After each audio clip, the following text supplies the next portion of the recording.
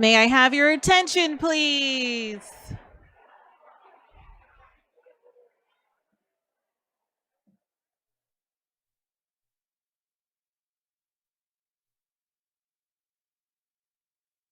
Hey, you guys act like you know what PBIS is or something.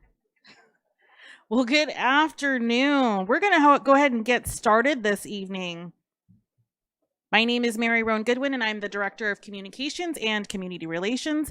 And I'd like to welcome you all to our special reception, and thank you for joining us today. Our dedicated Board of Education is hosting this reception to recognize the transformational work of our school teams, that's all of you, across the district. We'd like to celebrate our school staff and district support teams who are creating schools that are not only striving to create school cultures that exude the tenets of welcoming, safe, and inclusive, but also meet the socio-emotional behavioral needs of each student. This work is done through strong staffing teams dedicated to seeing all students thrive socially, emotionally, and behaviorally so they may succeed academically and beyond. This reception is in recognition of the 64 schools that earned the implementation awards from the California PBIS Coalition. That's right. The organization leading the effort to create schools that are safe, equitable, and have a positive climate and social culture for all. At this time, I'd like to turn this over to Mrs. Colleen Williams, who will MC the rest of our program this evening. Thank you.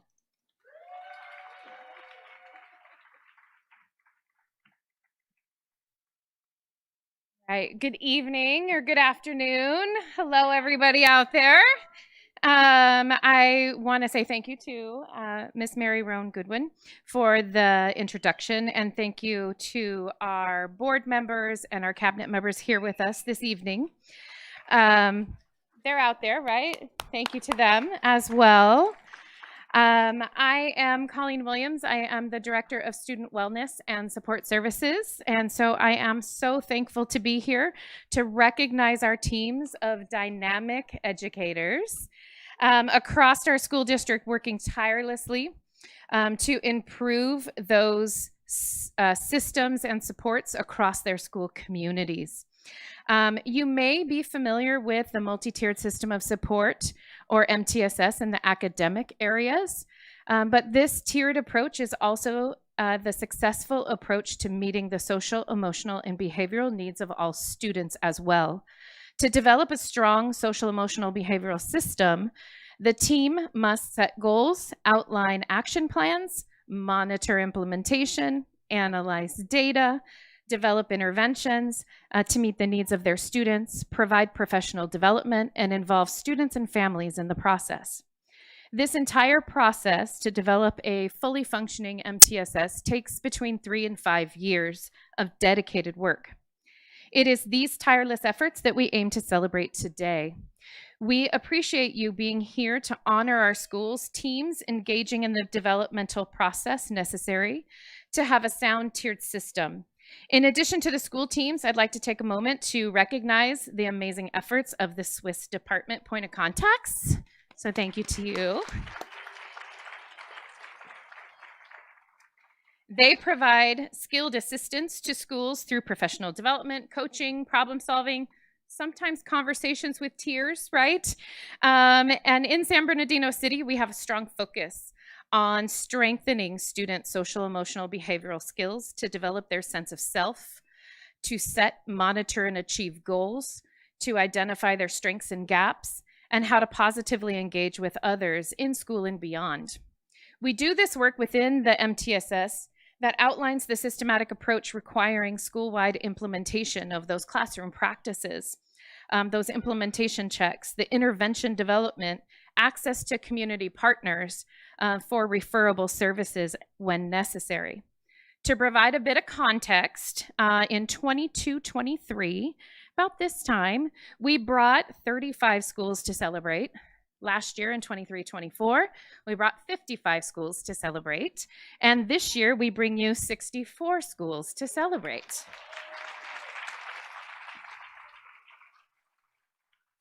This is a first for our district and a great reason to gather in celebration today. Because we have so many schools to celebrate and so many of you in the room, glad the fire marshal is not here, but Chief said he has it handled. We already checked. Because we have so many of you, we'll only be able to have one of your team members, and I know you got that information when you checked in, to come down for the recognition. But we would like to honor your efforts in utilizing these practices to create environments where all students can feel safe and connected. Your teams will also have an opportunity to take photos at our photo wall. You have a couple of options this time in the lobby before you leave. I know several of you came in at different times, and so it might be perfect when you step out. Without further ado, the 2024 California PBIS Coalition Recognition Award winners will be honored, starting with our Bronze School. I now invite our board members in attendance and our cabinet members to come up. And as they make their way to the front of the dais to congratulate our schools, I'll have our Bronze School, which has been working to outline their systems, operating procedures, and develop their common language and expectations. The Bronze Awarding School is Dominguez Elementary.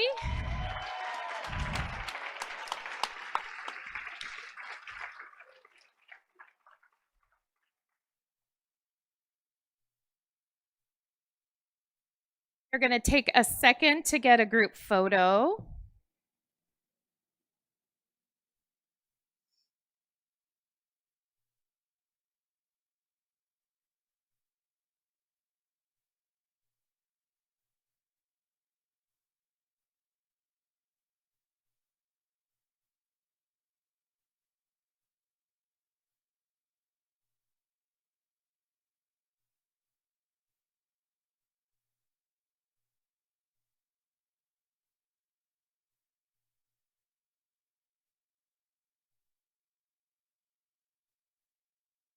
Yes.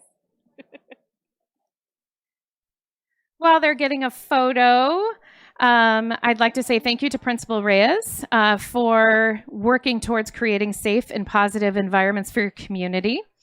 One more round of applause for our Bronze School. Yay. Congrats, congrats. As we move into our silver and gold recognition levels, we want to ensure that we have enough time and space, hence why I'm talking pretty quickly as well.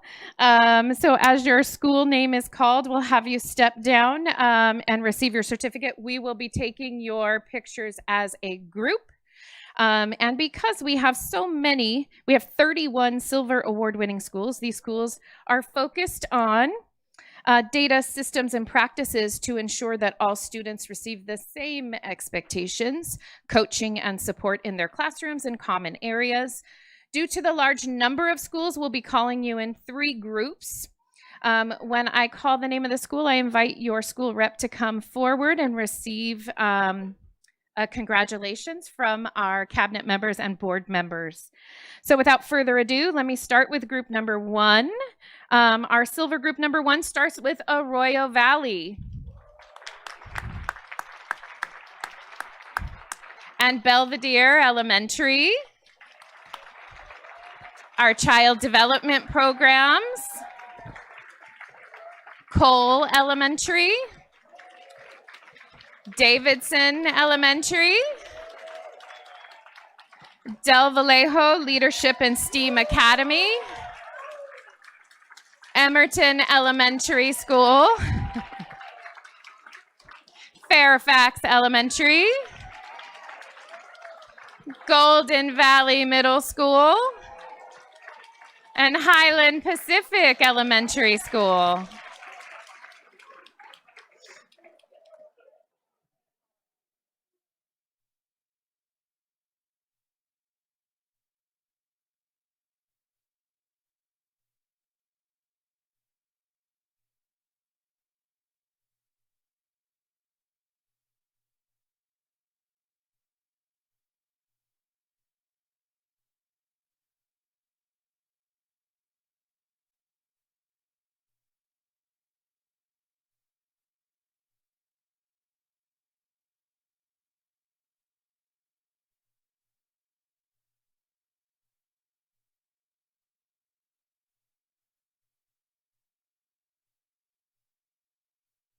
Let's hear it one more time for our first group of Silver PBIS schools.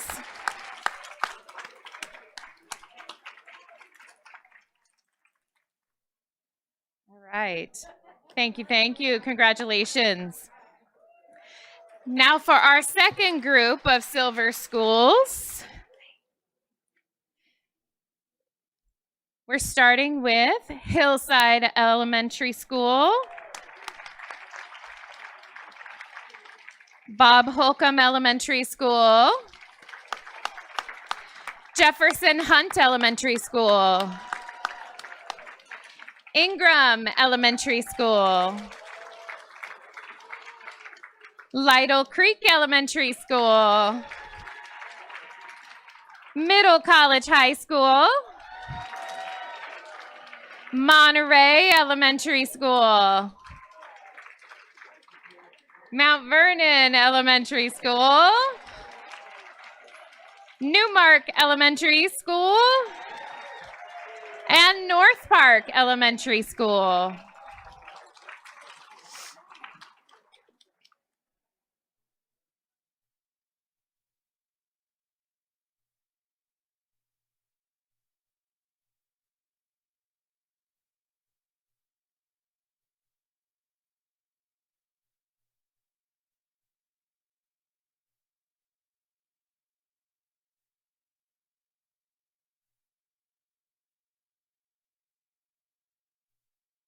Let's congratulate group number 2 one more time. Thank you to all of you.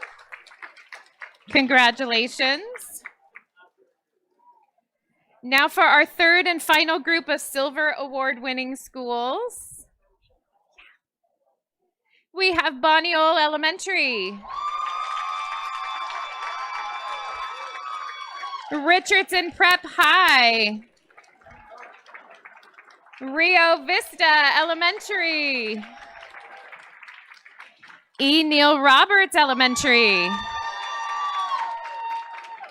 San Gregorio High School, Serrano Middle School, Shandon Hills Middle School, Thompson Elementary, Urbita Elementary, Vermont Elementary, and Warm Springs Elementary.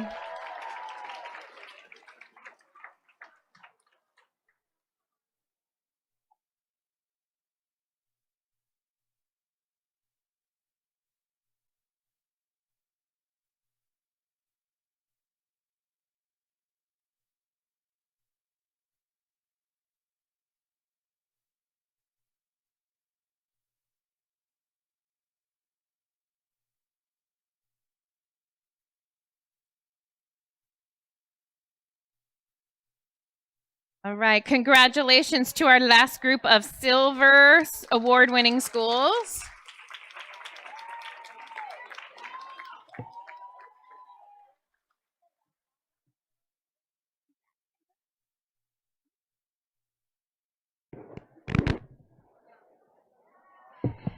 All right, thank you to all of our Silver Award-winning schools for developing welcoming, safe, and inclusive learning environments for all of your community members.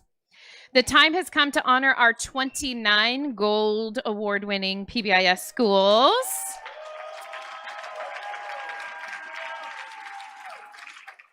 These schools have met and exceeded PBIS goals by not only building solid school-wide systems, but also addressing the needs of targeted groups of students through small group interventions. This is targeted data-driven work for the school team to accomplish improving learning, increasing attendance, reducing bullying, and they have worked to improve the overall social and emotional competencies of students. These schools are doing great work school-wide and in small group interventions. Because of the large number of schools, we will be recognizing them in 3 groups as well. And so to start with, our first group of gold will have 1 school representative come down from Anton Elementary.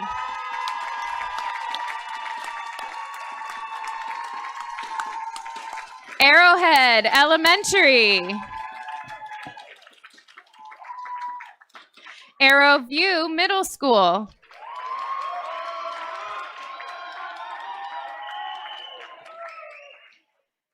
Barton Elementary School.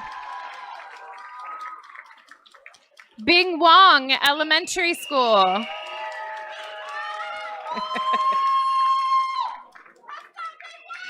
Bradley Elementary School.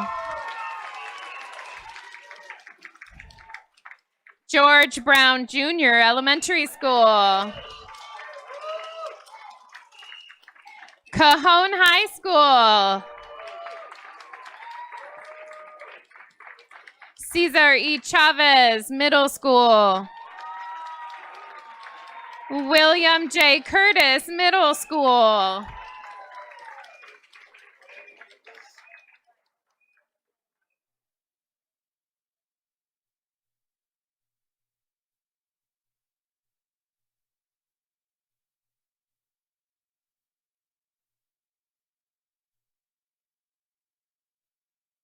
Could have made smaller signs for you all.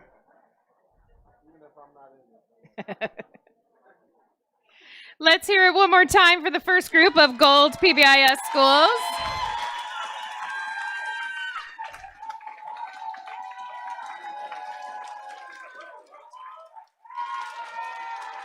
Big smiles, big smiles.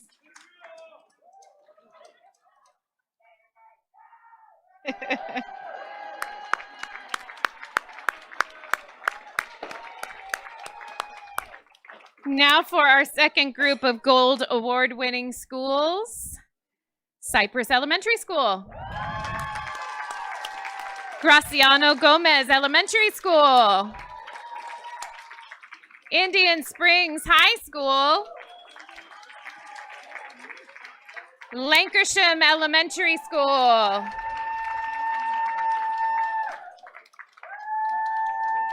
Lincoln Elementary School.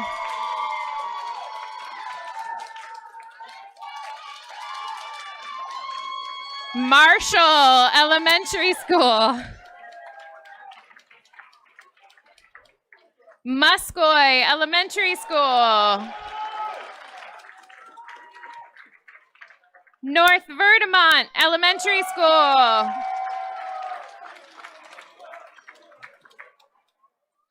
Bakuma K-8 School. And Pacific High School.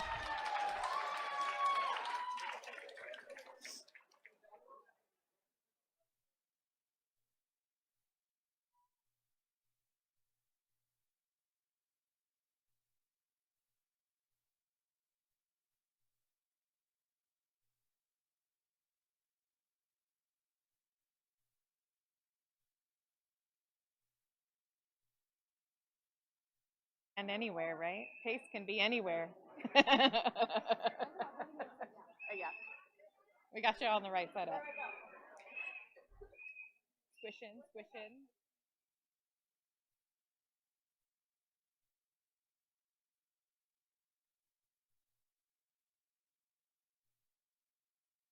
All right, as we're capturing the photo of this group, please give them one more round of applause for their work.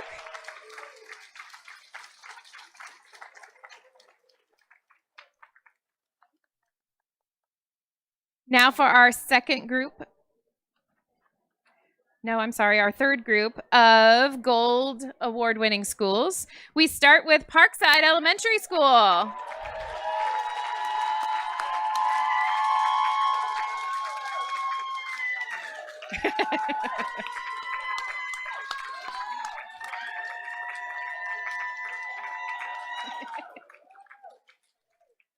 Should have had a solid gold dance line, huh?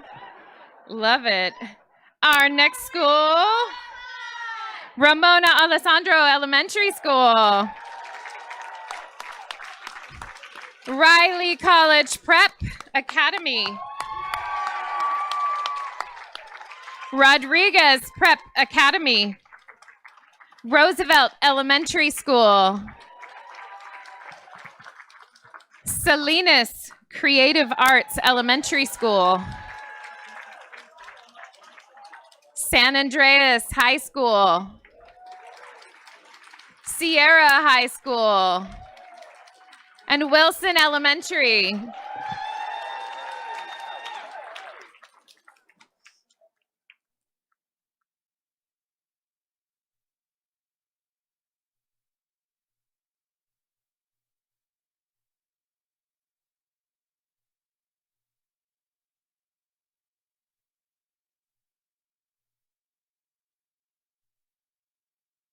All right, as we're capturing this photo, congratulations to all of you. Audience, will you please help me in celebrating this group of gold schools? Thank you to all of you, the leadership, your staff, your students, and your families. Thank you so much. Thank you to all of our Gold Award-winning schools for developing welcoming, safe, and inclusive learning environments for all of your community members. Between school-wide and small group interventions as well. This year, we have a very special celebration to add to this event. We have a new level of California PBIS recognition with 3 of our SBCUSD schools receiving the distinguished platinum level. These schools have met and exceeded PBIS goals by building strong school-wide systems, interventions for targeted small groups of students in need, and they have also developed sophisticated systems to meet the needs of individual students with intensive interventions within a behavior support plan or behavior intervention plans. This is extremely targeted, data-driven work for the school site team to accomplish, increase academic success, improve attendance, reduce bullying, and the focused work of these sites have shown to improve the overall social and emotional competencies of their students. These schools are our first 3 examples of a fully functioning social, emotional, behavioral MTSS to meet the varying levels of need across their student populations. These 3 schools will receive recognition during tonight's board meeting as well, but we cannot help but celebrate here with them in addition. Due to the trailblazing work of these school teams, we will be calling you as a group. When I call the name of the school, I invite your school administrator and the representatives from your climate and culture tier 1, 2, and 3 teams to come forward to receive your special celebration and recognition. Thank you. A lot of talking up here. I apologize. Please remain up front until everyone from all 3 schools has been called so that you can pose for a group photo. So without further ado, let's start by celebrating Juanita Blakely Jones Elementary School.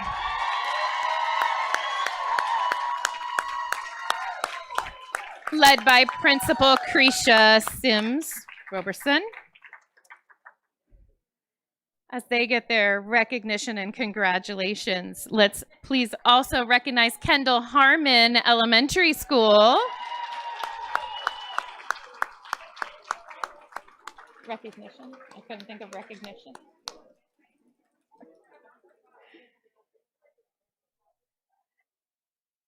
And last but surely not least, Kimbark Elementary School, led by Principal Eurydice Fitz.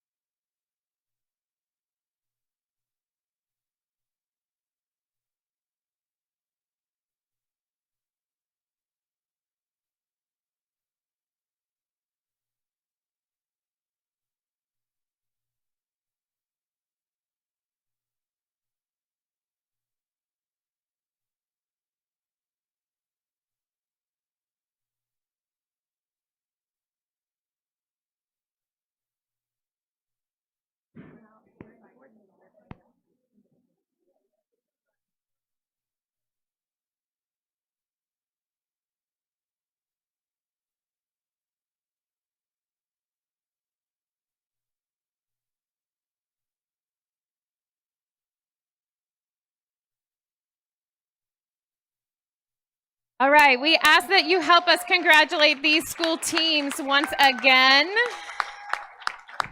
They are doing life-altering work in creating these learning environments where all students succeed.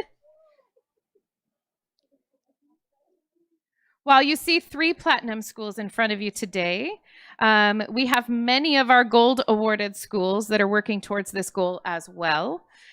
We have every confidence that our platinum school numbers will grow over the course of this school year, and we are certain to bring you more platinum schools next fall. All right. I would be remiss if I didn't take an opportunity to recognize all of the school staff responsible for supporting this work at each of the school sites. And I invite all of our climate and culture team members to stand if you are still in the room to be congratulated. So if you're part of the team at your school, thank you for your positive impact. You truly are difference makers. And I would also like to remind you that there's an opportunity to take photos out in the lobby as well. And thank you so much to our board members and our cabinet team for being here to congratulate all of our schools. And we are in the very last piece of this, I would like to recognize the Student Wellness and Support Services Department team, who really are diligent, driven, and dedicated in their efforts to develop differentiated professional development. That's a lot of D's, huh? For our school teams, and provide that support to our schools in implementing, in refining, in being data-driven as well. This tireless team of experts walk alongside schools in developing their welcoming, safe, and inclusive learning environments. And if I can have all of the Swissers stand. Most of you are kind of standing already, but thank you for your work, and thank you for your work tonight as well. And audience, we have come to the end of our special reception and recognition. And let's give one more round of applause for all of the work across our community. And this concludes our evening's reception. Thank you so much for joining us.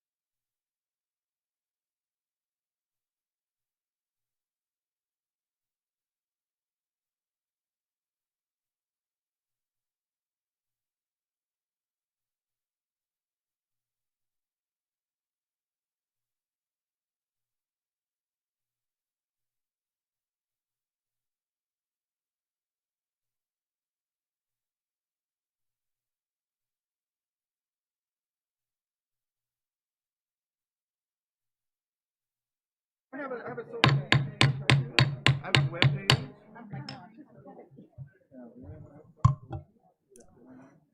like to call the meeting to order. I would like to ask Mrs. Blackshear to come down and lead us in the Pledge of Allegiance.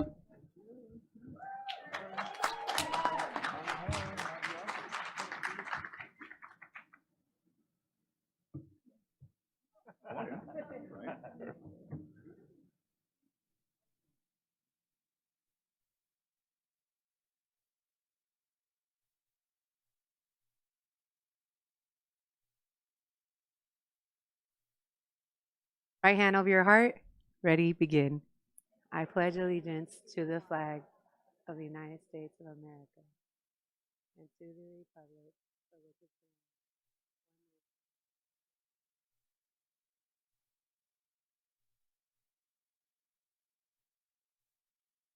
Thank you very much, Mrs. Blackshear.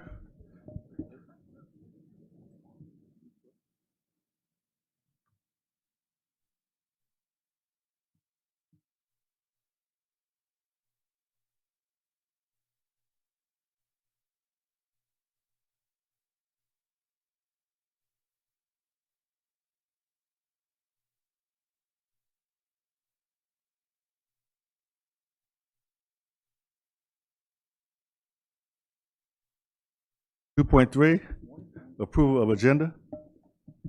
So moved. Second.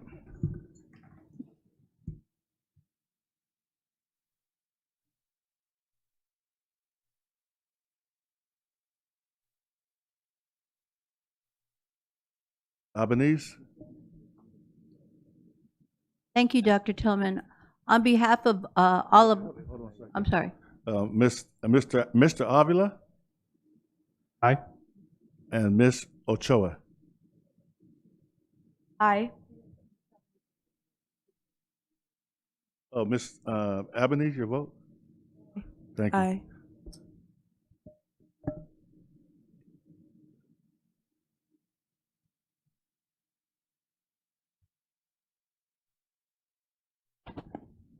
Mr. Tillman will have to do a verbal.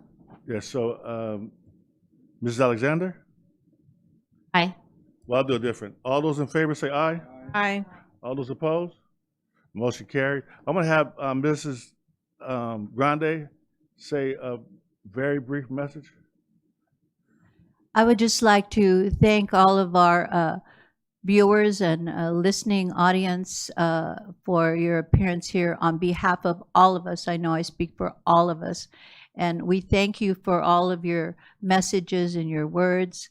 And some of them are not always easy to hear, but they were valuable to us. And we just want you to know that we appreciate you today and every day. Thank you. Thank you, Ms. Grande. Section 3, special presentation recognitions. At this point, I'm going to turn it over to communications. Maraming salamat po. Thank you very much, President Tillman. Mabuhay and magandang gabi. Hello and good evening. Ang pangalan ko ay Mary Roan Goodwin. Pinagmamalaki ko na isa akong Pilipina.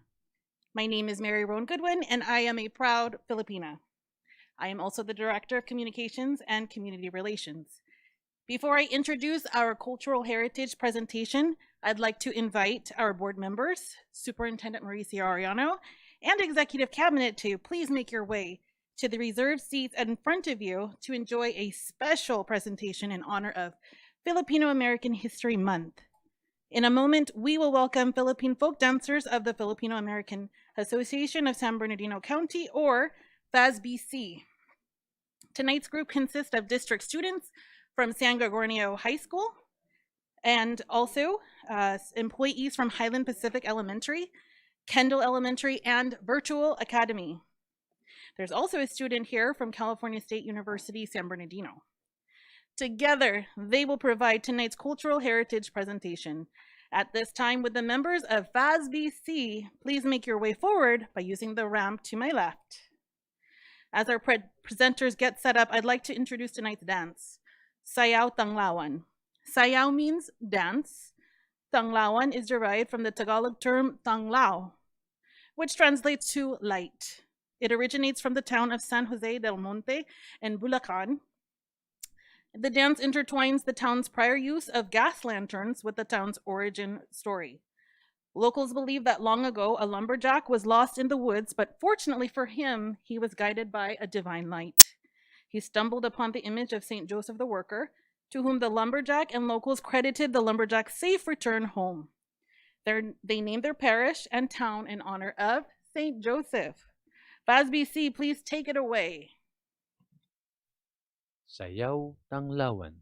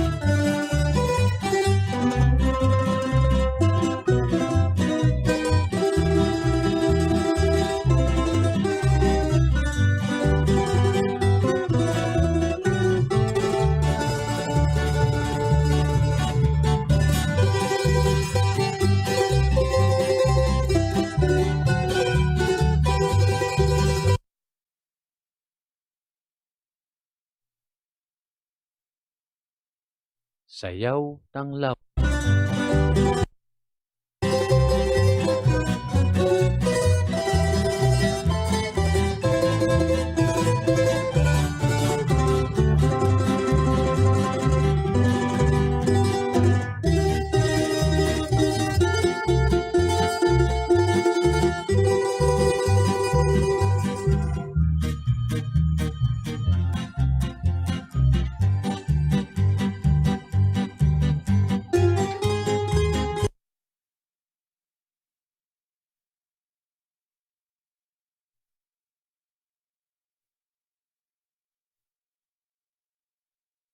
Sayaw ng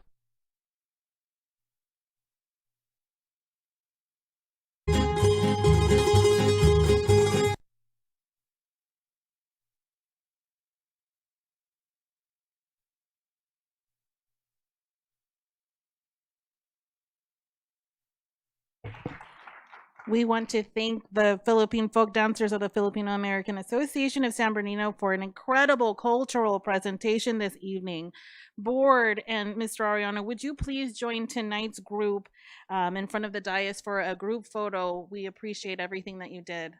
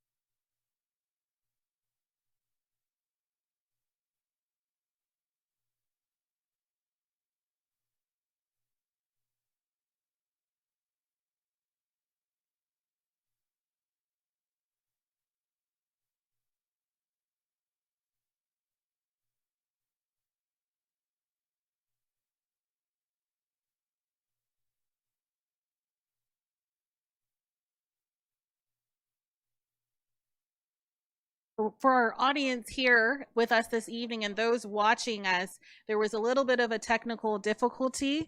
So we will be trying to reset so that we can see the grand finale of this group. Let's give them another round of applause.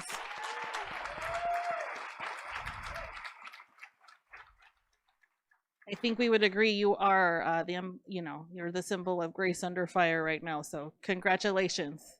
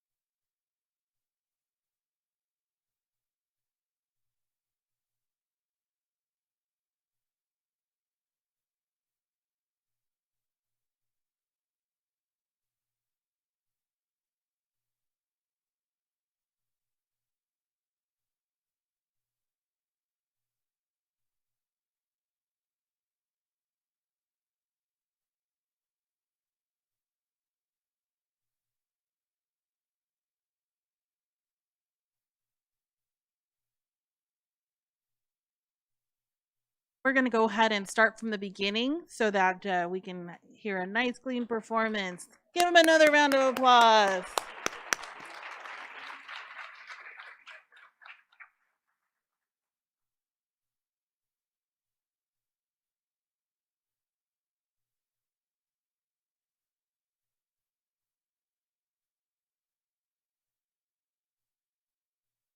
Sayaw ng Lawan.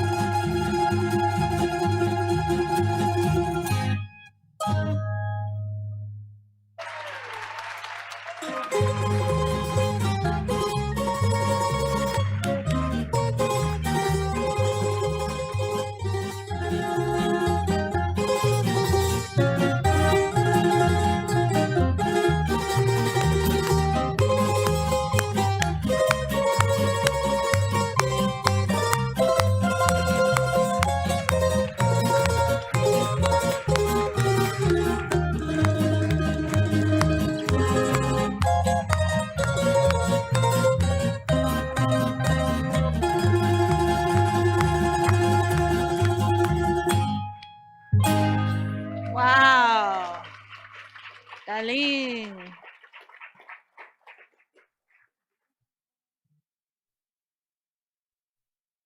Wow, that was incredible. Audience, would you agree? All right. Worth the wait, worth the wait. Executive Cabinet, if you wouldn't mind, we'd ask you to make your way down to the ramp here. We're going to do some more congratulations with our honorees. We'd ask the board to also join in front of the dais. We'll have our student board members join us as well. Earlier today, we held a very special reception to recognize 64 school teams for their ever-improving work to creating welcoming, safe, and inclusive school cultures with the assistance of our Student Wellness and Support Services team, otherwise known as SWIS.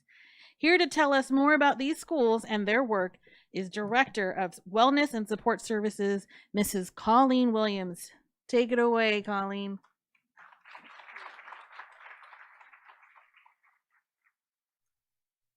Thank you so much, Board President Tillman, Vice President Ceballos, board members, Superintendent Arellano, cabinet members, for supporting this work in this very important area.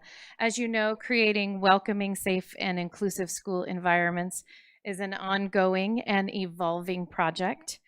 Tonight, we had a new level of California PBIS recognition being achieved by 3 of our SBCUSD schools who have received this distinguished platinum level. This honor is a new accomplishment for our district community. These schools have met and exceeded PBIS goals by building authentic, strong school-wide systems, interventions for targeted small groups of students in need. But they've also developed sophisticated systems to meet the needs of individual students with the intense interventions within a behavior support plan or behavior intervention plan. This is extremely targeted, data-driven work for the school site team to accomplish, increasing academic success, improving attendance, reducing bullying, and they have worked to improve the overall social and emotional competencies of students. These schools are our very first 3 examples of a fully functioning social, emotional, behavioral, multi-tiered system of support, or MTSS, to meet the varying levels of the needs across their student population.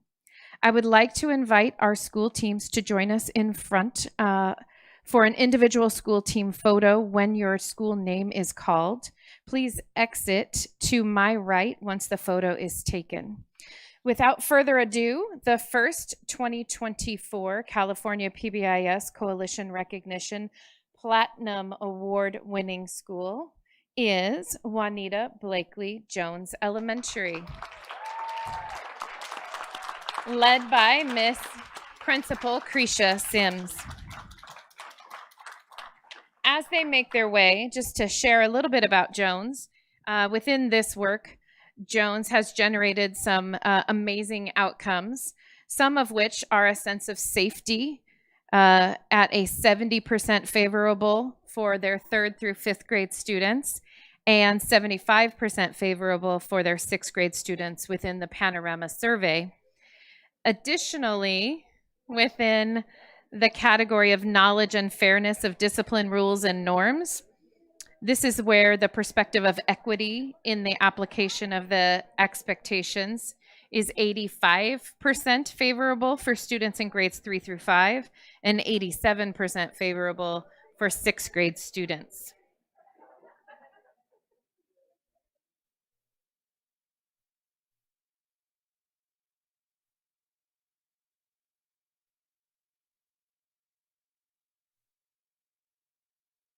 While we're capturing this photo, if you can, if the audience can help me say congratulations to the Jones School community for doing the work collaboratively to address the needs of all students. We're going to take a quick pause for this photo. Smiles, smiles. Put out that way.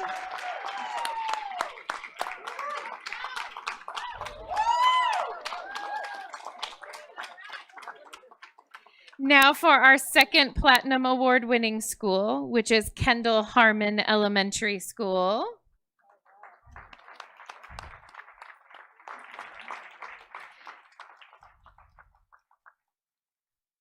At Kendall, these systems have yielded the following outcomes. In the student panorama survey for the knowledge and fairness of discipline, rules, and norms, the application of the PBIS systems, data practices, and outcomes is 82% favorable for students in grade 3 through 5. And their sense of belonging is 77% favorable, which is the integration of their restorative practices with their PBIS implementation.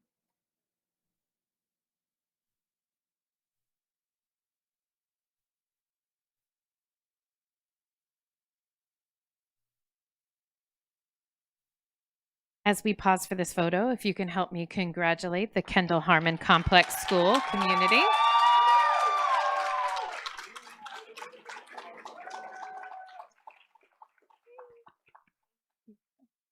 And now for our third and last Platinum Award winning school, we have Kimbark Elementary School, led by Principal Eurydice Fitz. At Kimbark, the multi-tier system of support is celebrated with the student survey responses of knowledge and fairness of discipline, rules, and norms, resulting in 93% favorable for their students in grades 3 through 5, and 87% for their 6th grade students.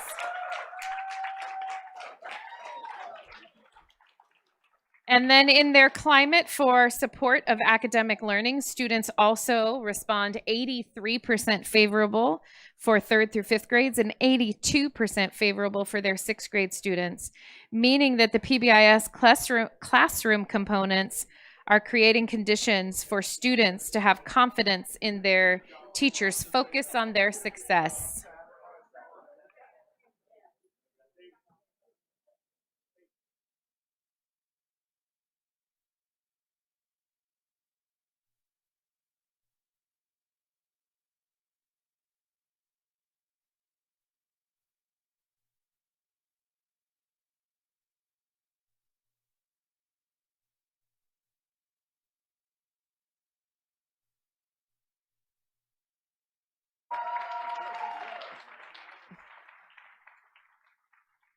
And as we capture this picture, we ask that you help congratulate this school team as well.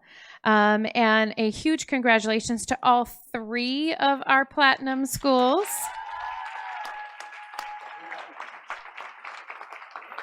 They are doing life-altering work in creating learning environments where all students succeed. Thank you to the members of the board, the superintendent, and the cabinet. At this time, I'd like to invite you to return to your seats for the remainder of the presentation. Thank you.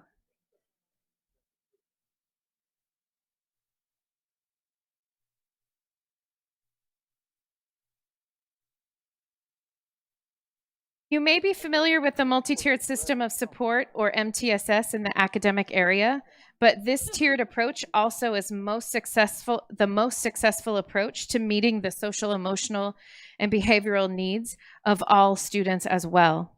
To develop a strong social emotional system, the staff must set goals, outline action plans, monitor implementation, analyze data, develop interventions specific to meet the needs of the students, provide professional development for their team, and involve students and families in this process. To do what Jones, Kendall, Harmon, and Kimbark did takes a good 3 to 5 years of dedicated work.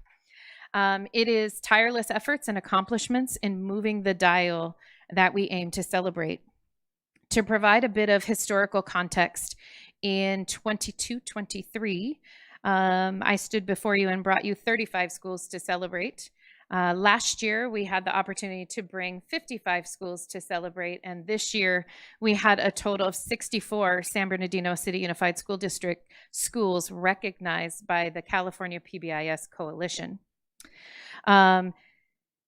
This is the first for our district, and a great reason that we recap the celebration that occurred this afternoon.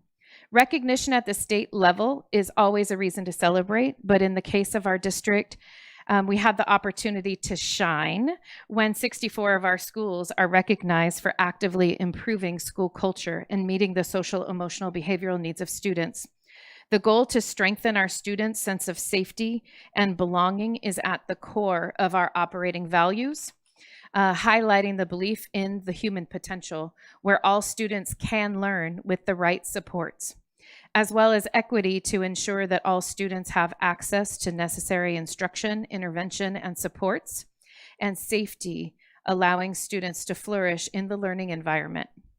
And when 89% of our schools are honored for developing these optimal conditions where all scholars can be comfortable to take academic risks, engage in the learning environments, and achieve academic excellence, it is definitely a testament to our commitment to this work.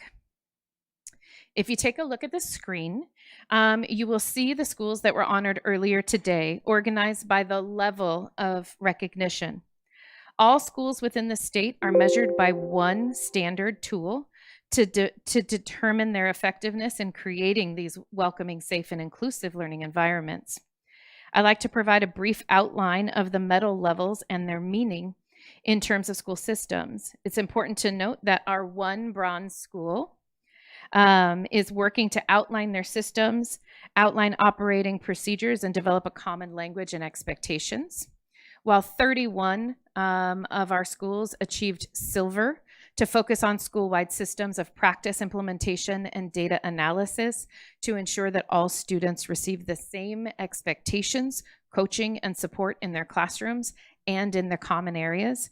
And our 29 gold award-winning schools have met and exceeded PBIS goals by not only building school-wide systems, but also addressing the needs of targeted groups of students through small group intervention, in addition to our 3 platinum schools we recognized just moments ago.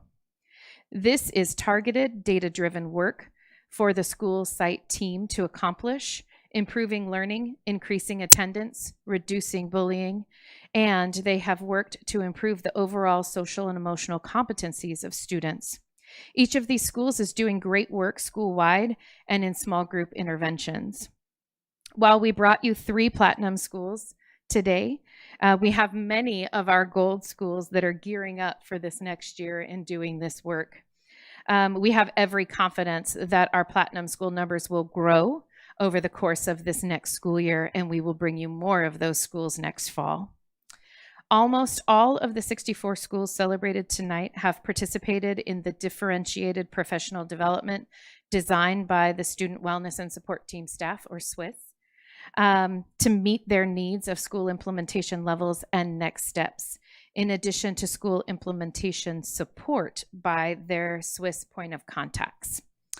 Just want to say thank you to the board for your support, and to our cabinet members for your ongoing support of this critical work.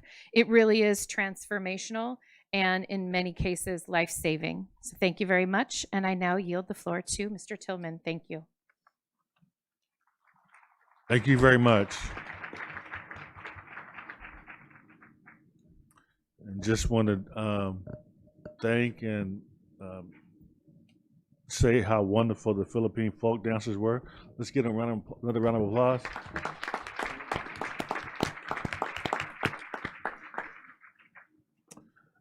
And that brings us to 3.3, resolution and recognition of National Custodian Day. I'd like to ask Ms. Medina to read that for us. Yes, with pleasure. Whereas National Custodian Day, celebrated annually on October the 2nd, was first created in 1985 to recognize and appreciate the countless hours custodians put in daily to ensure schools, offices, and other public places are clean and safe for everyone.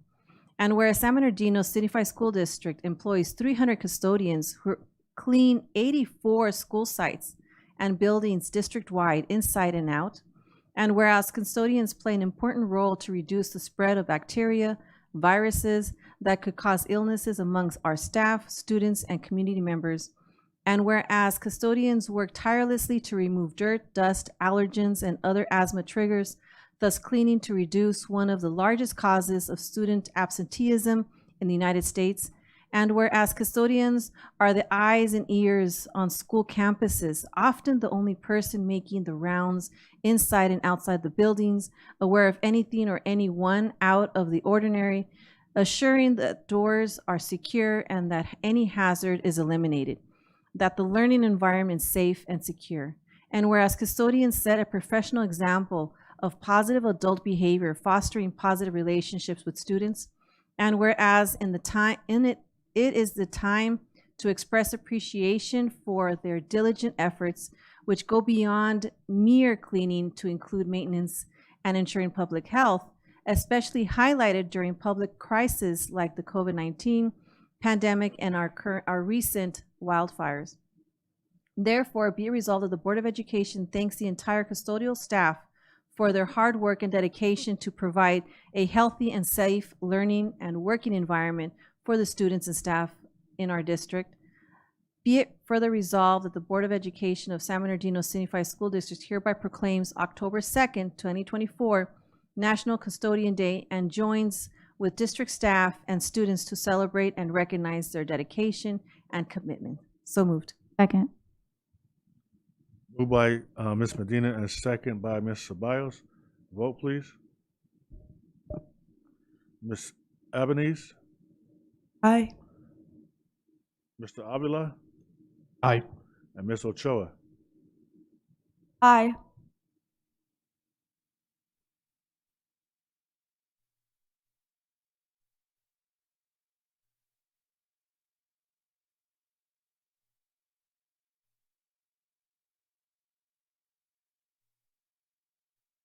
Motion passed. 3.4, resolution to participate in the 2024 Great California Shakeout Earthquake Drill. I'd like to ask Student Board Member Albanese to read that for us. Whereas the San Bernardino City Unified School District recognizes that no community is immune from natural or man-made hazards, and recognizes the importance of training staff and students to withstand these hazards, and whereas the district knows the importance of reducing human impact, property damage, interruption of educational services, and economic loss caused by those hazards. And whereas the district has a responsibility to promote earthquake preparedness with the staff, students, families it serves, and plans appropriately for earthquake-related disasters. And whereas proper training of district employees will allow them to facilitate the continuity of operations and assist our community following a major earthquake, and whereas by participating in the Great California Shakeout Earthquake Drill on Thursday, October 17th, 2024 at 10:17 a.m., the district has the opportunity to join millions of Californians in testing emergency response procedures.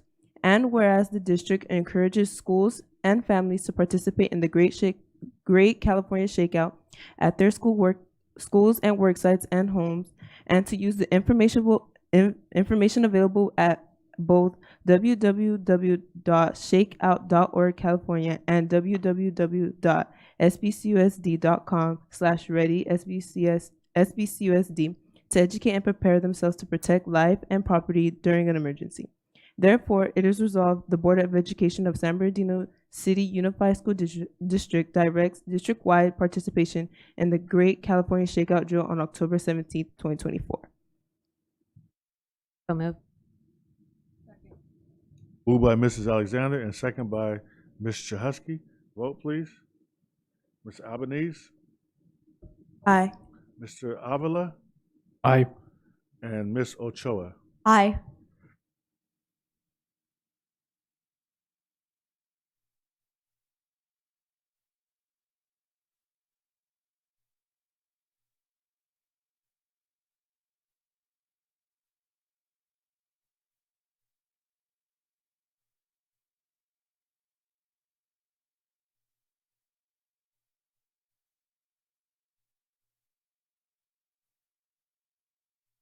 Dr. Wyatt, Miss Medina, Miss Grande. Okay, thank you.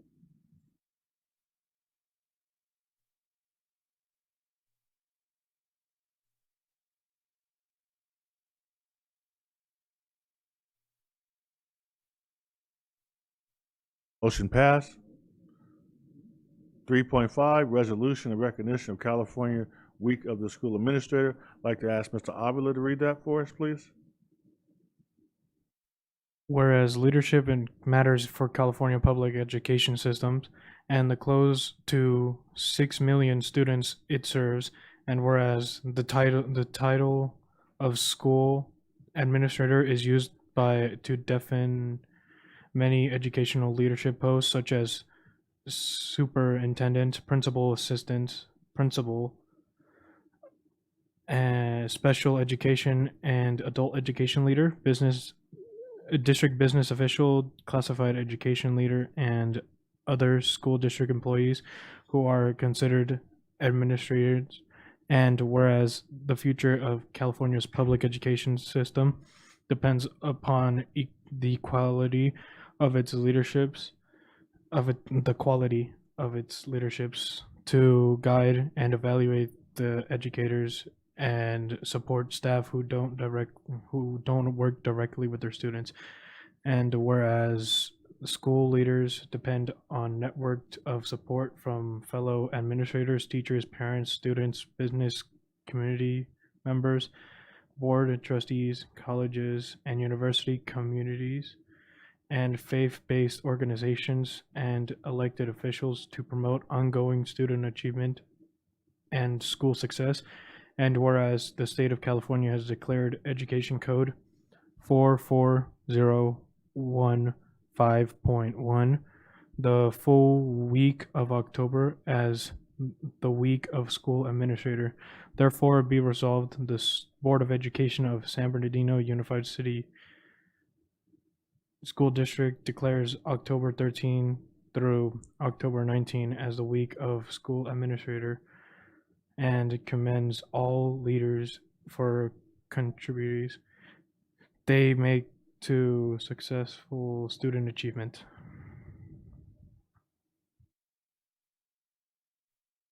So move. Been moved by Dr. White, and second by Ms. Chahusky. Vote, please. Ms. Albanese, Aye. Mr. Avila, Aye.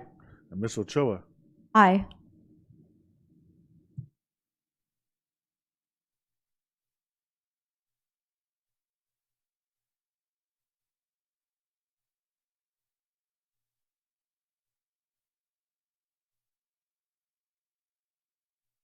Motion carried. 3.6, resolution in recognition of National Red Ribbon Week. I'd like to ask Ms. Ochoa to read that for us. Whereas, according to data collected in 2020, half of Americans aged 12 and older have used illicit drugs in their lifetime, and whereas teenagers and people with mental health issues are more at risk for drug use and addiction, with more than 46% of teenagers having tried an illicit drug by the time they are in 12th grade, and whereas, although public awareness of illicit drug use is increasing, the abuse of prescription medication and use of opioids such as fentanyl demand attention, and whereas government, parents, law enforcement, schools, services, organizations, and youth can provide positive peer influence by demonstrating a commitment to maintaining healthy drug-free lifestyles by wearing and displaying red ribbons during Red Ribbon Week. And whereas the theme of Red Ribbon Week 2024 is Life is a Movie, Film, Drug-Free. Therefore, be it resolved, the Board of Education of San Bernardino City Unified School District hereby proclaims October 23rd through October 31st, 2024 as Red Ribbon Week, and encourages all schools to participate in drug prevention activities now and throughout the year, making a visible statement that SBCUSD is strongly committed to a drug-free community. So move. Second. Moved by Ms. Alexander and second by Ms. Medina. Vote, please. Ms. Albanese, Aye. Mr. Avila, Aye. and Ms. Ochoa. Aye.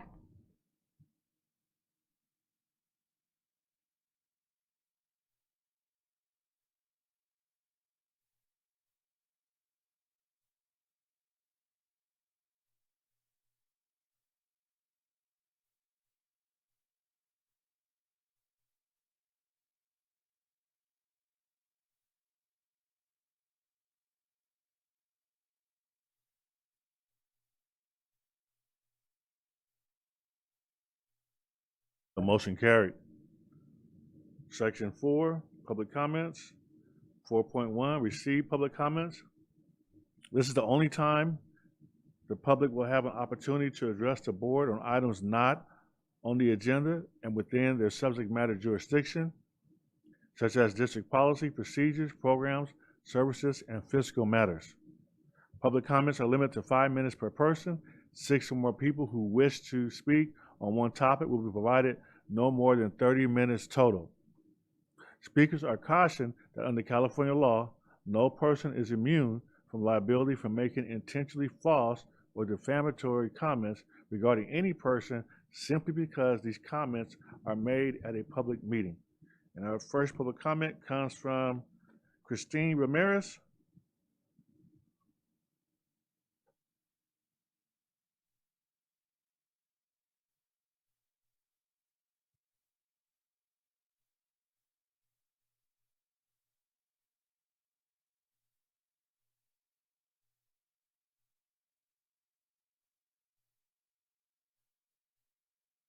Push that button in front of you, that green button. All right, good evening, board members and executive cabinet. It's an honor and a pleasure to be here. I'd like to have my team stand with me, please. We're here today to share with you an unfortunate situation that took place at George Brown Jr. But unfortunately, in this event, we would like to take this honor, or this time to honor a special person. This person definitely made a difference for us on this day. I am the principal, Dr. Christine Ramirez, and I'm the proud principal of an amazing team. And the team, just a few of them behind me, were definitely essential in this event that took place. But there is somebody, a fellow colleague also, who made a difference this day. On behalf of the entire George Brown Jr. Elementary School community, I want to express our deepest appreciation for your exceptional support during the recent medical emergency on Monday, September 23rd, 2024. Your quick response and professionalism were instrumental in ensuring the safety and well-being of our students, staff, and families when one of our parents collapsed just before dismissal.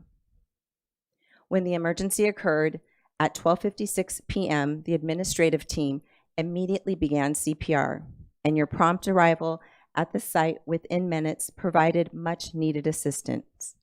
Your calm and focused demeanor allowed us to manage the situation effectively, especially during this critical time of student dismissal, which was at 1 o'clock. Your presence was a source of reassurance for everyone involved. In addition to directing traffic, directing emergency personnel, and supporting our students' families and staff on the day of this incident, your continued check-ins after the incident and genuine concern for the well-being of our students, our staff, and of course the family of the victim have not gone unnoticed. Your dedication went far beyond the expectations of your role as a safety and emergency manager. The guidance you provided to our administrative team in following protocols, as well as emotional support you offered, was invaluable. We are grateful for your professionalism and compassion and unwavering commitment to the safety of our school community. Your actions during and after this incident reflect the highest standards of care and responsibility, and we want to acknowledge and commend you for going above and beyond your call of duty that day. So at this time, I would like to say a big thank you to an amazing safety and emergency manager, Mr. Eric Fatir. I know that sometimes he's down in the dirty work of it all, but on that day, he made a difference. Thank you again for your support, Mr. Fatir. Hopefully he's here because today we have a very special award for him. This is we are the Explorers, so he is going to be honored as the George Brown Jr. Super Explorer Award.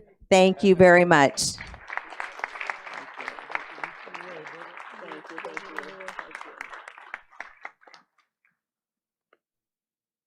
Well, that wasn't expected. I just did my job. That these guys were the true first responders that day. The parent literally just collapsed out in front of their school, and without missing a beat, they responded just like we've trained them. And she did CPR on him for about 12 minutes all by herself. They used the AED, got him hooked up, gave him 3 shocks. If he had a chance to survive, it was because of their response, not mine. So good job to you guys. Thank you.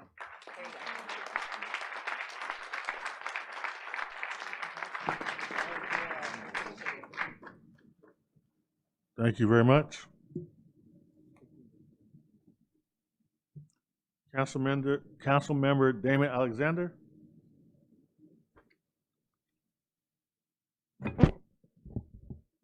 Thank you, Mr. President. Good evening, board members, superintendent.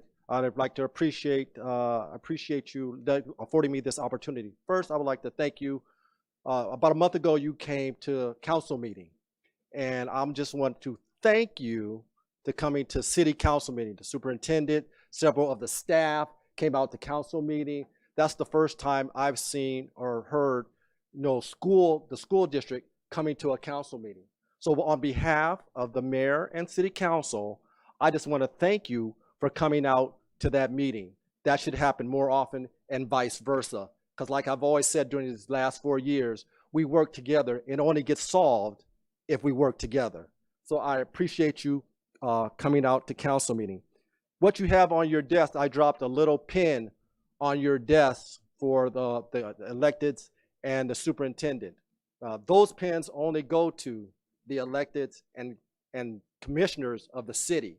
Now, y'all gave us this nice little swag bag here, and to all of us, and I appreciate it, and you will never, ever see me with these sunglasses on again. You guys look at these things. These things are so bright. They're crazy bright. But we appreciate it, and we appreciate everything that you do. You shared with us, Superintendent, about the SHINE program and what it's going to do for our city, and we truly appreciate it, and we want to continue. I just want to make sure I don't forget anything.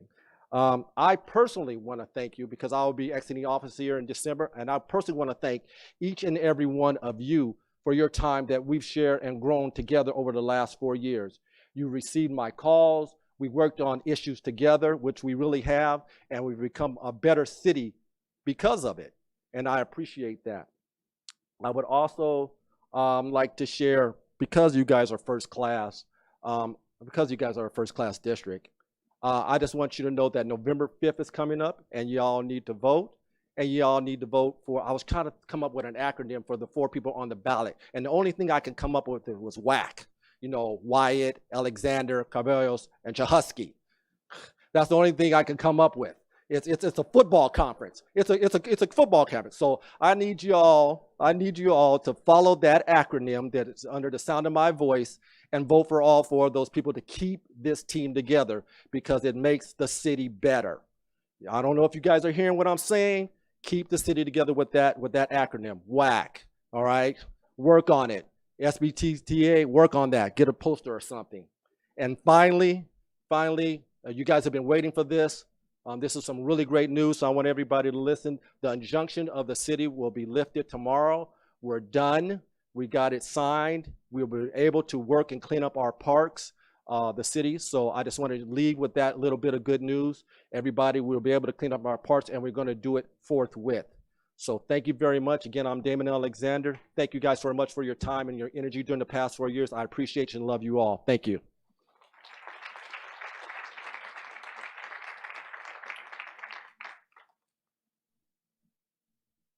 Thank you very much. Ashley Zarate.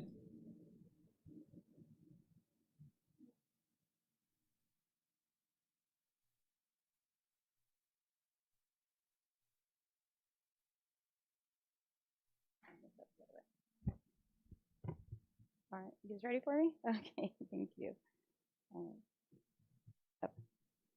Hi, dear members of the school board. I'm here as a parent and as a community member. I'm here to respectfully request funding for a series of improvements and supporting Middle College High School and making its distinction amongst other buildings in its area. Middle College High School has nothing to distinguish itself and to promote the academic achievements of its students. Our San Bernardino schools take great pride in fostering an environment of academic excellence, and our students at Middle College High School have repeatedly demonstrated their commitment through their elite performance in various academic fields. In light of their success, I believe it's vital for our facility to mirror the pride and distinction these students bring to our community. So my proposition, I propose a painting of the school's logo for Middle College High School, in addition to its elite recognitions of the school to be displayed on its walls and celebrating the academic successes over the years. These visual reminders will not only serve as a source of pride for our current students, but also inspire future generations to strive for similar achievements. My second request would be for the painting and aesthetic upgrades. The current condition of the school's exterior does not adequately reflect the academic rigor or the pride that we have in our students. A fresh coat of paint with colors that inspire learning and growth would transform the space into one that reflects the quality education provided within its walls. These upgrades would create a more welcoming and motivational atmosphere for students, staff, and visitors alike. So recognizing the academic excellence through these enhancements will have a profound effect on the students' morale by highlighting their hard work and accomplishments. I believe together we can foster an even stronger culture of achievement. The visual representation of their success will instill a sense of pride and ownership in the school, while also motivating all students to continue to excel currently in their studies. So thank you for your guys' time and attention. Thank you very much, and I'm sure we'll be able to work on that. I think we should also put a marker out for where the first site was for Middle College. It's across the street from Valley College on what's the street on the south side? Yeah, there's some little like Adobe style buildings there. Yeah, and it ought to be a marker there. We're working on it. Okay, thank you. Thank you. It was probably the most raggediest building in town, but that's where it started. Ben Pratt.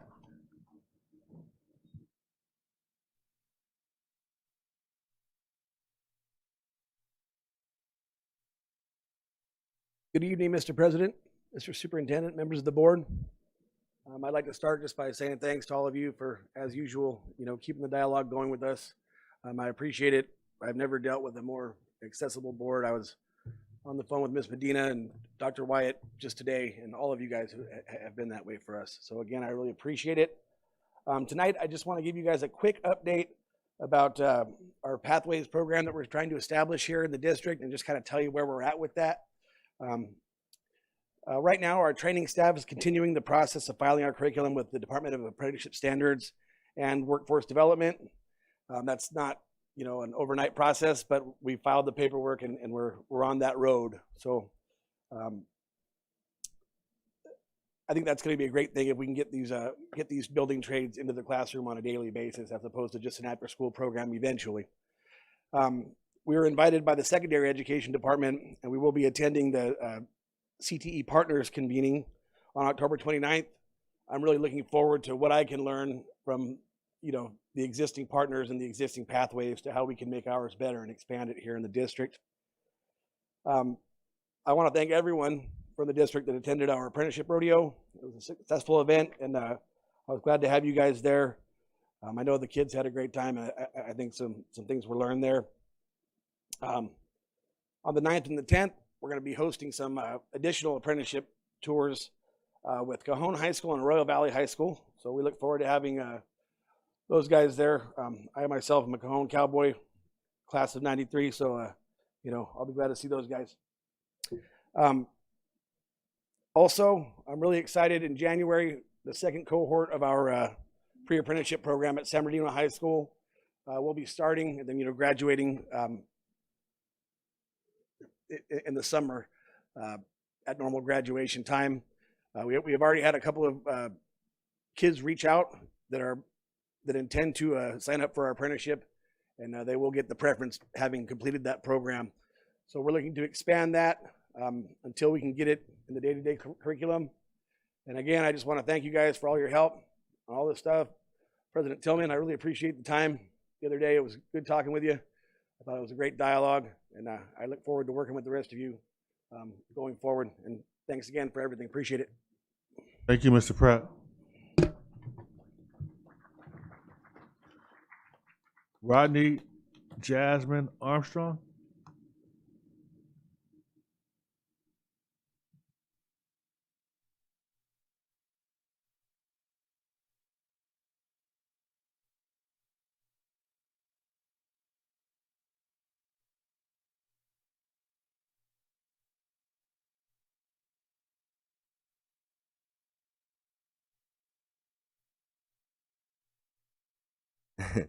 Hello, good evening, board members and team. So my name is Rodney Armstrong. This is my wife, Jasmine Armstrong. I'm sorry. Let's get to it. So I'm the father of a student at Curtis Middle School. I'm here to express on behalf of my son being attacked and assaulted in the classroom from a female student who identifies to be a male. Yes, there was a teacher present. Teacher seems to have no clue what to do. Our district needs to train staff, subs with proper protocol in regards to a situation this sensitive. The video has went viral and now taunting and memes have been made. Being harassed daily, my son being taunted during after-school activities from peers of the other student. As a parent, a coach, an alumni of SBC USD, I feel unsafe for my son at this time. The school first gave out improper information. The event took place September 5th. There was no meeting until September 12th, yet more days to where the student was more aggressive verbally towards my son each day. The 8th grade VP of Curtis Middle School failed to respond or even show interest in the attack, to the point where my son was afraid to exit the front of the school. I then had to take it into our own hands and make calls to higher ups, go down to youth services, finally spoke to the principal. He was aware and more concerned. He promised to take action, and and days went by, so we took action and came down to the board. Hello. To follow up with my husband's concern, safety is the #1 priority of our school for our kids. We want to make sure that this situation doesn't happen to another student, where there is no disciplinary actions, no punishment for the action, and the bullying is still being done even after multiple meetings with the school. In a situation like this, it should be open communications to both parents and proper participation from the school to ensure that the kids both understand their actions and the consequences. Let's do better at protecting our babies. Thank you for your time. Have a great evening. Thank you. Thank you all. We have your information and phone number of the superintendent. We'll ask somebody to reach out to you. Thanks for coming out tonight.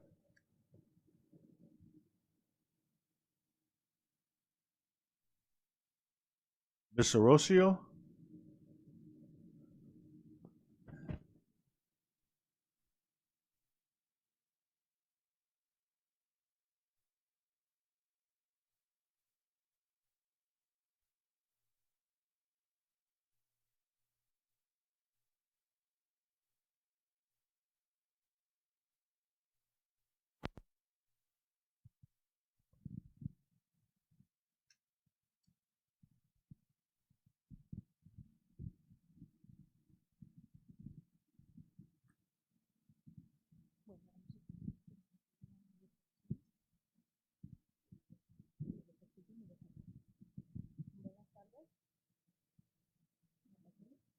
Buenas tardes.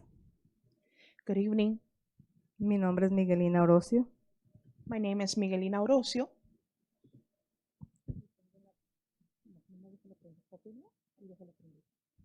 Y tengo una pregunta. I have a question. Cuando un alumno de un plantel escolar de la ciudad de aquí de San Bernardino.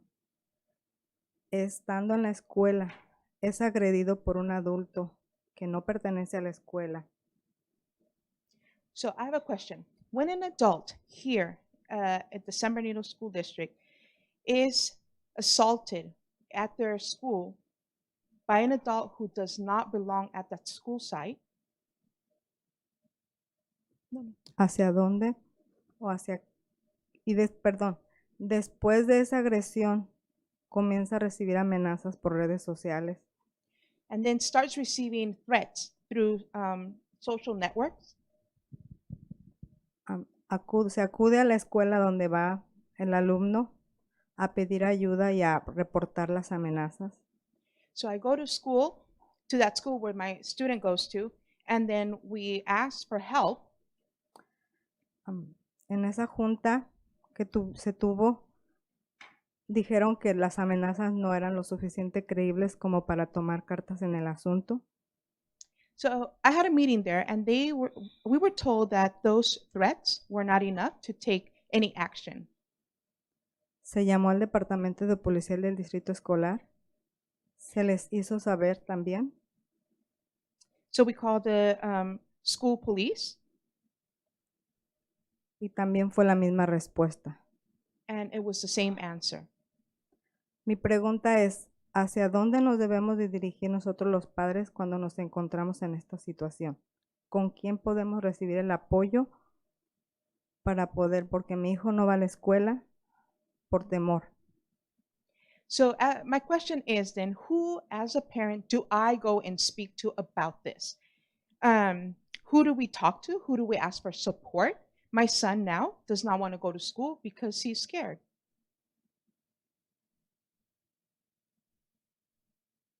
¿Alguien de ustedes me podría contestar eso, por favor? Porque necesitamos poner una orden de restricción y no nos han ayudado.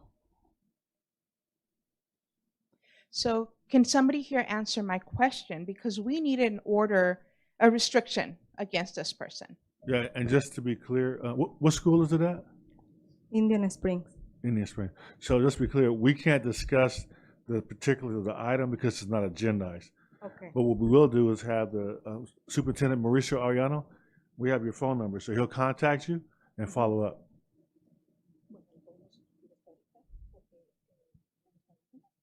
And hopefully resolve the issue. Muy bien, gracias.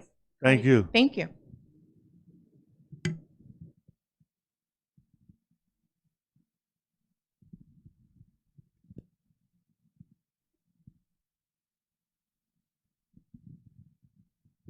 Section 5, public comment? No, public hearing. 5.1, San Bernardino Unified School District's Sunshine Contract Proposal to the California School Employees Association, Chapter 183.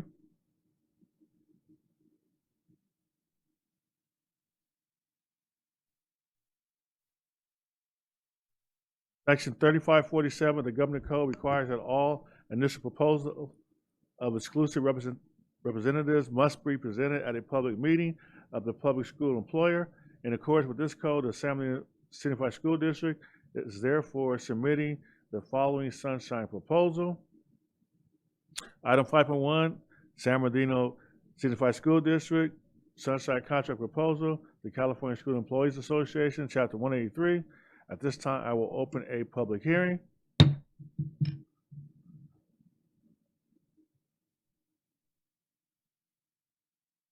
The San Bernardino Unified School District and the California School Employees Association have entered into negotiations for contract reopeners.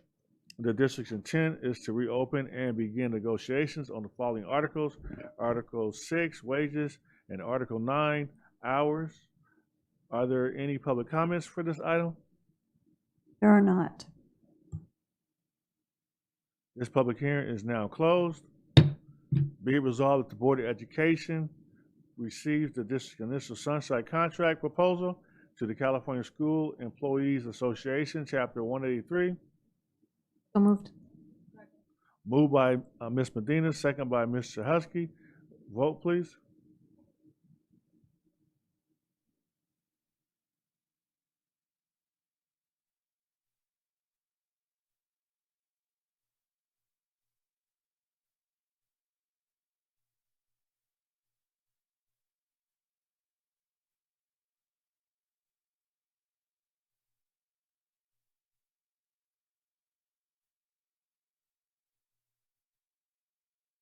Motion carried.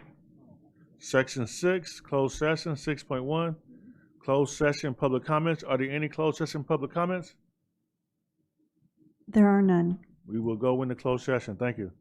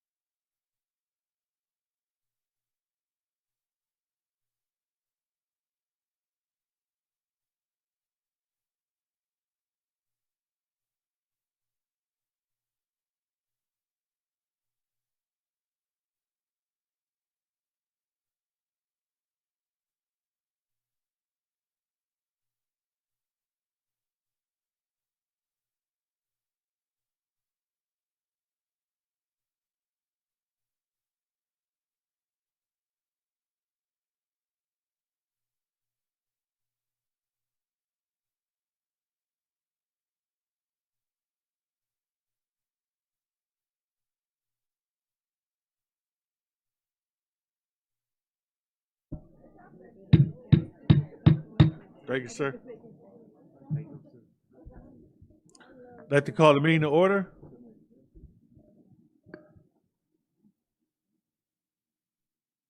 Section 7, actions reported from closed session. 7.1. 7.1, I'll make an adjustment. We're going to pull student number 502658. With that change, I'll entertain a motion. Moved. Second. Moved by Ms. Medina, second by Dr. Wyatt. Vote, please.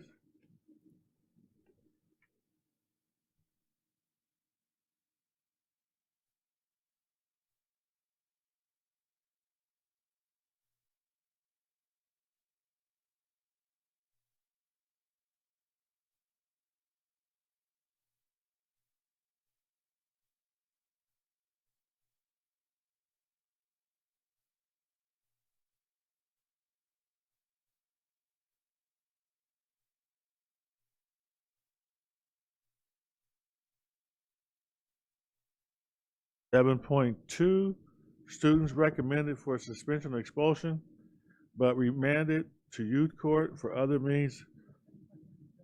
We have to do about, I have a motion on 502658. Didn't vote? Didn't pass? No?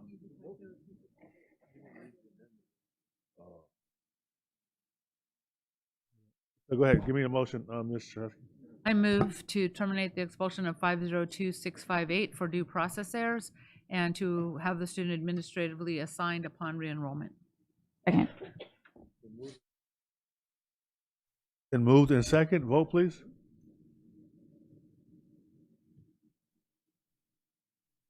Motion passed. 7.2, students recommended for suspension or expulsion. So moved. Hold on. I got ahead. They're taking a vote for 7.1 still. I thought I did too, but. Right. Correct. I added a second motion to terminate, but we're good now. Double? Okay. We did. 7.2, recommended for suspension or expulsion. Excluding mandatory offenses, but remanded to youth court for other means of correction. It was moved by Dr. Wyatt. Second. Second by Mr. Biles. Vote, please.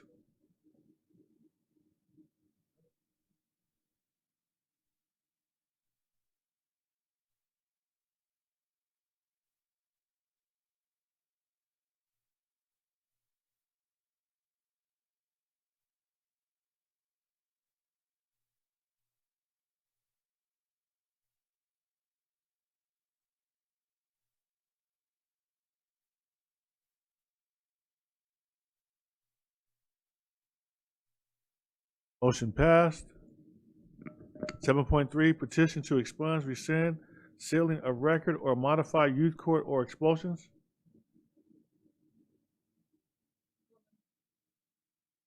Moved by Mr. Husky, second by Ms. Alexander. Vote, please.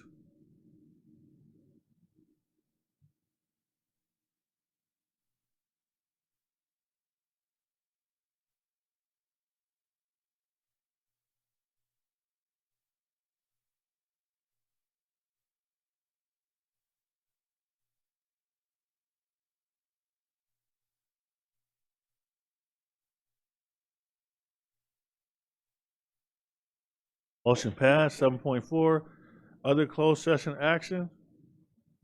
Be resolved, the Board of Education accepts the notice of recommendation for disciplinary action and statement of charges to suspend without pay for 10 days the following classified employee for his employment with the district, HR class 2425 1-ER. Motion, please. So moved. Moved by Mr. Biles. Second. Second by Dr. Wyatt. Vote, please.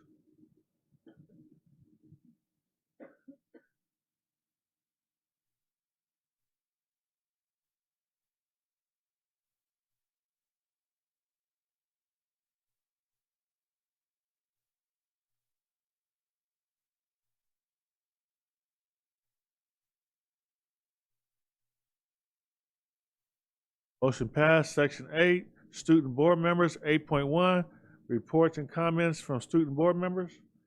I'm going to start with Ms. Ochoa.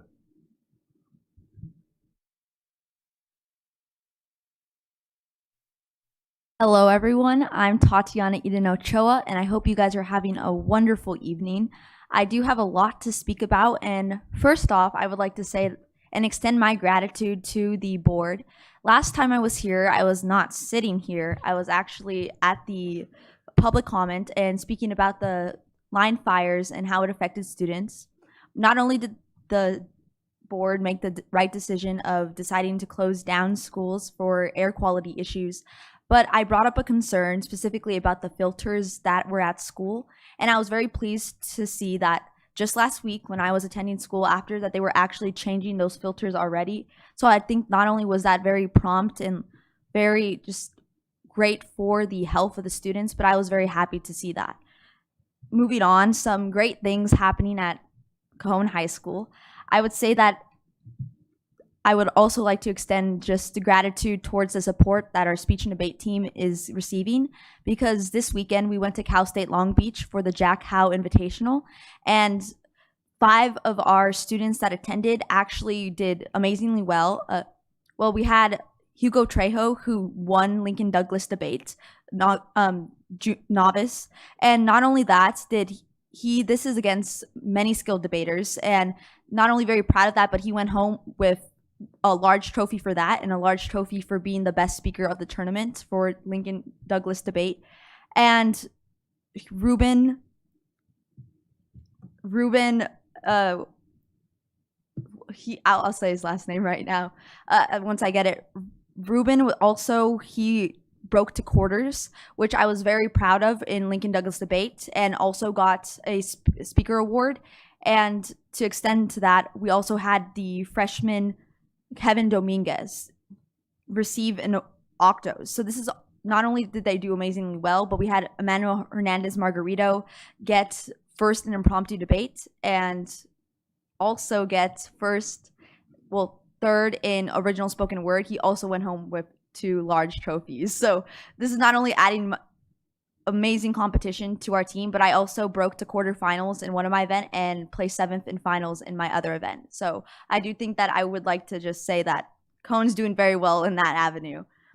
And sorry, it's very important that I list the last name of Ruben Torres. And some other news that I would like to list on is that the biliteracy seal awards assembly is coming soon, and not only will I be receiving that, but several students in the district October 28th. And I would like to say thank you for having a wonderful ceremony that we're all expecting and already giving us the information for that.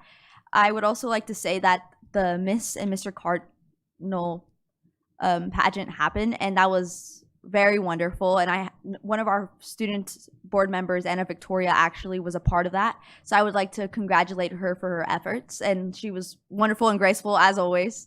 And Cajon has recently started up their Rotary program, which is a program that takes on a class of freshmen and actually makes sure by the end of their 4 years that they have a $2,000 scholarship.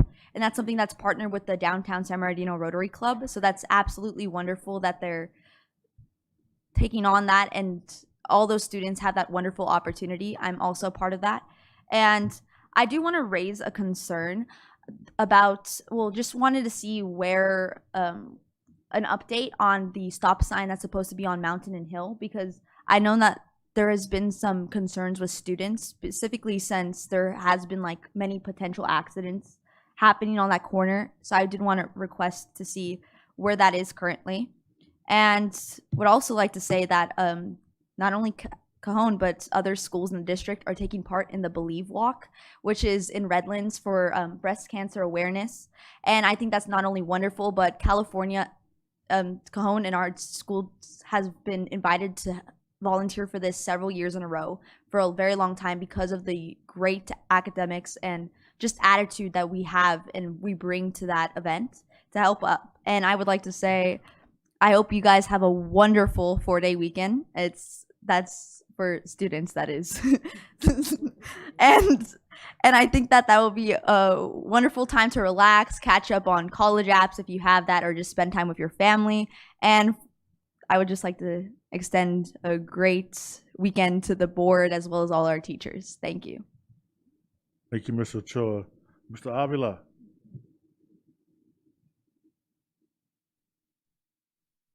Greetings. My name is Wilbur Julian Avila Lopez, and I am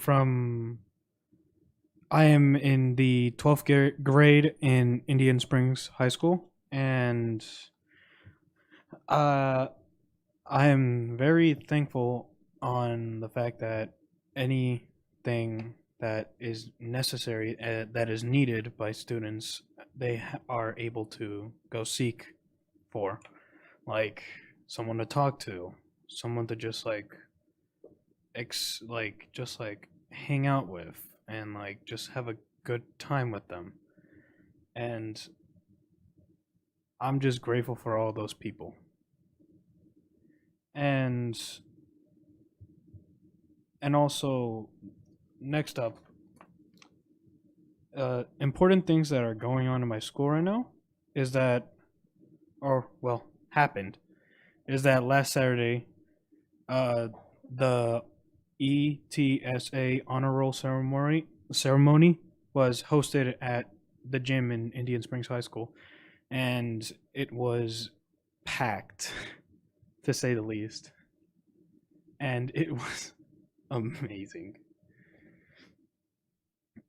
And it was a fun experience for community and others who came by.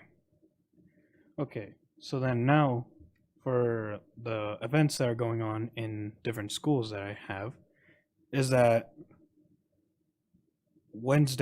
next Wednesday, Sierra is going to have their blood drive, which I would love to go and donate blood for, but I'm not Sierra. Even though I would go to. And then for the rest of this month, San Andreas High School is going to be having a little fundraiser where students can buy little knickknacks to give to someone, and they will be delivered at Halloween. And then lastly, what I have is that Indian Springs is going to have their homecoming week in 2 weeks. And that is all. Thank you very much, Mr. Avila Lopez. Ms. Albanese. Good evening. My name is Patience Albanese, and I am representing Middle College High School. I want to say thank you to all of administration for organizing our field trips so far this semester. Middle College just received news that students who have completed 2 years of our digital media course are eligible for a second associate's degree. At Arroyo Valley High School, they are constantly reinforcing their BHAWK, which stands for honor, achievement, willingness, and kindness. At San Gorgonio High School, they recently celebrated their new San Gorgonio inductees for their Hall of Fame. And I would like to say congratulations to all of them. Our first select meeting is scheduled for later this month, and I'm excited to attend and meet all the new representatives for all high schools and all middle schools. To conclude, I would like to wish my fellow students a good luck on their midterms and a great rest of their semester. Thank you. Thank you very much.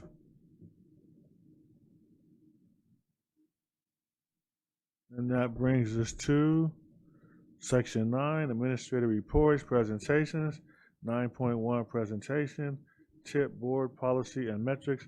And I just want to say, before you start your presentation, I got an invitation to go to Shannon Hills. Miss Gray, a PE teacher, invited me out there, and they allowed me to talk to their PE class. And Dr. Torres gave me a tour on my way out. But on the way out, she had me stop by a math lab, and in that math lab, you had a TIP instructor there who had pulled out a couple of young men to work with their math. And those type of things are going to make the difference, Dr. Greer. So I really do appreciate the work that you guys do. You know, it was just a spontaneous visit that I went there, so it wasn't as though they were setting it up for me to see. It's the work that you're doing day in and day out. And I know because of that, we're going to get the results that we're looking for many, many years. So thank you, and we look forward to your presentation. Yes, go ahead and clap. That's worthy. Thank you, President Tillman. So President Tillman, Vice President Ceballos, Board, our Superintendent, Mr. Arellano, Cabinet, and our viewers out there, it is with great pride, actually what you just said, with pride and honor that we're going to bring this presentation, because I think, Board, you're going to see that you have been so supportive and really helping us to make sure that our African-American student achievement increases among all other areas as well.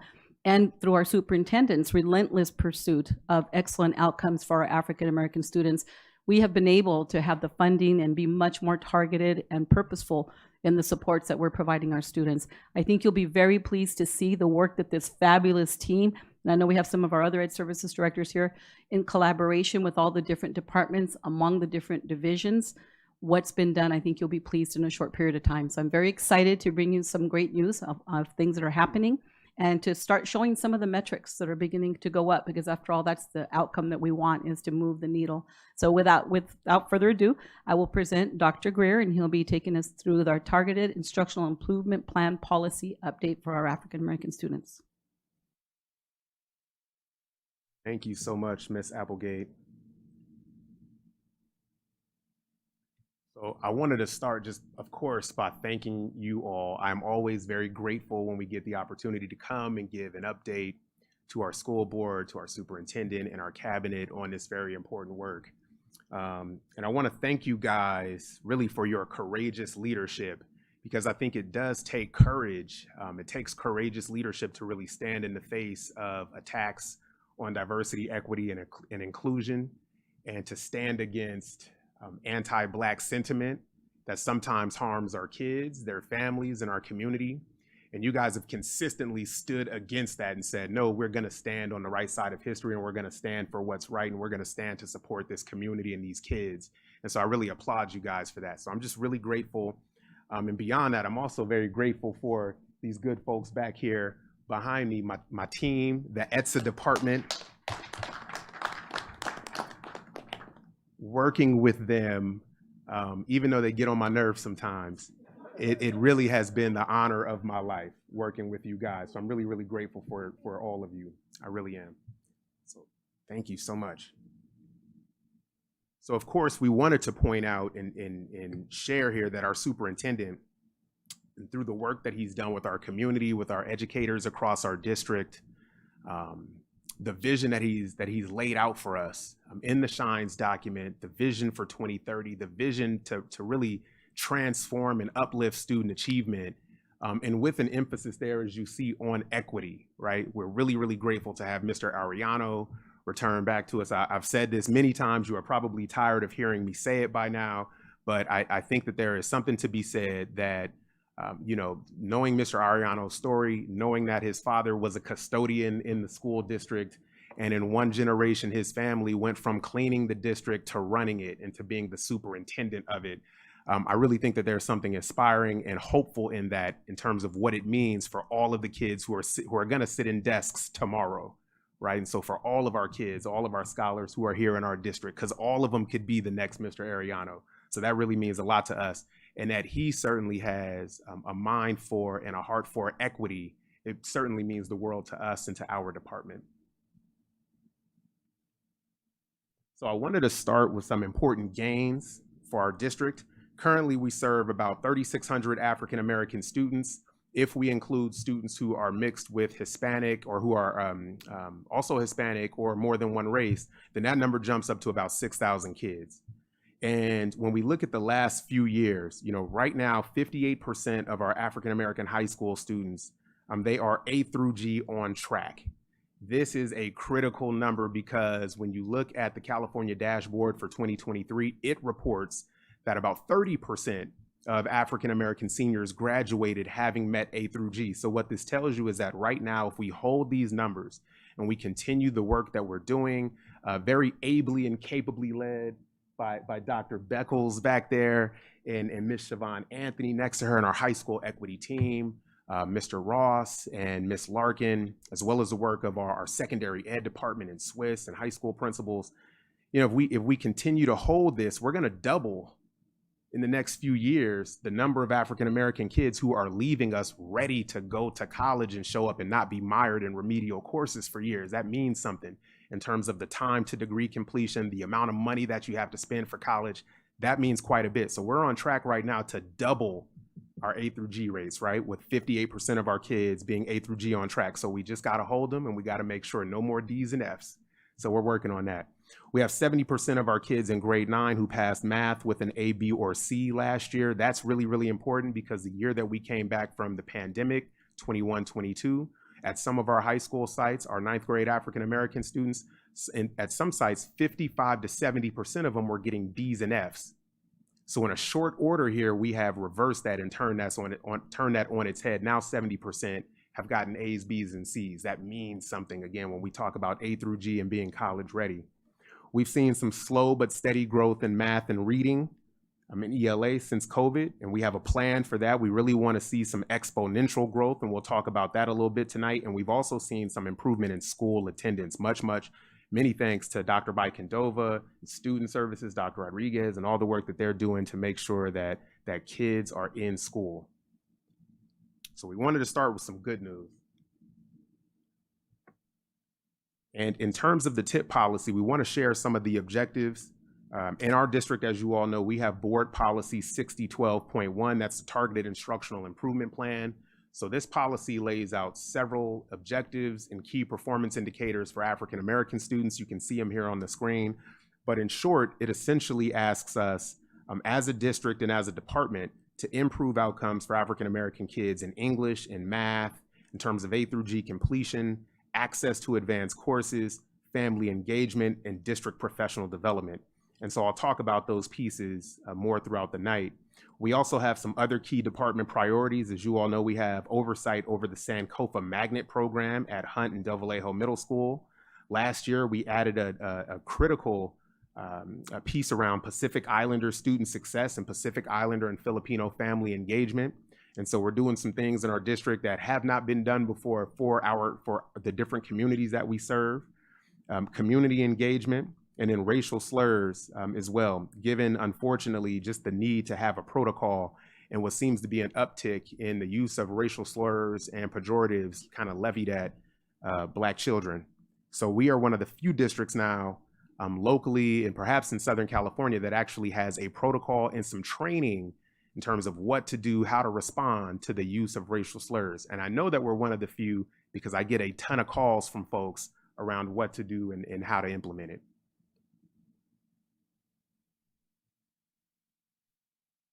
So I wanted to share some of the data from the TIP priorities. This is some of our African American program enrollment data.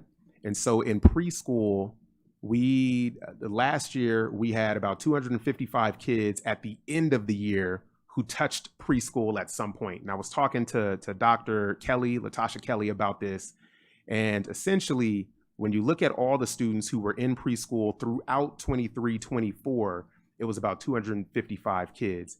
Right now, at the start of this year, we've had 160 students, African American students, participate in preschool. That number is very likely to increase as the year goes on. You can see in our Sankofa Magnet, we've got about 12 more students participating this year. You can see our lottery schools, Chavez, Richardson, Rodriguez, and Middle College, the number of African American students who are participating in those programs. High School Avid, which is really important to us. It's a program that we continue to monitor for the access and the preparation that it gives students for college. AP numbers, International Baccalaureate, the numbers in terms of student enrollment have increased since last year to this year. Our college course enrollment, we're really excited about this number. Now there's an asterisk there because those numbers are actually from 21-22 and then 22-23. And so you can see from those 2 years, we added about 50 more African American students who were registered in and who took a college course. Last year, I know that number was well over 100. And so this is a critical goal for us, making sure that African American kids are getting access to college courses. And then high school graduation, I think we boasted a pretty strong high school graduation rate for a long time for all of our kids, but particularly for our African American kids.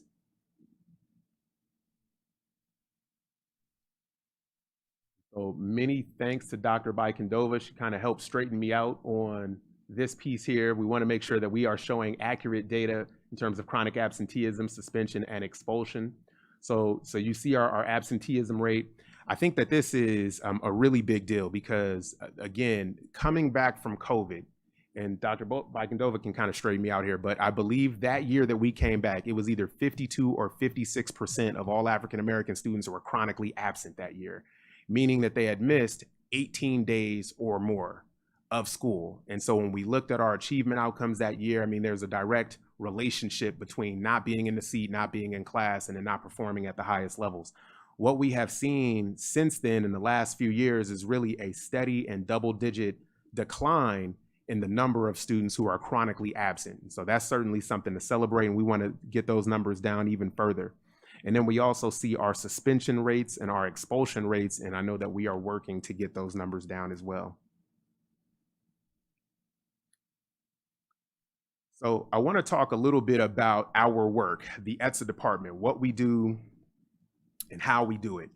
And so when you think about the work of equity departments, our ultimate goal, the end goal, is always to create change, to change outcomes. Equity departments are usually enacted, created in school districts to improve outcomes for some student group, and sometimes some student groups, plural, right?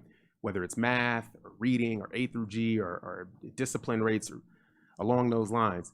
But in order to get to the change, equity departments first have to have capacity. And this is very important because I'm going to talk about how we have been developing capacity over the last few years. But when I talk to my colleagues in local districts who lead equity departments, neighbor districts of ours, they oftentimes lament not having the capacity to do the work that would lead to change. And that is a problem. And so I'm really, really grateful because in our district, and especially since our department was able to come back and rejoin Ed Services, and since Ms. Applegate has become the assistant superintendent, and then with Mr. Ariano, we have just been steadily building our capacity. And so I'll show you exactly what I mean. Our department has been around since 2007, and for most of that time, it had a director, a secretary, and 1 or 2 program specialists, right? So this was kind of the department organizational chain for most of its history. As you can see, just in the last few years, we have really focused on adding capacity. Ms. Applegate has been a huge help. Our fiscal department, categorical, just in terms of helping us find dollars to add staff who could do the critical work that needs to be done. And so when we look at the TIP policy, again, we have these key performance indicators around ELA, around math and reading, around high school A through G, around access to advanced courses. One of the major conversations that we started having when I came back, or when I became director in 2019, was specifically around capacity to do that work. If we're supposed to close gaps in reading or in math, then who do we have right now who can walk into a classroom and say, I can help you improve outcomes for African American students in math or in reading? When I first got back, our department wasn't constructed in such a way to really answer that question or to address that need. And as you can see here, over the last few years, working with Ms. Applegate, we've been able to sort of reorganize, realign, and re-strategize. So now we have an ELA equity team. We have a math equity team. We have a high school equity team. We have 2 classified staff members who are helping us every day. We're really grateful for Ms. Lynn Scott and Valerie Sampson, our secretaries. We have Mr. Hardy, and Fran Blacksher, who 2 of the most joyful people I know. They are teams basically with everybody. Everybody is essentially on their team.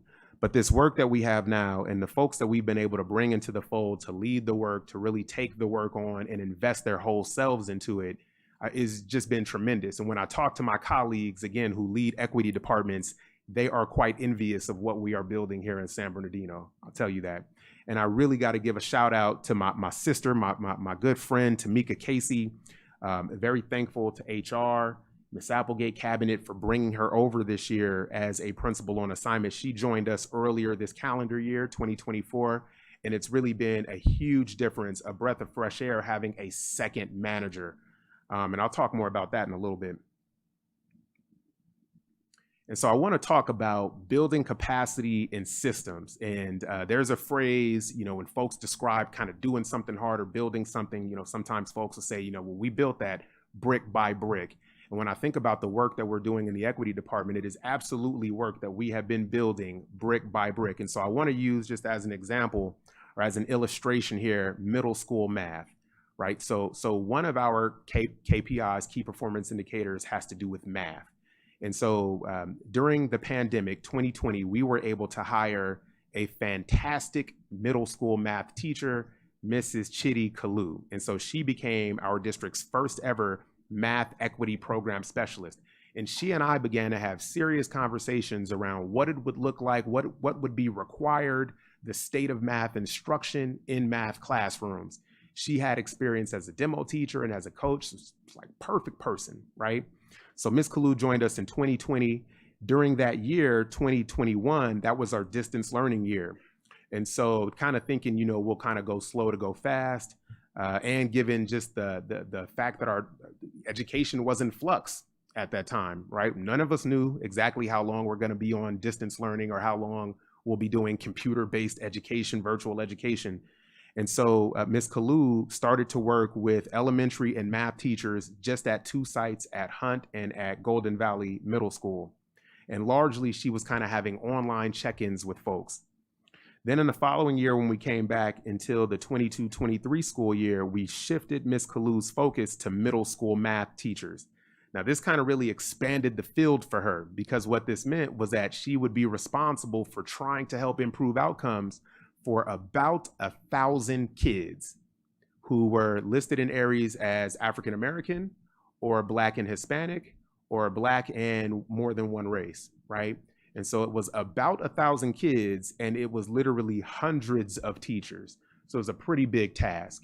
And so even though we didn't necessarily move the outcome data that much, we certainly gained a lot in terms of process data, and certainly in our understanding of sort of what we were up against in terms of middle school math classroom instruction, what the classroom is like for Black students, the needs of students, the needs of teachers. In 2023, the summer, so around this time, not quite this time, I think around June of 2023, we were able to hire our second math equity program specialist, Miss Ajayi Green. So we effectively doubled our math equity capacity. And in that school year, 23-24, Miss Green took on all grade 6 math in San Bernardino City Unified. Now, we did this because Miss Green had a background in both elementary and middle school. We had several principals and upper grades elementary teachers who had contacted us directly and said, hey, we know you have a focus on middle school, but in upper grades, we really need some math support too. And we're trying to figure out how to improve outcomes for our Black kids in math in 5th grade, 6th grade, and so on. Do you have anything for us?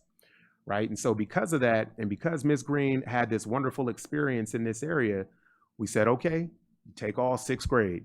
Now, what this meant was that she would essentially have 40 elementary schools, and then also, I think 7 or 8 middle schools, 8 middle schools, right? So she had all those teachers, all those classrooms as well.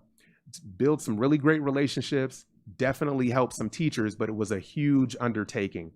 Ms. Kalu, meanwhile, supported all grade 8 math across all of our 11 middle schools across the district, right? So still, it was a pretty huge undertaking. In 23-24, we also piloted the Math Equity Guest Teacher Program at 7 middle school sites. So Mr. Tillman, what you kind of mentioned, what you referenced over at Shannon Hills, our first year piloting that was 23-24, right? And so having guest teachers be resident subs who are at these school sites helping African-American kids every day in math, we piloted that last year, 23-24, bringing it back this year. Then this year, we assessed our work. Now we're working in the cluster model. So this has been, I think this is going to be a gift to us in terms of really shrinking the work down some more, making it much more manageable, enabling us to really get our arms around it. Because now Ms. Kalu, I believe, has 6 schools, and Ms. Green, I think, has 5 schools, right? And so when we're having conversations about even shrinking that down and looking at the classrooms, and we've identified something like 6 to 10 classrooms where nearly 51% of African-American students are sitting in today. And so we're really going to shrink our focus, be really, really laser-like and intentional. So again, we're focusing on those classrooms with the highest numbers and the most need. And then also, thankfully, we are hiring this year a third math program specialist for upper grades math at 10 elementary schools. In addition to that, we're collaborating with secondary education. So I said all of that not to get all wonky and too deep into the weeds, but I really wanted you guys to have a sense of literally how we have been building this thing and getting after the problem of these darn math scores that are the thorn in my side, but really sort of how we've been really, critically with a lot of intentionality getting after this work and sort of building this system over the last few years. So with that said, I want to go through some of the tip priorities, and I want to start with ELA and math. And so this is going to be really tip priorities, really 1 and 2. So our goal here is for 51% of African American students to meet grade level standards on the CASP in elementary ELA grades 3 through 6, as well as in middle school math grades 6 through 8. And there's nothing really magical about this number 51%, but I like 51% because it means that when we reach that number, we will all be able to stand up and say that truly in our district, most African American kids are meeting and exceeding grade level standards. We have not been able to say that, I think, in our careers. And we want to say that. And we want that to be the truth, right? And so we're fighting, we're pushing to get to 51%. And I really think it's doable. And we're collaborating, speaking of capacity, with elementary instruction. So many, many thanks to Dr. Coker and her team, as well as to Dr. Venkatesan and her team in secondary ed, because we are collaborating with them in some significant ways this year. And so I want to give you an example or kind of help illustrate why we believe in ETSA that this is attainable. So this table 1, this is our reading NWEA performance of the 10 elementary schools with the largest Black student populations. They just took this test, the NWEA, last month in September. And so over there on the left, you see the school sites, Holcomb, Barton, Hunt, all the way down to Del Rosa. The next column, you see my program specialists who are assigned to those sites. The column after that, you see our equity guest teachers. And so you can see, how many equity guest teachers we have at each of those sites. So we've got 2 at Holcomb, 2 at Barton, 1 at Hunt, 1 at Bing Wong, and so on. Then you can also see the sites, or the number of African American students rather, in the testing grades, which would be grades 3 through 6. So at Holcomb right now, they've got 65 African American kids in the testing grades, right? Barton has 50, Hunt has 48, and so on. Now, let's go back to this goal of ours, 51%. If we want 51% of kids to meet grade level standards, then that means at Holcomb, we're chasing about 33 kids. At Barton, 26, at Hunt, 25, on down to Del Rosa, it's about 13 kids. But then we also have to look at the number of students who are currently on track, meaning that those kids scored at or above the 61st percentile on that fall NWEA test, or they already scored a 3 or a 4 on the CASP previously, right? And so at Holcomb, we've got 12 kids right now who are on track. What that means is, in order for us to get to 51%, we need to hold those 12 students at Holcomb, and we need to pull up another 21 students, right? If we pull up 21 students and hold those 12, Holcomb Elementary will get to 51% meeting or exceeding grade level standards in reading. You look at Barton, right? 50 kids, 26 of them would be 51%, 5 are on track, we need to pull up 21. You scroll down to Bing Wong and Roberts, we need to pull up 16 kids. You look at Pacuma, we need to pull up 9 kids. You look at Norton and Del Rosa, we need to pull up 13 and 11 kids respectively. I show you this and share this to say that this is doable. We're talking in some cases about a handful of kids, maybe a dozen, not quite 24 kids. With all of the supports that we have in place, our equity guest teachers, our TOSAs, the first instruction, the training that we're giving teachers in first instruction, I believe this is doable. So we know the classrooms. Our next step from here is really going to be to have a version of this same conversation with our principals. We've had a version of this conversation with our TOSAs, our teachers on special assignment. But again, we are talking about a handful of kids. So we have got to be able to do this. Going back to tip priorities 1 and 2, our ELA and math support our equity guest teachers. We have 32 EGTs, we call them, at 28 sites. 23 of them are at 21 elementary schools, and they are helping with reading pullout support. We have another 9 who are at 7 middle schools. They are helping with math push-in support. Collectively, they are supporting about 1,254 African-American students in the testing grades. And in my staff, they give them training twice a month. And so these pictures that you see here, this is my staff giving them training, I believe, in September. And so really making sure that they're prepared. But in addition to that, we are asking now, and going back to that collaboration and coherence, we're asking our equity guest teachers to attend the trainings from elementary instruction and secondary ed as well, so that we can all be on the same page. And without further ado, I want to bring up this young man here, Demarion Scott. So I was talking with Mr. Hanna. We can go ahead and clap for him. So Mr. Hanna, if you could wave. This very cool gentleman who always has a fresh fade back here. He is our equity guest teacher over at Curtis Middle School. And so he's providing push-in support in math classes. And so I was talking to him and just asking him, hey, you know, tell me about some of the kids who are just really outstanding and who are just doing a great job. And one of the first kids that he named was this gentleman here, Mr. Scott. So Mr. Scott is going to come down. I'm going to ask you to come on down, Demarion. And he's going to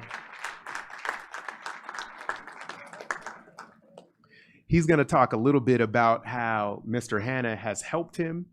And you're going to come right over here, about how Mr. Hanna has helped him in math and just what that relationship is like. The floor is yours. Make sure that button in front of you is green. On the below, right there. There you go. All right, so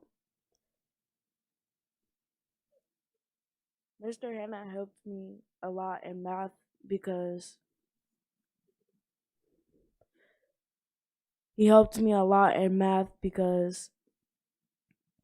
it was hard sometimes and there's a lot of problems I didn't get. And there's some problems I didn't understand, such as like how to understand pi, I think. And it was hard and exponents, yeah. And it was hard to solve them, so he had helped me by breaking them down and making them easier to solve. And by getting my grade up in math, because I wasn't really good at it at first, but then he had came and stepped up and helped me. And then I think he's a chill guy because he like helps out a lot in math, because last year he helped out in my math class. He had came by and like taught me some stuff from algebra when I had started 7th grade. And he had also talked to me about some stuff out of math, like he had taught me how to dress and some nice shoes and stuff, and some shoes he had thought was nice. And then I just think he's chill because of that. Thank you very much.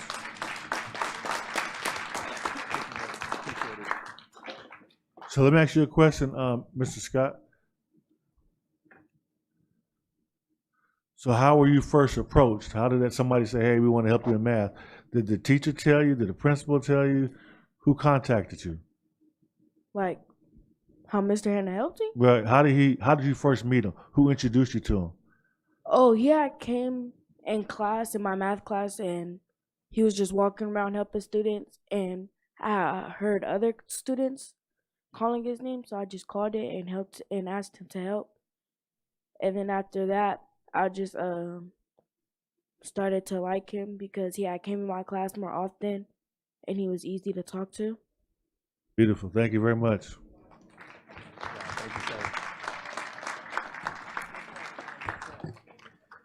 And I want to point out that Mr. Scott here has an A in math right now.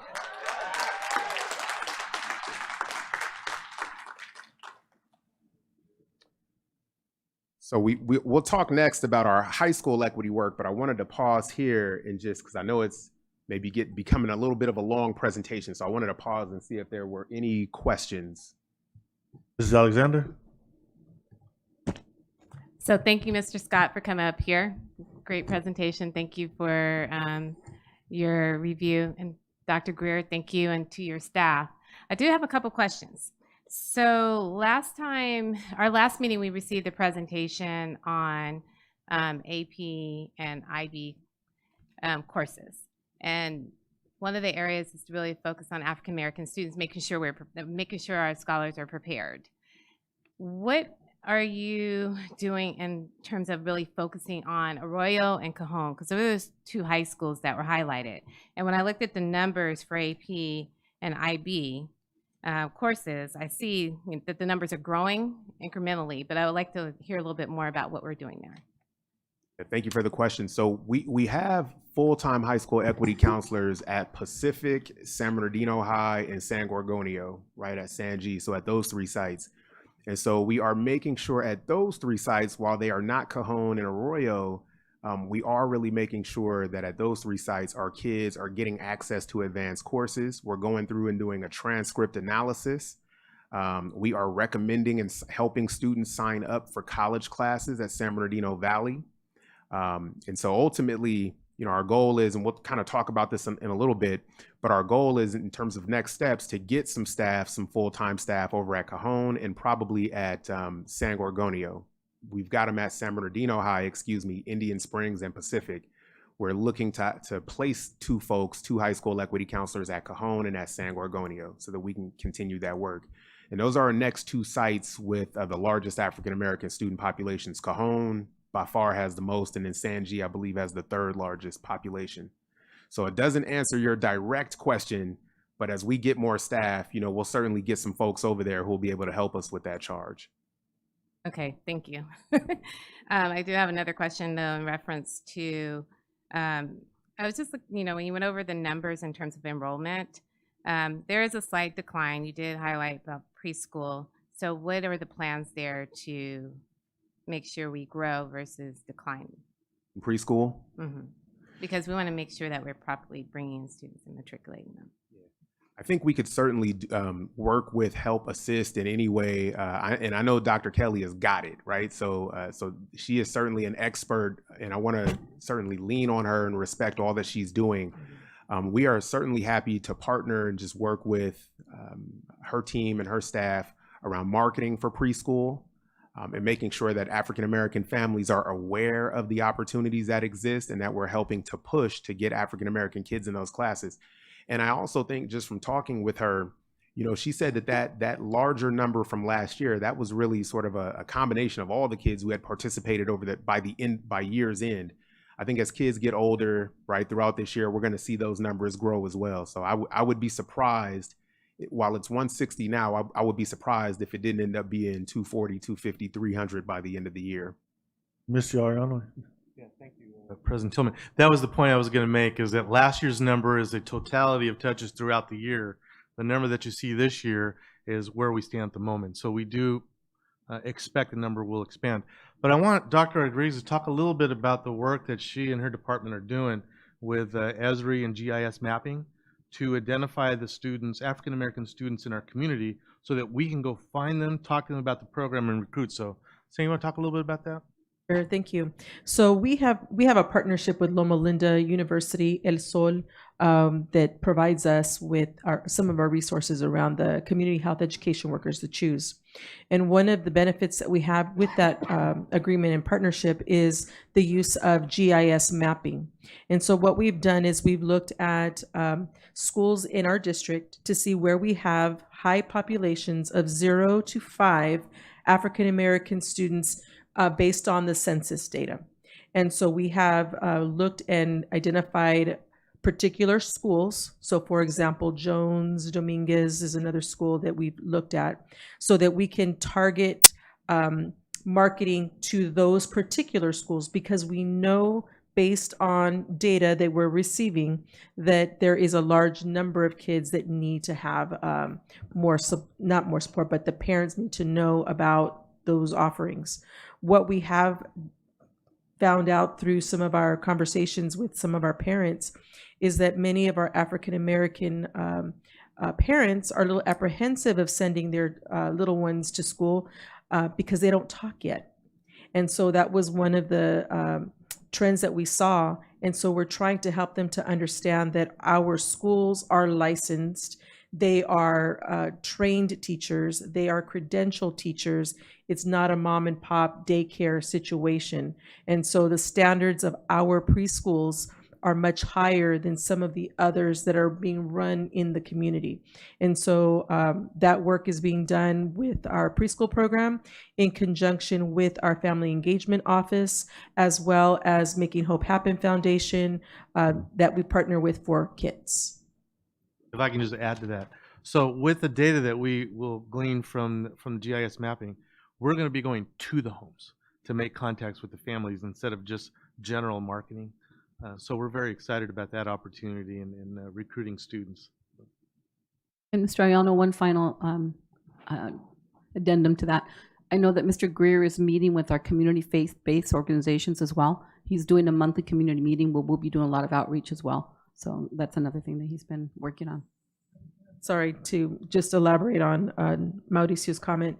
Our community health education workers, our CHOOSE, the partnership that we have with Loma Linda, they will be the ones that will be going out to the community to be able to provide that information to those families specifically, as well as our parent volunteer workers who are partnering with our CHOOSE.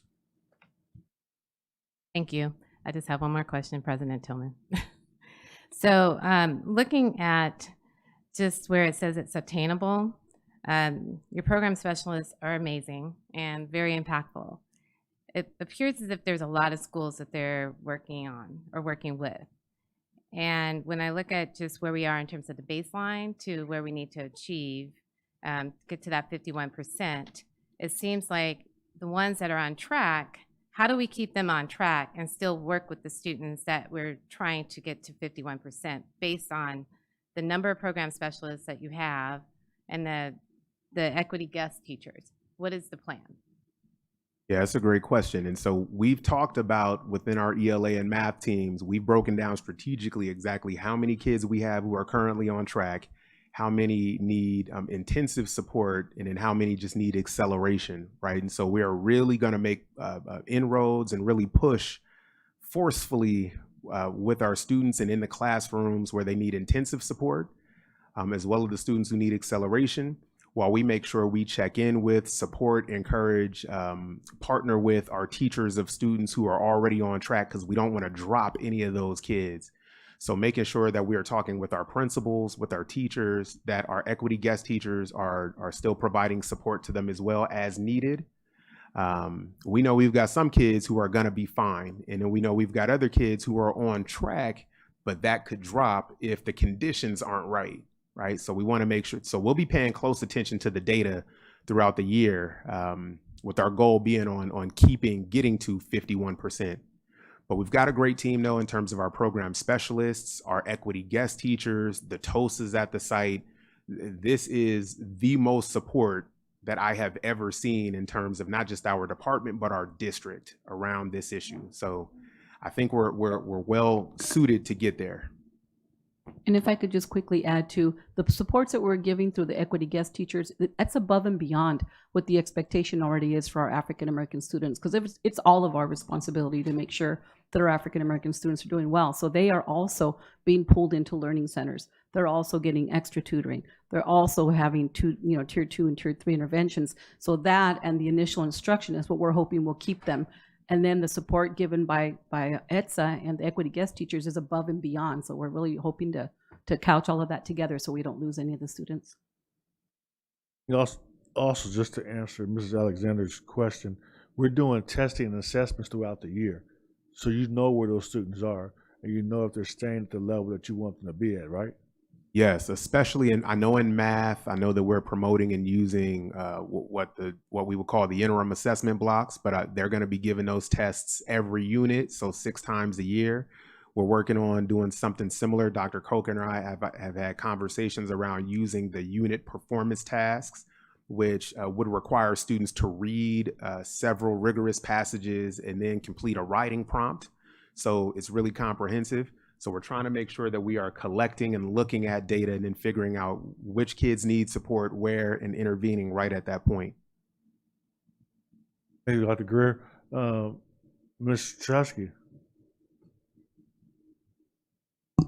Thank you. I'm going to kind of start where you just left off because was one of my questions, which is on the it's attainable. I just kind of want to make sure. I know that we have a goal of getting 51% there, but I want to make sure that we're focusing on 100% of those of our kids there, and not. So when you were talking about who needs help and how we're targeting that, what does that look like? I just want to make sure, like I said, that it's kind of like when the number we need to reach 51%. Well, I'd really like to reach 100%. It's great if we get there, but that's not the end goal. So what does that look like?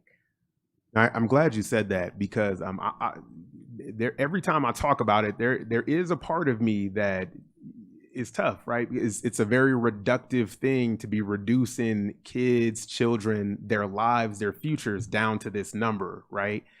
So I'm glad so there is a tension there. At the same time, we got to go back to what we talked about earlier around capacity. And in our department, I think we are nothing if not data-driven and really strategic in terms of what we have, what resources we have that we're able to deploy, and how best to deploy them in the most strategic way. So looking at that 51% goal, I believe it's attainable. And I want to make sure that this year, we really have a sort of a realistic, attainable goal that we set our sights on.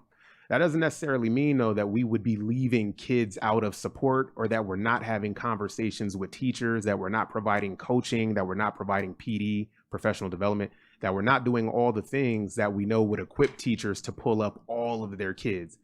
All of that is still going to happen within our department. In terms of really being specific, measurable, having an attainable goal, something that's realistic, that 51% number, a number that we have never reached in my career here, I think it's a good place to start. But that does not mean, though, to your point, Ms. Chahusky, that we're going to be leaving kids out, and that if it's this half over here, then we're not even going to see, touch, help, assist the other half. That's not the case. We're going to make sure that we are coaching teachers, that we're having data chats with teachers and principals, that we're inviting teachers to our professional development, and that we're still doing all the things that could increase their skills and knowledge. Well, and I also, one of the things you guys have all lightly touched on is the collaboration, between student services basically and ed services.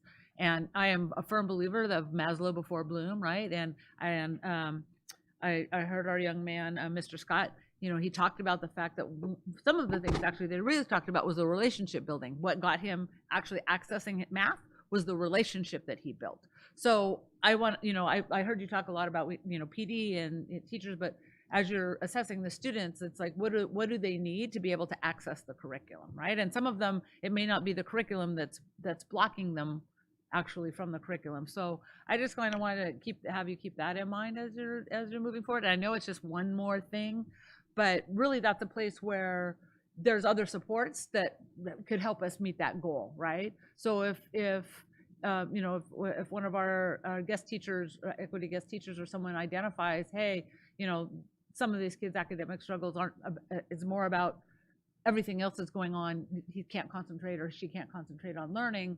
Making sure that they know all the resources that we have to support our students and other ways to help them access the curriculum. The other thing is I know it was a little bit confusing but I really would like to get sort of the accurate updated data on the attendance and discipline piece, because I know that at least for the 24-25 numbers, there's some question about what's actually the accurate, because I kind of tried to figure out like what we've already done, and I think this number seems a little high. So you don't have to answer that tonight, but if we could get it in a Friday update or something so that we know exactly where we are, so we can kind of move it forward. That data is always hard to attain, so I understand, And that's my mistake, though, because I think your handout might say 23, 24, 24, 25. It should be 22, 23, 23, 24. So my apologies. It's my mistake. Okay, so it's the year that was the problem, not the data that was answered that then. And then lastly, Mr. Scott, thank you very much for coming up here. It's not always easy. You can ask these guys, it's not easy to get up and speak in front of us, and you did a fabulous job. That being said, I would be remiss if I'm really hoping that you will join the Middle School Student Leadership Advisory Council this year, and represent Curtis if all possible. So hopefully you guys can get back and we can see him October 21st or whenever our middle schoolers next meet us, because I think you'd be a valuable addition, and that would put you on track to be a student board member one day. So hopefully you will keep that and as a goal in your mind, because we would love to see you up here. So thank you very much. And Mr. Hanna, I think you were my traffic control guy on. Were you there Saturday? Yep. I was like, I'm looking out there. I'm like, that looks like my traffic control man. So he helped me out too. Let me tell you, I don't know what I would have done without him on Saturday. So he's a good man there. A good man there. Thank you, Mr. Hanna. Thank you, Mr. Husky. You know, I do want to say on the numbers, I'm excited about the 51% because I remember we came back from COVID. Our numbers for African American was as low as like 11% in terms of proficient or exceeding. So that's a big deal to reach 51% in the near term. So, and it's also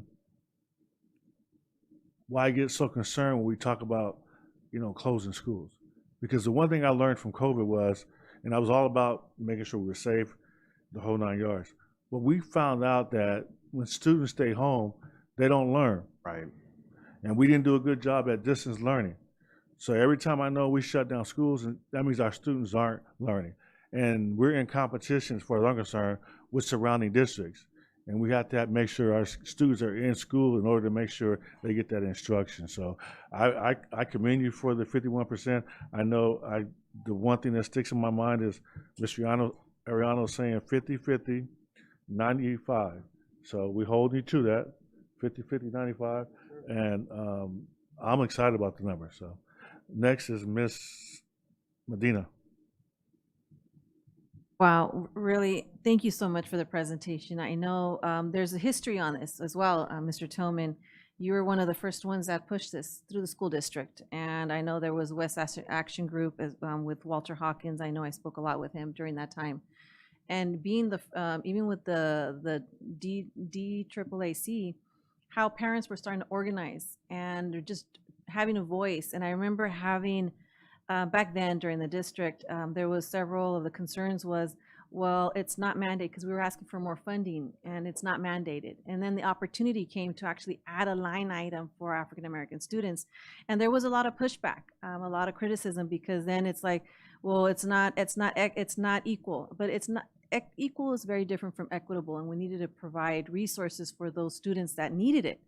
And since then, I think that's one of my passions, is to make sure we are equitable and we are bringing the resources. I'm so proud that the district has moved in bringing those funds to the department, because it did, like you showed, start from 3, and now we're at a bigger number, and I'm really excited about that. Even with Sankofa, when at one point it was fading, and now we brought it back to life. So I'm really excited about that as well. And with that, I do want to ask, these are great numbers, and these are this is great information. Back several years ago, I believe we used to go to different community organizations, sometimes, like for instance, WAG, and we would present and just show in case they have any questions. Have we thought about going to community orgs and really talking to them about what we're doing here in the school district? That's thank you for the question. So this year we created, in years past, as you know, we've had the African American Task Force. This year we sort of pivoted and created an African American Student Success Network. And it's similar to the task force, but what we're trying to do with that is really bring in community groups, organizations, nonprofits, universities, colleges, different programs that are designed to help and assist students in community, right? Especially African American students, families, and community. And so we just had a meeting, I want to say this was in September. We had our first meeting of the year. And so we had organizations like 100 Black Men, National Council of Negro Women, Blue Educational Foundation was there. Folks from the Divine Nine were there. And so we had probably 10 to 12 different organizations were represented in that meeting. And so we kind of shared some of these data with them, but really our ask was really, listen, the things that you guys are doing, like the Botillion, the socialites and things like that, we want to make sure that we are taking a very proactive effort to get our kids and our families tied into the supports that you all already offer, right? We want to do a better job. And honestly, Ms. Rosales Medina, I just don't want to be, I don't want to get any more phone calls or texts like saying, hey, we got this great scholarship opportunity, but I need 2 kids right now, and we got to get all the paperwork and everything done in the next 24 hours. And then this scholarship is theirs. So it's really us trying to be more intentional, more proactive, more strategic, working with our community partners to make sure that we have a partnership where we are directly connecting our kids and families to them and to the resources that they offer. That's great. No, definitely. And I know that even when you mentioned in the PowerPoint, it is with regards to the racial slurs workshops and protocols. I mean, this is innovative. This is stuff that we need to have done. And is there any plans in the future to present at conferences where other school board members are also present?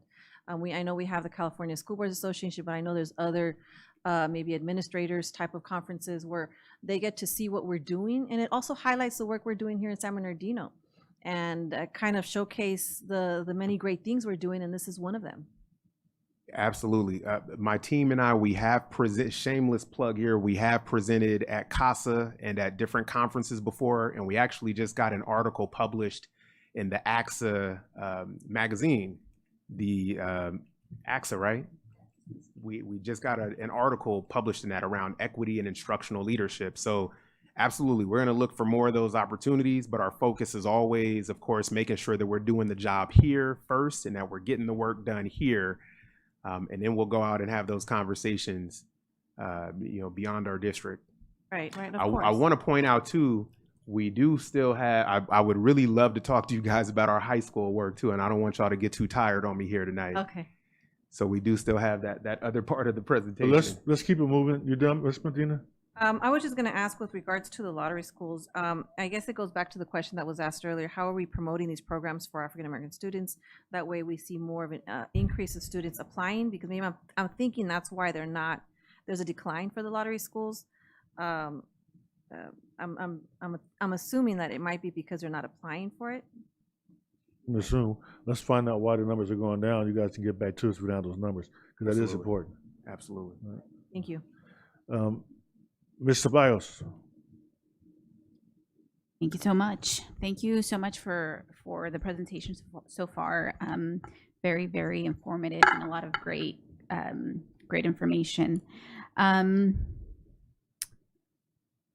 Just for me personally, I would like to see the data a little bit more desegregated. So when I was looking, back at what you have just presented, I would like to see information more specifically broken down between like middle schools, high schools, and elementary schools.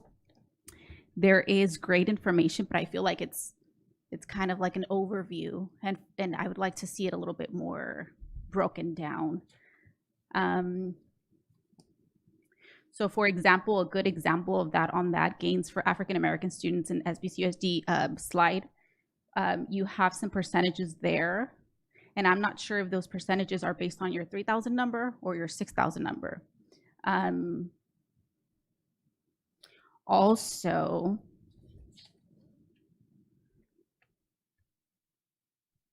sorry. Also, like on the chronic absenteeism, suspension, and expulsion, like it would be nice to see like the chronic absenteeism, like where is it happening more? Is it like at the elementary level opposed to like the middle school versus high school? And suspension and expulsions as well. I'm suspecting that suspensions and expulsions may be more at the middle and high school levels, but still I would like to, kind of be able to see some of those differences. Also, I, just like Mr. Tillman, do actually appreciate your measurable goal of 51%, because we want to make sure that we are reaching everybody, but we also have to be fair, to ourselves as well, and not set ourselves up for failure. And giving a 100% number is really just going to set us up for failure. Just like, just like that 50-50, 90. Although obviously the goal is to hopefully get to that 100%, right? Just keep that always on the look. But also on it's attainable page, I had a question in regards to, as you were going through that slide, I was thinking to myself, and I would like to challenge you and your team on this page, maybe push you a little bit. As you were going through it, there's two things that came to mind. One was your on-track students and the number of students needed to meet that 51%. So in my head, I was thinking, well, why don't we allow those students that are on track, hopefully they're on track because of some of the work that the school sites are doing. I would hope that, those students are not necessarily all of them are on track because of the work that you're doing. I would hope that, some of those students are on track because of what the school sites are doing. So maybe the school sites can keep on, and maybe like your team could monitor that, but really do 51% of the 33. So that would add a little bit more to your numbers. So that's the challenge, that I would have for you and your team. And then the other part that I wasn't clear on that same page or slide was, is this only for ELA? There, because I don't think I saw something similar for math. These are just ELA results, right? This is an ELA example. Okay. Do we have like the math in here, or not in here? Not in here, no. But we do have it internally. Okay. That was all my questions. Thank you. And Ms. Ceballos, I did want to remind the board that in December, we will be bringing much more comprehensive data broken down by school, by age group, all the different results that you'll have. So you'll be able to see that a little bit more broken down. Go ahead and finish your presentation. Yes, sir. Okay. Oh, hold on. I think I had a question from Ms. Ochoa. Yes, I had a question and a comment, actually. So I was just curious as to how a school goes about getting a specialist as well as like an equity guest teacher, because I saw that Del Rosa doesn't have one. Because I know that Cajon specifically, we just had our, sorry, let me remove this. We just had our SSC meeting, and while we were looking through like the data for our AA students, it was like a big margin that I think that needs like a lot of improvement. So I really wanted to see how what is the process, or like know how that's going to be helped or really added to a site. As well as I know I'm going to be leaving early, unfortunately. So I just, as a student board member, I do want to say, like, I looked ahead in the presentation. I'm sorry. I do want to say a personal congrats to the students being spotlighted, which are, I hope I'm saying this, Taharka is, please, Taharka, that's an awesome name. TA names are awesome, as well as Taylor, which I know personally as well. I just want to say congrats to you guys. You guys not only look fabulous, like you're sitting there, I'm like, okay, you guys look very great. So I just want to say like congrats to you guys and for your effort and just like exceeding and succeeding so well. So those are my two things. Thank you very much. Dr. Greer, continue, please. Yes, thank you for the questions. We're definitely pushing to get some staff over at Cajon. Absolutely. So we'll talk a little bit about our tip priority 2, high school equity. And so as you see here in this picture, we're really proud of these kids and the work that Ms. Siobhan Anthony is doing over at Pacific High School. These are some seniors who got early admissions offers after our UCAN HBCU College Fair a couple weeks ago, right? And so our high school equity team, Dr. Josie Beckles is our high school equity program specialist, and just really has been invaluable in terms of leading this work, providing support to our 3 high school equity counselors, and the work that they're doing every day on the ground with kids, specifically around grades, around course enrollment, around DF rates, A through G, wellness. Ms. Chahusky, you mentioned that SEL piece. One of the reasons why we hired them, well, first of all, we hired them to supplement and not supplant the work of the traditional high school equity high school counselor. But one of the reasons why we knew that was important was because when we look at the research and you talk to high school kids, African American high school kids, and one of the things that they often report is not necessarily feeling connected to the adults on campus, right? And not necessarily feeling like there are adults on campus who care about me, look like me, can support me. And so our high school equity counseling team, they are doing some phenomenal work. And so I want to talk about some of our goals here. We have 3 important goals. We want to keep our math DF rates to 25% or less.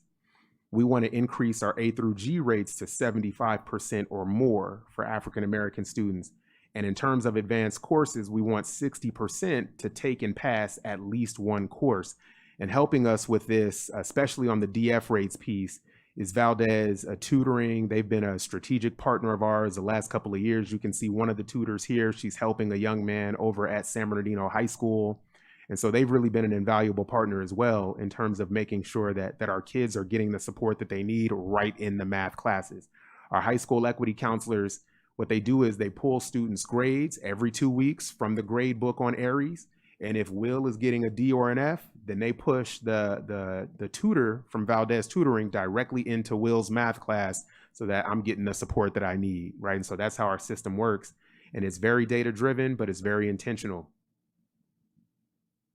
So I want to talk about those first couple of goals there, the DF rate piece. This 9th grade piece is extremely important because we know, from looking at years and years of data that oftentimes, students come into high school, and having been a high school vice principal myself, I know that kids will come in 9th grade, and 9th grade can be very much a make or break year, right? Kids can struggle and have some major challenges in 9th grade.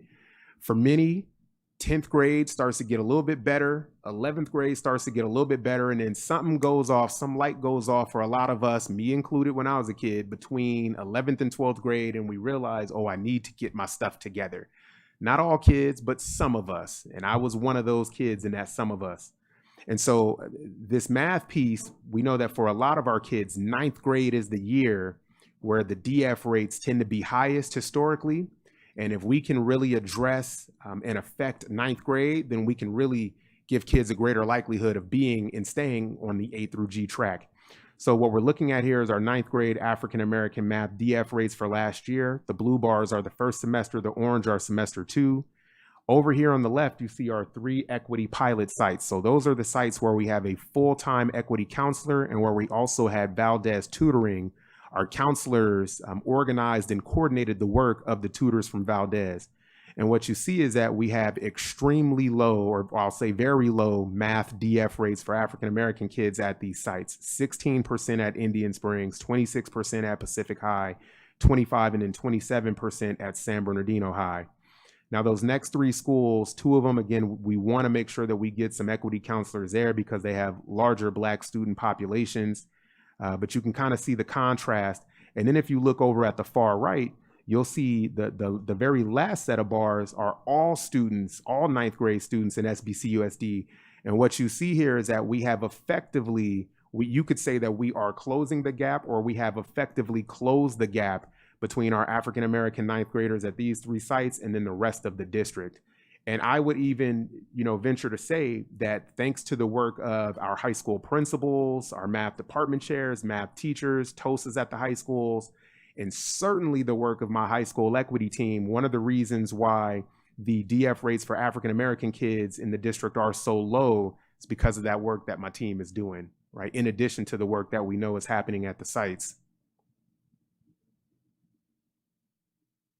I want to talk briefly about A through G and credit recovery as well. And again, we shared this earlier, but right now today, 58% of African American high school students are A through G on track, right? So if we can make sure that they get no more D's and F's, then that number is going to hold through graduation. We are collaborating with secondary ed and with Swiss on this. Swiss is important because of the high school counselors that work through and get trained by Swiss. So we're meeting with them. And again, the dashboard reports that 30% of African American kids in our district were college and career ready in 2023. So we're on pace to double that in the coming years, thanks to the work of our team and all the work that secondary ed is doing and Swiss is doing and that our high school principals and staff are doing. So I want to kind of take you behind the curtain a little bit and talk really some more about A through G. And one of the ways that we are attacking this issue and making sure that we're helping more of our kids be A through G ready. And so I'm going to give you the examples here of 4 different high school students who are in one of our high schools right now. All 4 of these kids are 10th graders, and these are their real transcripts today from Aries. And so this is looking at what this is showing you is their grades from 9th grade, right? They're all 10th graders right now. And so thanks to the work of Dr. Beckles, one of the processes that she leads with our equity team is they do in the fall or late summer, early fall, they do a transcript analysis. And so they go through the transcripts of all the African-American students at their schools. And what they do is they put those students into one of 4 lanes. Now, lane 4, that's where you want to be. That's the fast lane. That's A through G on track.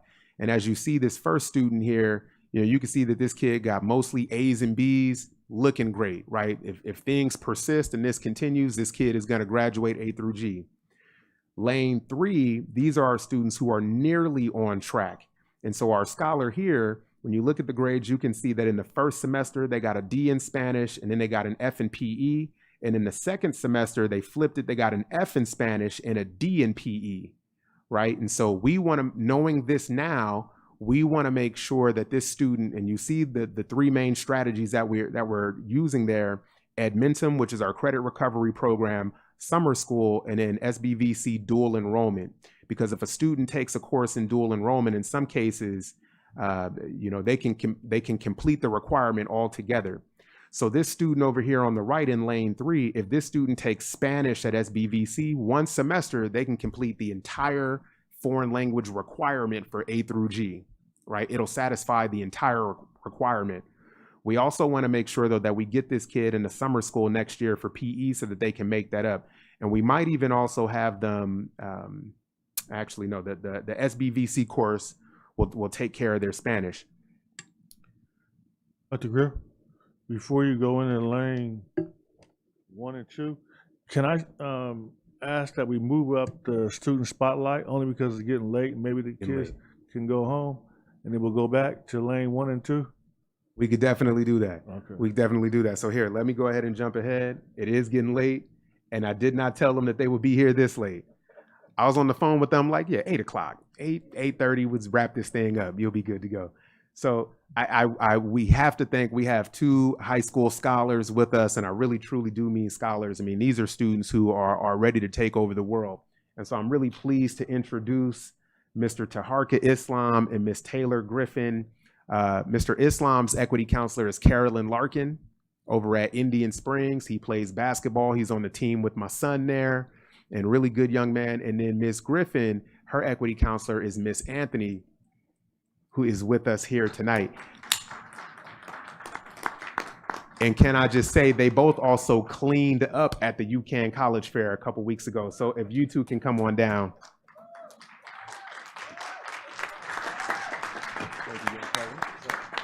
While they're coming up, I just want to say, we've been doing UCAN for 17 years, and I helped bring it to the district 17 years ago. And the major thing is a number of the surrounding districts are using UCAN right now. So we actually have brought something to the Inland Empire that has changed the lives of a whole bunch of students, and I'm proud of that. Go ahead. First of all, I want to say thank you to the school board for giving me this opportunity to speak. My name is Taharka Islam. I go to Indian Springs High School. I'm in the 12th grade, and today I'm going to be talking about my equity counselor, Miss Carolyn Larkins at Indian Springs. So honestly, in my own personal experience with Miss Larkins, she's like, it's great. Because honestly, it feels like, especially at a school where where majority of the people don't look like you, it's good to have somebody an adult who is somebody's shoulder that you can lean on. You feel me? Like she's actually, I feel like she's kind of like the auntie around campus. Like I got problems, girl problems, some just stuff going on, like a teacher trip. I'm like, hey, Miss Larkins, like honestly, I feel like she's our person to just talk to, just to be open to. honestly, I know it feels like that for me and a lot of my friends as well. They go to her for problems, they cry to her, and she's just that rock. You know, she's that rock. Honestly, I want to spotlight like the opportunities that she has given me as well. Honestly, like I've been able to go on a lot of events because of her. Like I've been on an HBCU tour where we went across the country. I've gotten scholarship opportunities, and I actually just recently got a full ride scholarship to Benedict College, and I got a scholarship to Livingstone College. And this is through the efforts of Miss Larkin. She's the one who has put us on. So I'm just like, yeah, she is very important to me and many other students, African American students at my school. And honestly, like, I want to share like a personal story as well. Miss Larkins, it was about like, I believe sophomore year, I was actually doing dual enrollment with Valley College. And it was like towards the end because I was doing ASL, but I was failing the class actually. And because I kept missing the test. And that was just because I was busy just with basketball and everything. And yeah, like I was just busy around that time. But I remember because I had missed like the test 3 times, I believe. And then so I'm like, dang, I'm like, I'm telling her my problems, right? I'm like, Miss Larkins, like I messed up. Like, yeah, like I can't take it no more. I failed. Like I'm like this. I'm like, I'm down, you know? And then honestly, she was like, Taharka, just do it just one more time. Just ask him one more, just shoot the email and just leave it at that. I'm like, miss, it's not gonna work. She's like, just do it. Just trust me, just do it. So I'm like, okay. And then I do it. And it ended up working out. And I ended up taking the test and ended up passing that class and got getting the credits and everything. So that was like a very good just like moment, just like she was like my rock, you know? Like she helped me very much.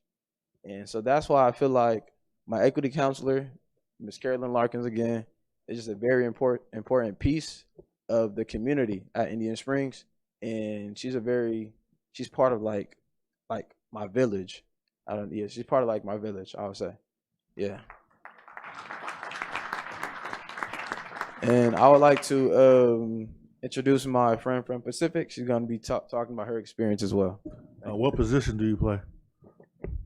I play shooting guard, and I run track as well too. That's really my thing, track. You know. Yeah. What events in track? I run the 400 and the 200 and the 4x1 and the 4x4. All right, nice. Yes, Thank sir. you. Thank you. Good evening, members of the school board. My name is Taylor Griffin, a senior at Pacific High School, and I'm here today to express my deep gratitude my deep gratitude for someone who is truly making a difference in the lives of students at school, our counselor, Miss Anthony. Just a couple hours ago, I hosted one of our weekly BSU meetings and informed the members that I will be speaking about Miss Anthony at tonight's school board meeting and wanted them to describe her in one word. Caring, thoughtful, amazing, passionate, kind, comforting, incredible, intelligent, revolutionary, and spectacular were all words that were shared.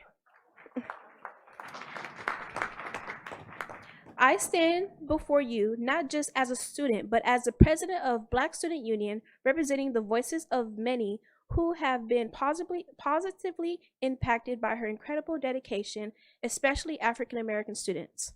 Miss Anthony is a powerful advocate, a mentor, and a constant source of support for every student she encounters. One of the most remarkable things about her is how tirelessly she works to provide opportunities for us. She organizes numerous college opportunities and career field trips, exposing us to pathways we may not have considered in the first place. In fact, just a couple weeks ago, I attended one of these trips and was fortunate enough to receive an on-the-spot acceptance to Bennett College. Thank you. I was also awarded several scholarships, opportunities I wouldn't have known about without her guidance. But Miss Anthony's impact goes far beyond college acceptance letters. She is someone who will always find a way around any problem. She doesn't just offer quick fixes. She walks with us through every step of our challenges, no matter how big or small they may seem. Her work with the Black Student Union is also another testament to her commitment. Ms. Anthony is present regularly at our meetings, contributing valuable ideas and resources that help ensure that we, as Black students in California, feel supported and connected. She's a driving force behind helping us build a community within the school where we can thrive and feel a sense of belonging. What truly makes Miss Anthony stand out is her warmth and approachability. She's not just a counselor who helps us with schoolwork and future planning. She's someone who we can talk to about anything, whether it's academic stress or personal concerns. Miss Anthony always makes time to listen to her students and even opens her office to each one of us during lunch, giving us a safe space when it's needed most. In an environment where not all educators are as accessible or personal, Miss Anthony is someone who genuinely cares about our well-being inside and outside of school. She's truly a blessing, and she deserves to be recognized for the countless ways she impacts the lives of students at Pacific High School. In closing, I want to emphasize just how much Miss Anthony is a beacon of light in our community. She's not only helping students succeed academically, but she's shaping our future and leaving a lasting positive impact on our lives. On behalf of the students she serves, we are grateful for her dedication and hope this board will join me in recognizing the exceptional work she does every single day. Thank you.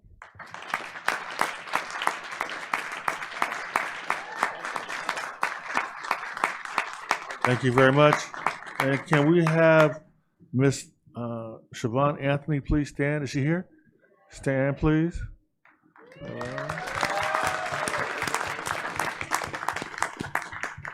And is Miss Carolyn Larkin here tonight? She's not here. Okay, we want to give her applause anyway. And Dr. Greer, I turn it back over to you. Thank you, sir. Thank you, thank you. I think Miss Anthony is bringing Taylor her money. I'm just playing.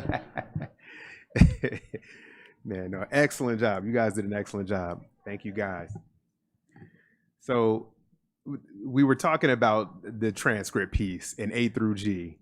And this piece here, lane 2 and lane 1, this is really, really important because when we talk about moving kids here, our students who are in lane 2, these are kids who are on track to graduate high school, but not A through G. And if you look at this transcript, you will see that this student in the first semester got B's and C's, but in the second semester got 5 D's. A D in ceramics, a D in English, a D in Spanish, a D in math, and a D in biology. Now, kids can graduate from high school in our district with all D's, right? But D's do not qualify for A through G. So this student here, we want to make sure that we set this student up for Edmentum and for summer school so that they can recover those credits. So this is something that we're really pushing and working towards. And then lastly, you see our student who's in lane 1. And so this is a student who's having some significant struggles. The F in art in the first semester, as well as in their advisory class and biology. And then you see in the second semester, right, just the F in art, the D in English, F in advisory and PE and biology. So this student, we want to make sure that this student is in both summer school and Edmentum. And if this doesn't progress, and when they turn 16, we want to make sure that we get them over to continuation school so that they can turn this around. But it's vital in ETSA that we have a strategy for helping every one of the 4 kids have a strategy for either staying on or getting back on the A through G track. Going back to capacity before we had these wonderful folks, this was not even a conversation that we could really entertain. But now the work that they're doing, I'm so proud of, right? Because I know it's gonna be impactful and meaningful, and as you've heard, it's already making a difference. What is PE survey? I think it's just a PE course. I think it's freshman PE. I don't know that that's a good question, but I don't know that it's different from, regular PE. Okay, thank you. I wanted to share some quick celebrations and highlights as well. So we've talked about how our high school equity team has lowered the math DF rates, especially for our 9th graders. And again, many thanks to Valdez Tutoring, our partner in this work. the student relationships and support piece, I just think is critical, right? And Mr. Husky, you brought this up earlier. I think that relationship, K-12 is an important factor, right? All of us as humans are hardwired to need to feel safe, cared for, and as if we belong. Having a teacher or somebody, a counselor, somebody at the school, with whom I feel safe, who I feel cares for me, it's invaluable, right? And so our high school equity team, they really get it. The transcript analysis piece, I think, is important. So now as we kind of go from relational to thinking more about our analytical strategy and being data-driven, that piece is just as important because we got to make sure that we have a plan for when kids fall. We cannot just simply let them fall and do nothing, right? And so that piece is important. Making sure that we're getting kids opportunities and access over with San Bernardino Valley College and just with concurrent enrollment. And I know that that's something that Dr. Venkatesan's team is really focused on. Our high school principals have really been focused on this. So that's something that I think we're doing a good job of really across the district. And in the college events, right? These are kids, our seniors last year, who we took to Louisiana and Texas. So this is at a historically Black college, Xavier University. For some kids, this is their first time getting on a plane, or going to another state, going to an HBCU. For some of them, it's their first time going to any university. And so when we hear the kids talk about and just exclaim, how much they enjoy the experience, and which colleges they want to go to and what their top 3 list is and top 5 list is and the schools that they're going to apply to, we know that this is just really meaningful.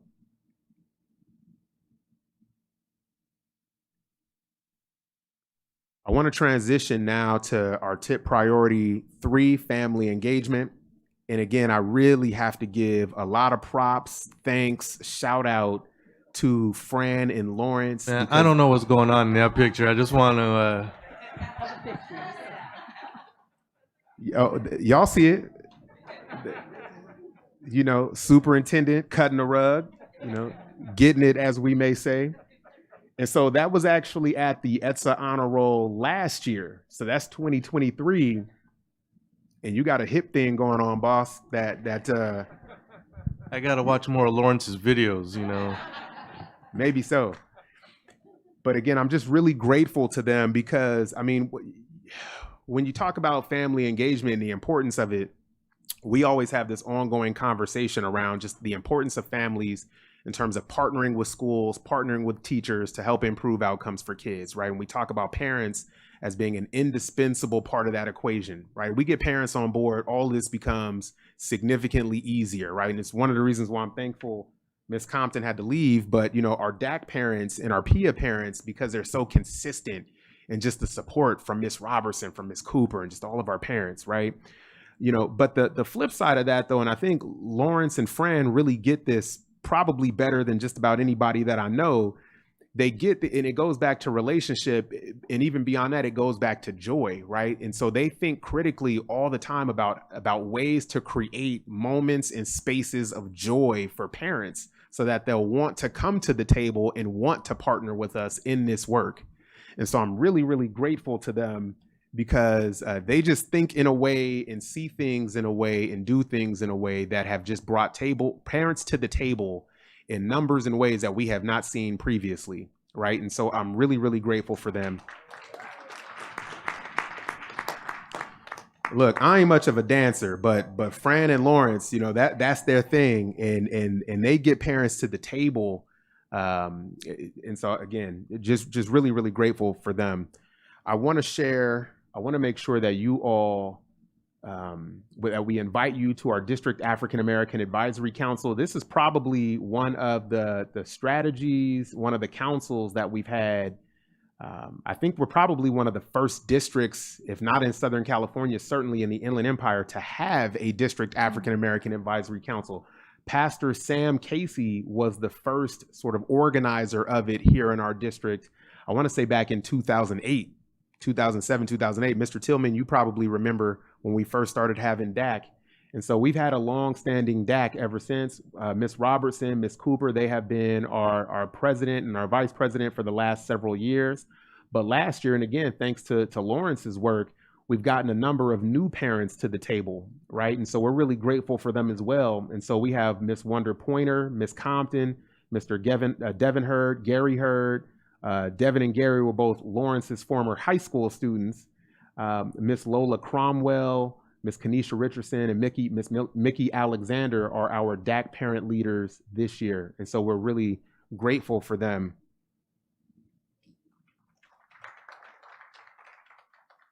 I want to talk very briefly before we wrap this up about tip priority 4, which is professional development. And so we created a training here within our district, Gap Closing Teaching, a brain-based approach to African American student achievement. You saw this picture earlier, but I'm really proud of this picture here, because this training, our goal is to get all of our 3,000 certificated teachers and staff members in our district to and through this training. And it's 4 days, right? So it's not an insignificant amount of time, and it's not an insignificant amount of time, especially if you are a leader, right? And especially if you are a director or an assistant sup or a superintendent. And that's true of principals as well. It's a lot of time to be away from the work. And so this picture is probably one that I got to put in a frame and hang somewhere, because just this past summer, thanks to Mr. Ariano, Miss Applegate, and their leadership, they had the insight to say, we're going to get our entire district leadership team together, all of our cabinet, all of our assistant superintendents, many of our directors who are here in the room, and many, many others. We all got together and did the 4 days of this training. I know Miss Grande came for a bit and was with us. Miss Alexander came for a bit and was with us. So I thank you guys.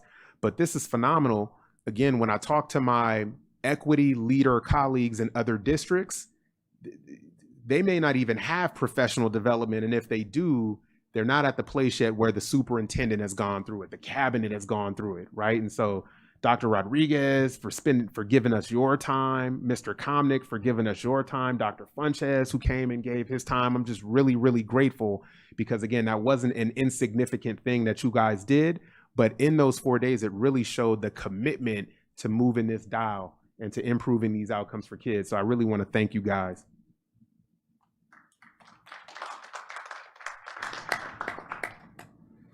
We talked about this PD as well, so I won't necessarily restate it, but we do have a protocol now that principals, teachers, counselors can access. And we also have 2 half-day training sessions that we're providing to folks.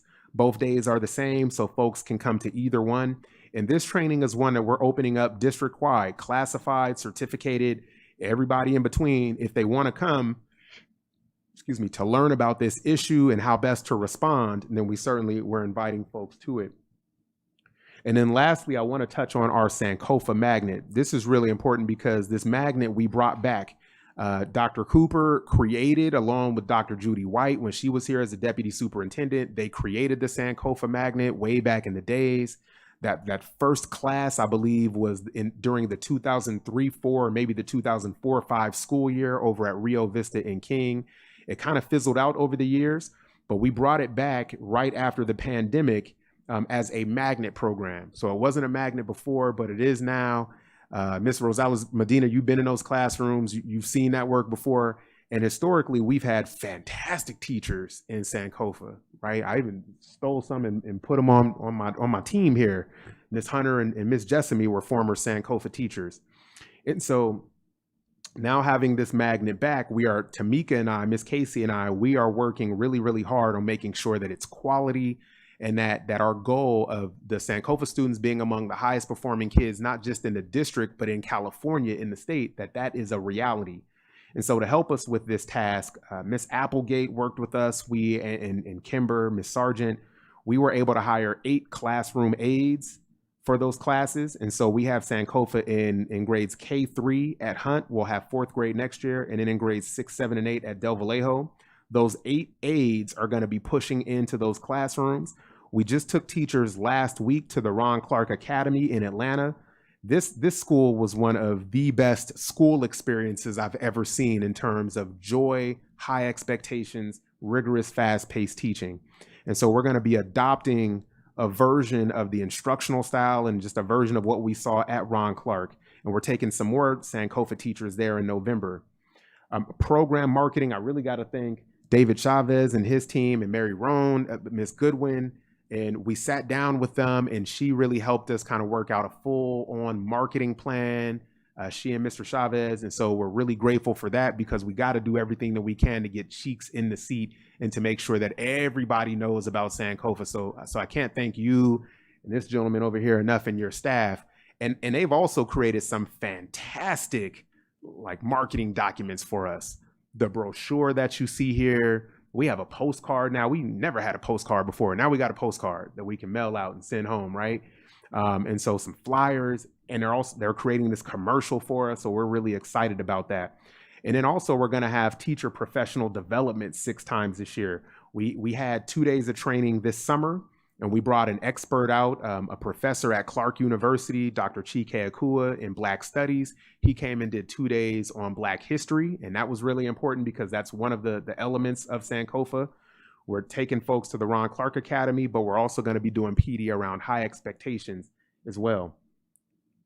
And so this document here is something that Ms. Casey and I have been working on to make sure that when you go into Sankofa classrooms in the near future, you know, you see you're in an environment that looks specifically like this environment was created to elevate African American students and to ensure success, right? And so we got to be really intentional about that, but we got to make sure that we have some coherence, right, and some continuity. So we'll be working with our teachers on this piece here.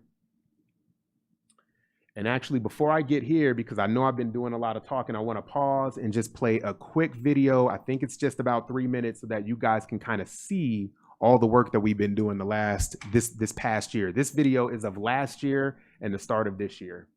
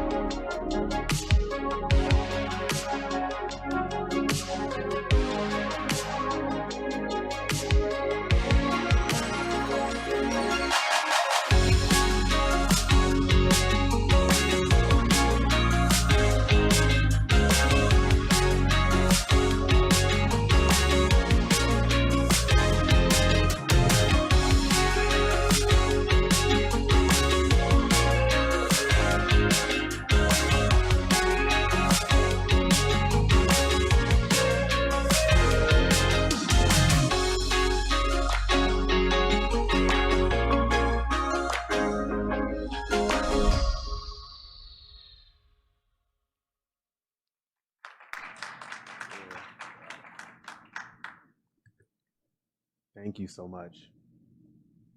And lastly, just in terms of next steps, you know, we want to keep this thing going and we want to continue to build and expand our capacity. So we are working to get more full-time management staff. We have Miss Tamika Casey, who was sort of gifted to our department as a principal on assignment. We want to convert that position into an assistant director position.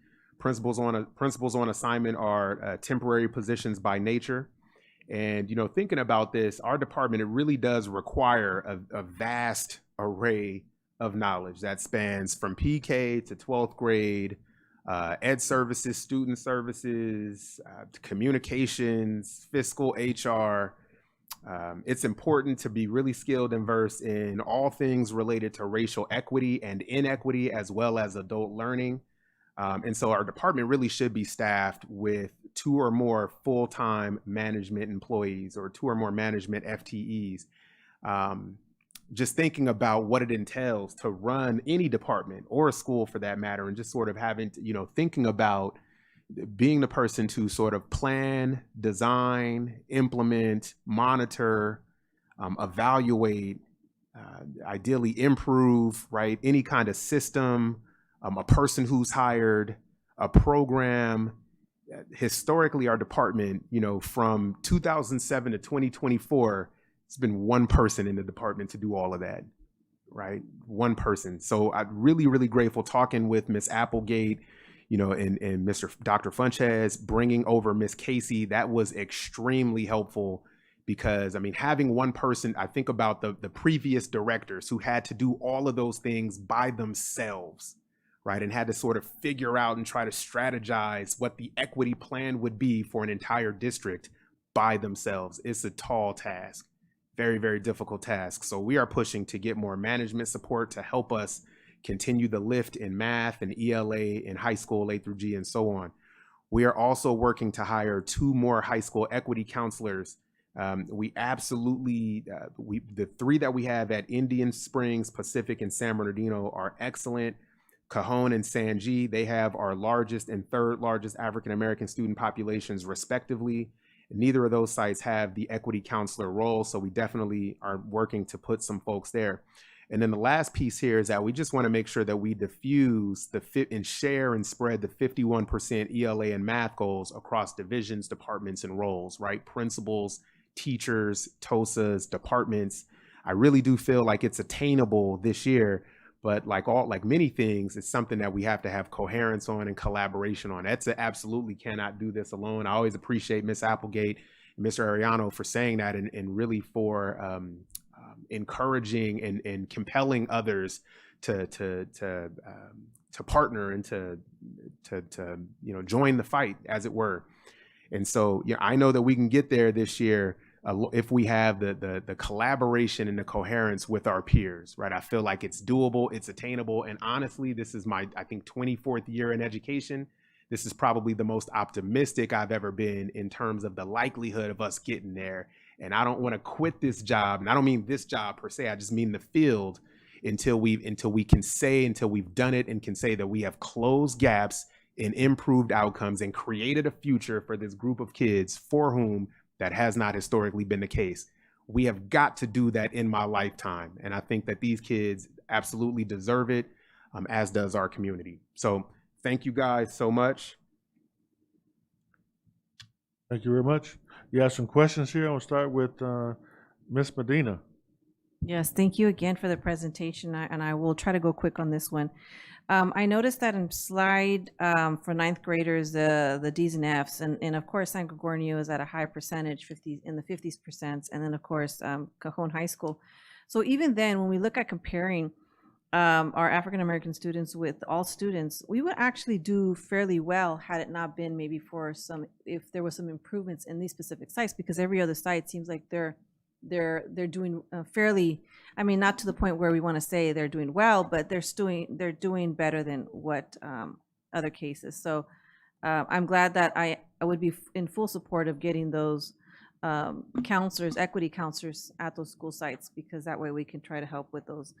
And then when we're looking at lane 3, And I did notice, when you're looking at with the student that, went from D and F to then F and D, is it, and then also when you look at the other, on the next page, they're going from, grades that seems like they're doing fairly well, and all of a sudden something happens the second semester and so forth. So is part of it as well looking at what's going on with the students' life at that moment? What are these relationships? And sometimes students are, there might be something either at home or outside of home. I don't know, but is that part of also the conversations to see what's going on, not just trying to help them catch up with those grades, but it's also looking at helping them in other ways?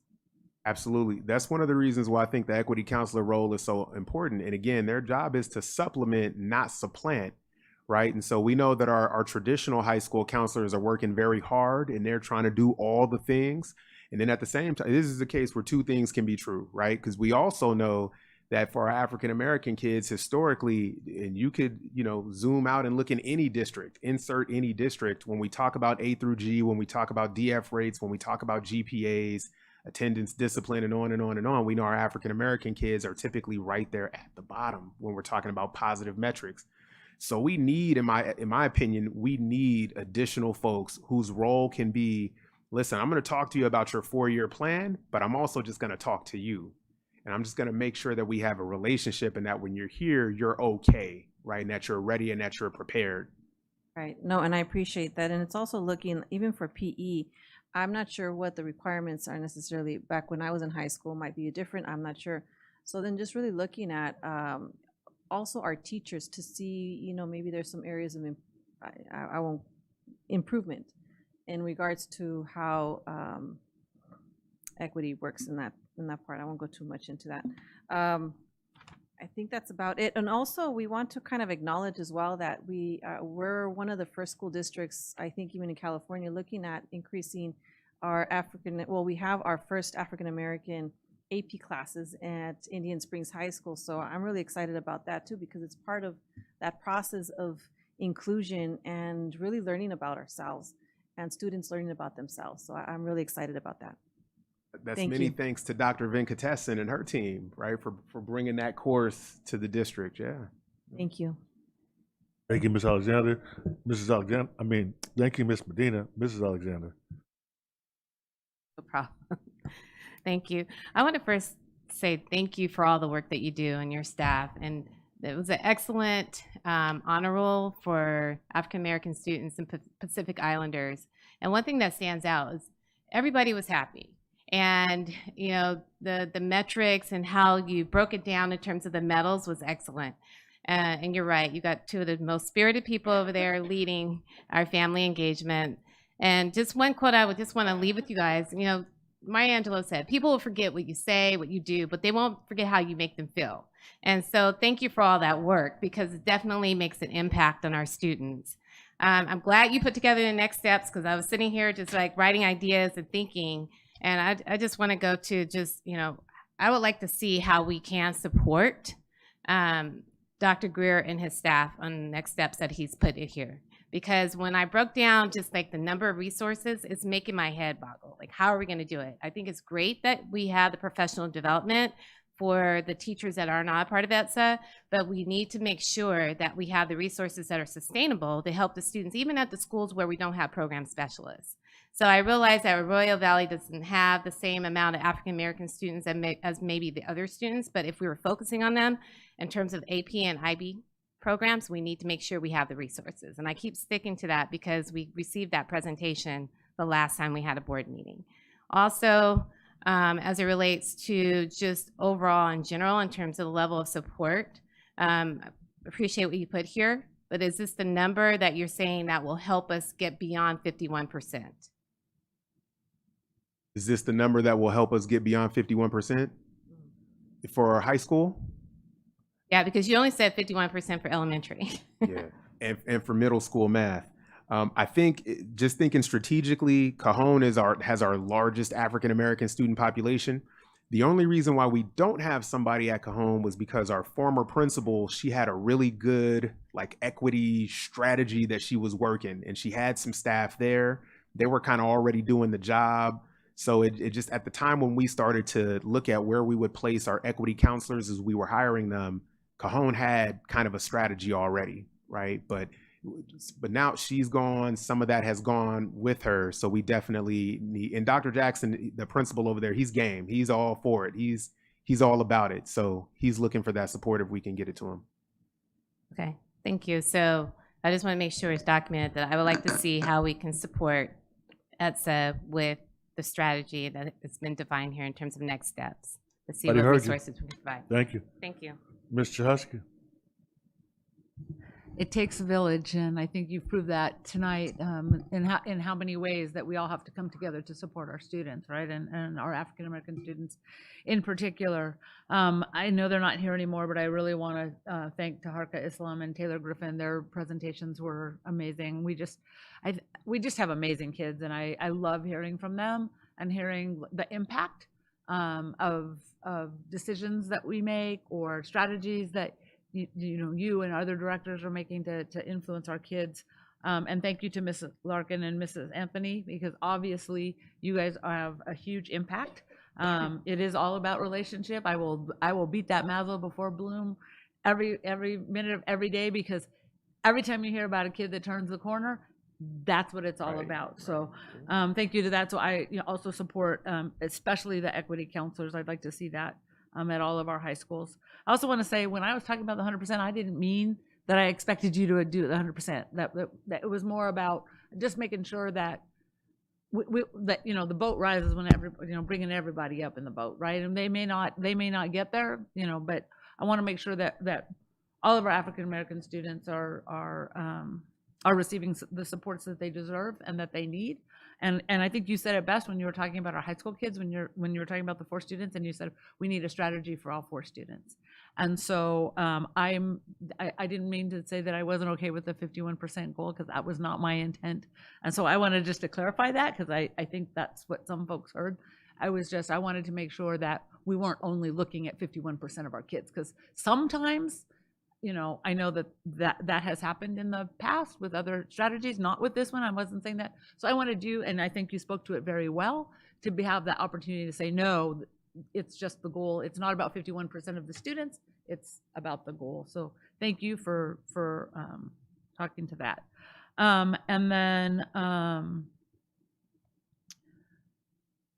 I love the fact that we're taking kids onto college campuses. I think they have to be able to see themselves there. I love seeing the Xavier picture, because that's where my mom went as a freshman. She graduated from Fisk, but she started at Xavier.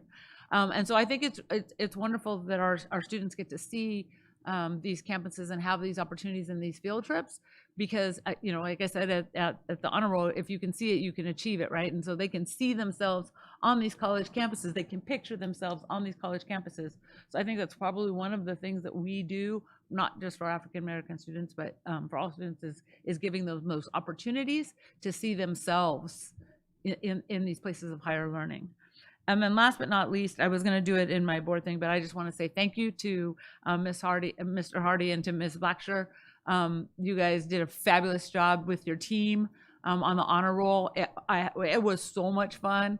I mean, every year is fun, but I don't know, there was something about this one that was just a little off the chain wonderful. And so, yeah, so I just really want to thank you guys.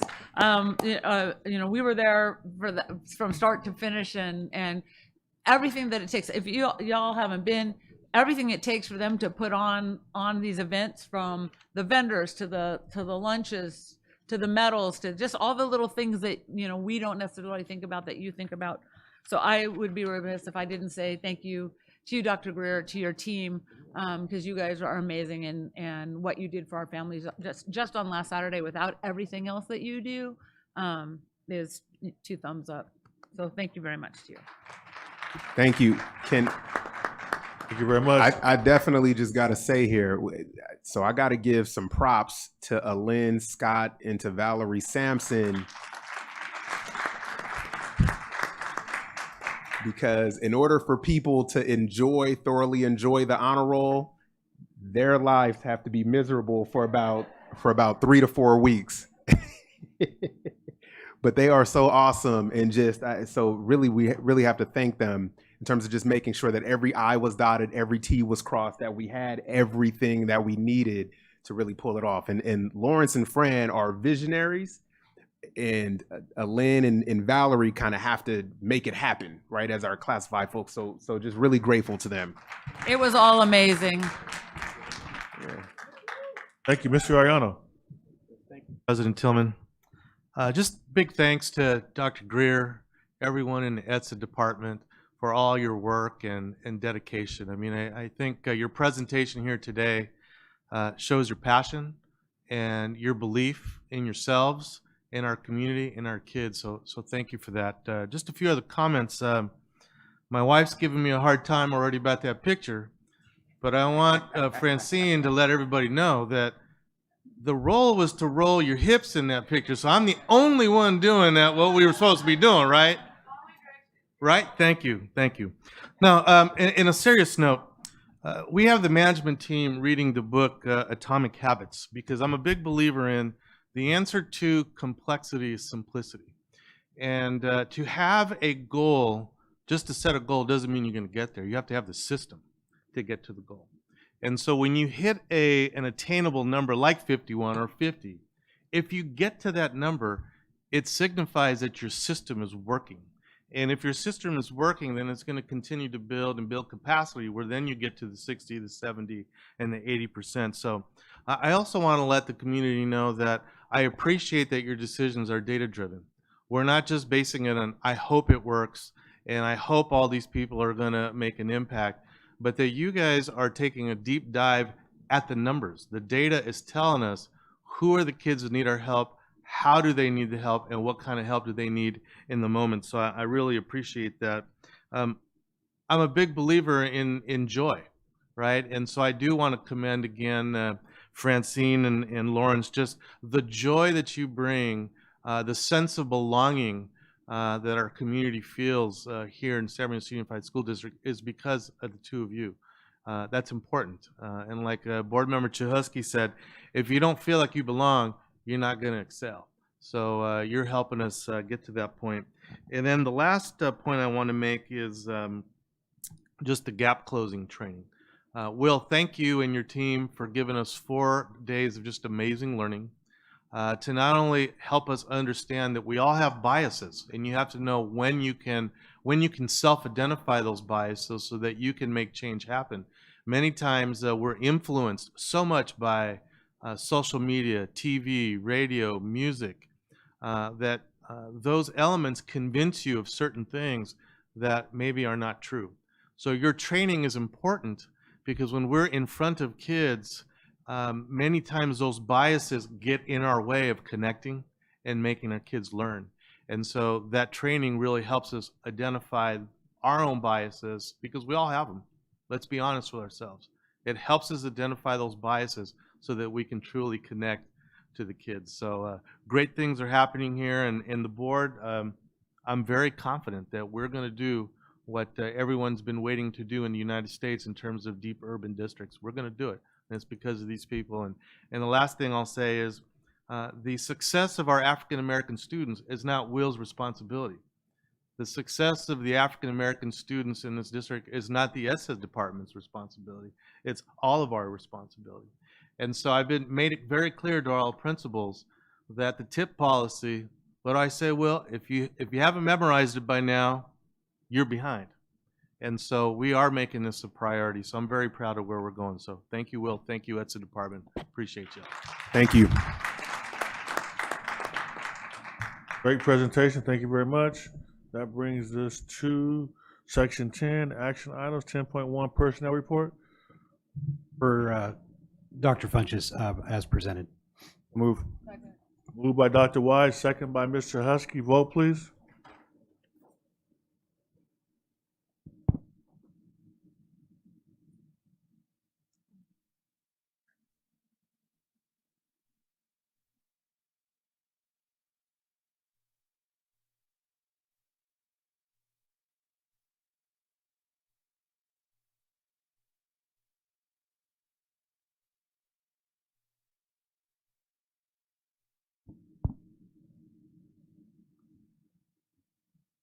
motion passed. 10.2, approval of resolution designating specific materials, products, things, or services pursuant to Public Contract Code, Section 3400. Moved. Second. Moved by Ms. Medina, second by Dr. Wyatt. Vote, please.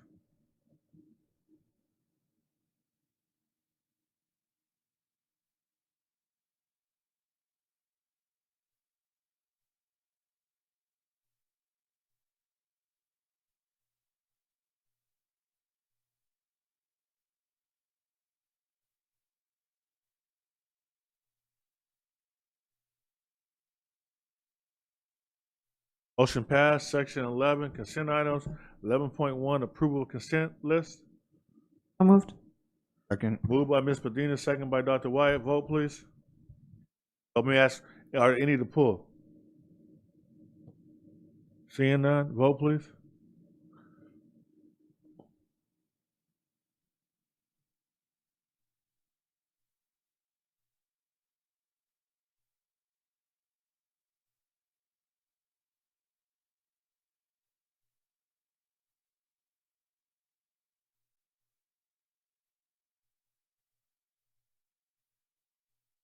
Motion passed. Section 12, reports, comments by union organizations.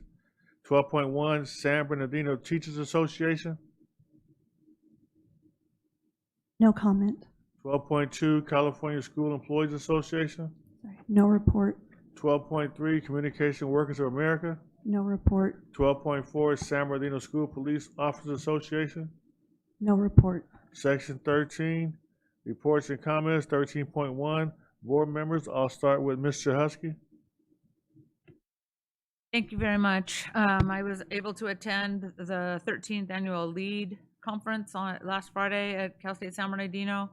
I think as much as the folks that are there, the number of viewing sites around the world and the highlights that they bring to us and the information that they bring, the celebrations, it's just always such a wonderful event. And I just want to congratulate Cal State San Bernardino and Dr. Murillo in particular for another wonderful and successful conference.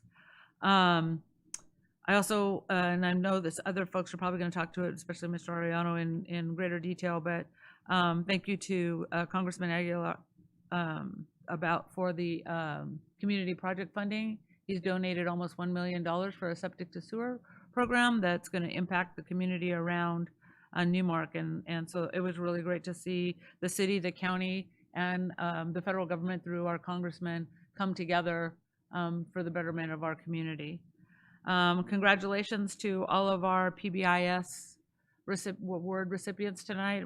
I'm really proud of you all. It's been a long journey. I can remember attending, gosh, I don't even know how long ago, one of the first PBIS trainings at CDS. We were using one of the classrooms at CDS for trainings. It's actually the first place I ever met Michelle Myers. She was one of the trainers for that training. So it's funny how life goes full circle. And on that note, it is October is Bully Prevention Month. I'm wearing my orange for bully prevention. And you know, the work that we've done, I think is cutting edge with the undercover anti-bullying teams and with the restorative conflict mediations and really trying to address some of those issues. Sorry, I should have had this up already in my head. We're always trying to explain what is bullying and how do you know the difference between bullying and other things. So are you bullying? When someone does something hurtful on accident and they only do it one time, that's rude. When someone does something hurtful on purpose and they only do it one time, that's mean. When someone does something hurtful on purpose and they do it over and over again, even when you have asked them to stop or shown them that they're upsetting you, that's bullying. So if we do have the resources, if you are a student and that finds yourself in that situation where someone's doing something over and over intentionally and you've asked them to stop and they're not, please talk to your school counselor, talk to your teacher, talk to your administrator, talk to your parents, so that we can intervene with the systems that we have in place to assist you as a student. And tomorrow is World Day of Bullying, and so you're supposed to wear blue, so please wear blue tomorrow for World Bullying Day.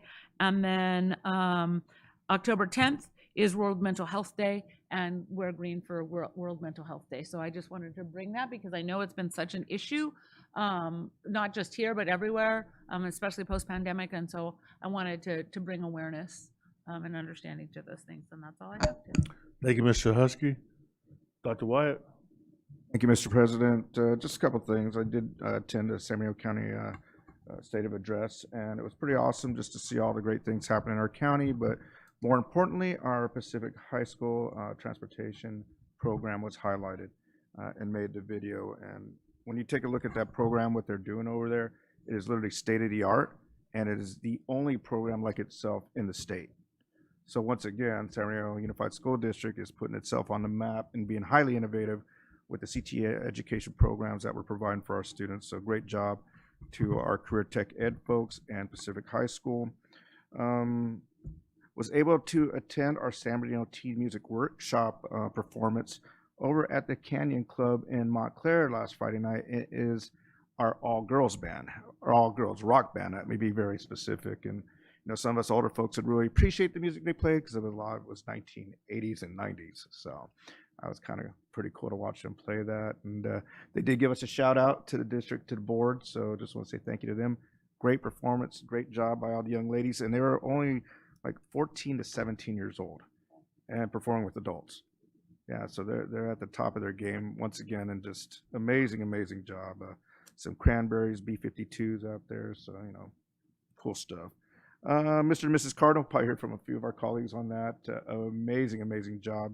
You know, just I can't say enough about the pageant itself and our students. You know, we were able to get to speak a little bit at the end of the pageant. We're just really, really proud of all of them for having the courage to get up there, number one, because it takes a lot of courage and a lot of confidence to be able to present yourself in front of a huge crowd, especially of your peers and adults. And they're absolutely amazing. I mean, when you look at the background of our students, not just, I mean, academically, artistically creative, music, athletics, you name it, governance. We had one of our board members up there, student board members, just amazing, amazing job. It's hard to say who actually is selected as Mr. and Mrs. Cardinal, because I'll tell you, we could have picked many, many, many of them, if not all of them. So my hat's off to them, as well as Jamie for always doing an amazing job. With that, like my colleague, Mr. Husky, we were at LEAD, and wow, that was quite an event. I mean, unbelievable event. And I didn't get to spend the whole day there. I just had an opportunity to go in the morning. I would have loved to have seen the breakouts and workshops our students were doing. I heard they're doing some amazing things with our kids. So Dr. Murillo, like you said, great job to him. If you didn't know, he is also our representative in the area at Washington, D.C. So, I mean, wow. Again, San Bernardino. And then, of course, the Black Honor Roll and PI Honor Roll event that we get to attend, some of us on Saturday. You know, that was the first time I got to attend it inside the gym at Indian Springs High School, and it would just, it amplified the whole celebration by being inside there. And the performances by our students were outstanding. Wow, it was actually very emotional for me just to be able to go there, just to see that happening. And yeah, I got to talk a little bit about it definitely during the PI graduation ceremony. And Mary Rowan was there, and she was sporting her really, really cool PI gear. I'm just going to say that. But I want to say thank you. You know, obviously Dr. Greer was here and his team, but you know, Francine Blackshear, she does an amazing job with that. Absolutely amazing job. You know, Dr. Funch was there, and Miss Applegate representing the executive cabinet, and our own Miss Mary Roan, you know, was there. So it's great to have her there. Communications, M&O, and all of our staff. You know, it was a team effort. Really was a huge team effort, and I stayed actually pretty late just talking to folks about the event and my gratitude for it and appreciation. And you know, I saw a lot of appreciation in our families as well, not just our students, but our families, and I think that's huge. It really is, because it demonstrates our commitment to our students and our community and the diversity within our community. So I look forward to more events like that. I will end on a note, and I talked to a few people there, that I would love to see us honor and praise our Middle Eastern culture that's here in our city. I don't think they get enough recognition, and I think we should actually look at them as well. I don't like singling out certain cultures, but if we're going to do it, we need to do it for everyone. Thank you. Thank you, Dr. Wyatt. Mrs. Bios. Comments tonight. Ms. Grande.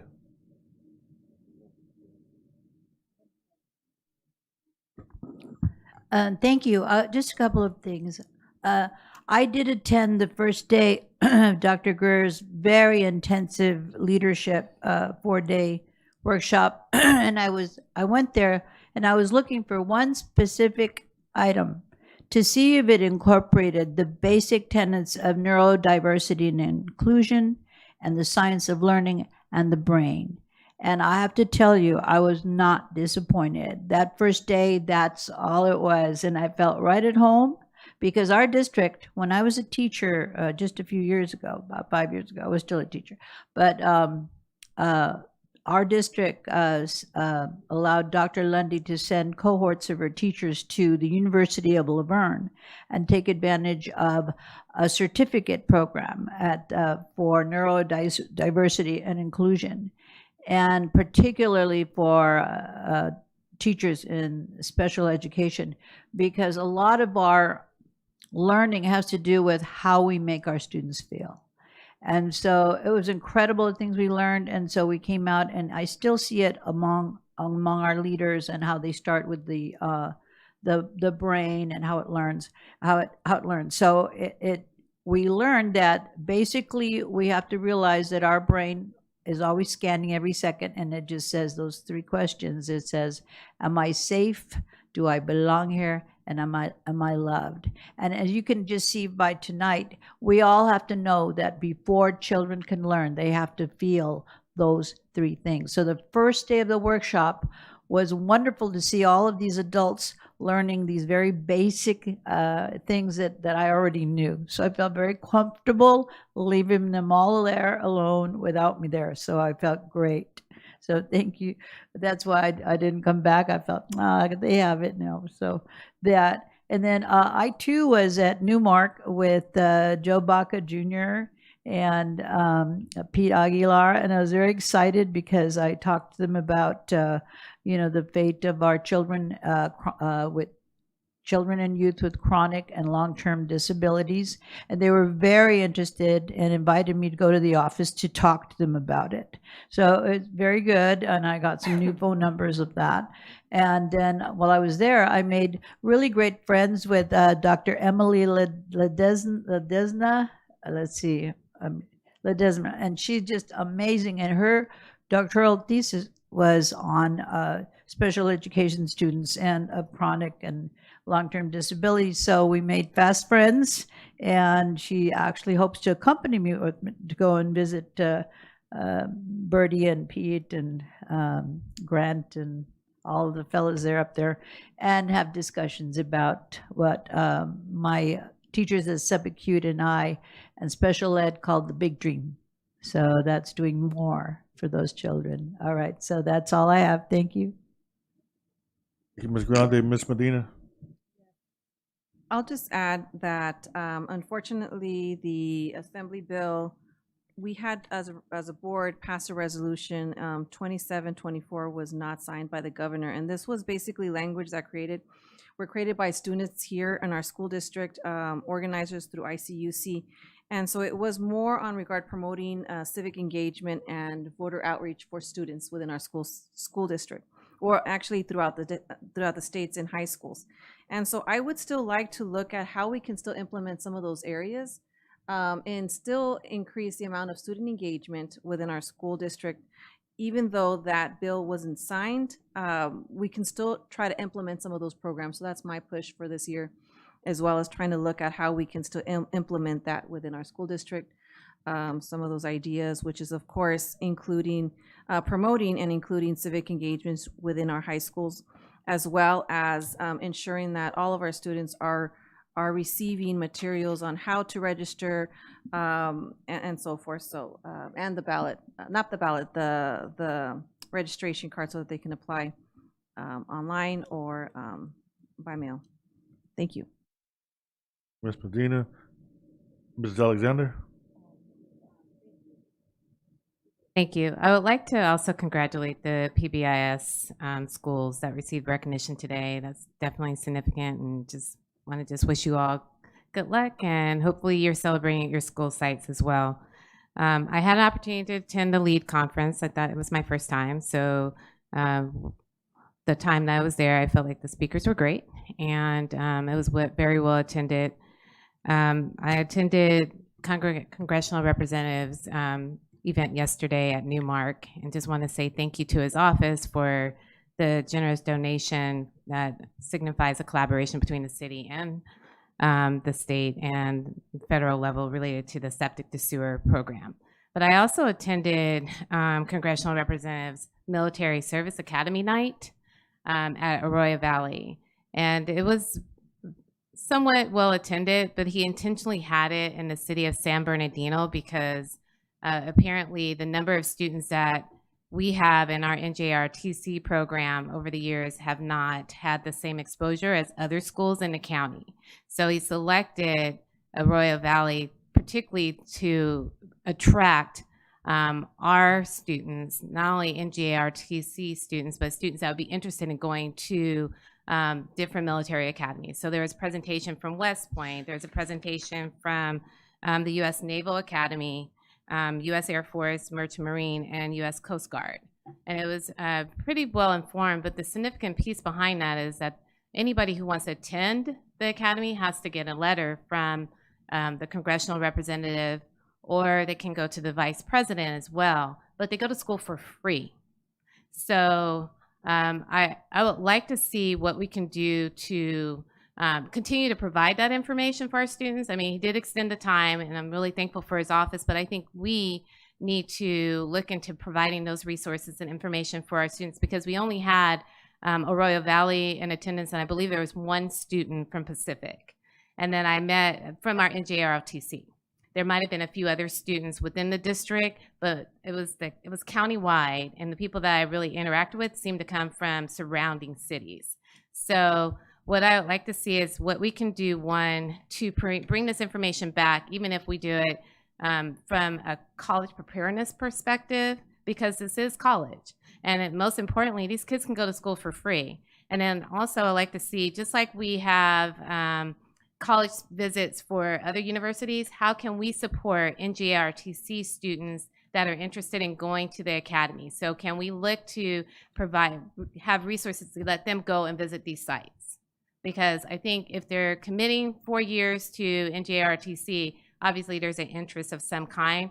And what was great about the presentation, it was insightful because it was well-rounded in terms of their experience at the academy. And it also dispels the misperception that if you're going to these academies, it's all focused on your military experience, but it's well-rounded where the kids can play sports and they're involved in other extracurricular activities as well.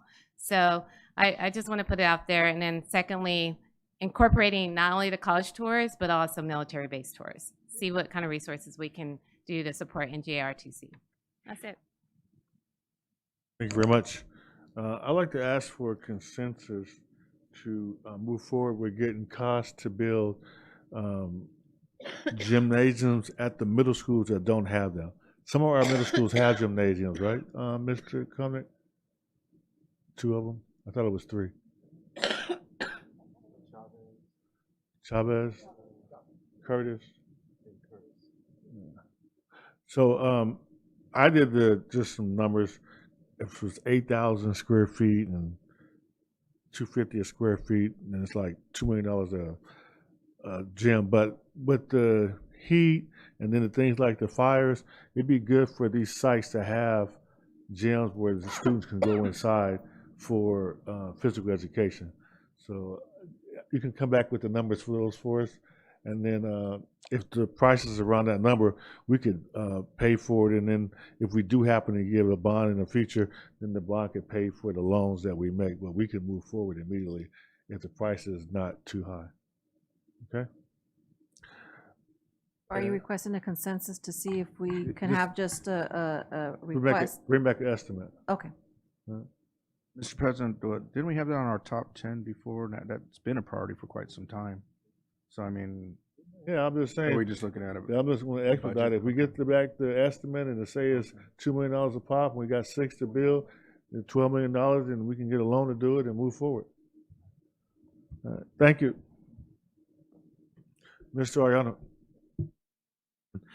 I want to start off by just thanking the board, cabinet, and a lot of my colleagues around the district for your positive thoughts and comments on behalf of my wife and myself. Had a bad week last week with my car getting totaled, and then my father-in-law in the hospital on borrowed time. But Kim just wanted me to tell everybody thank you for the kind words and support, so appreciate that. So if we could put up just a few highlights here.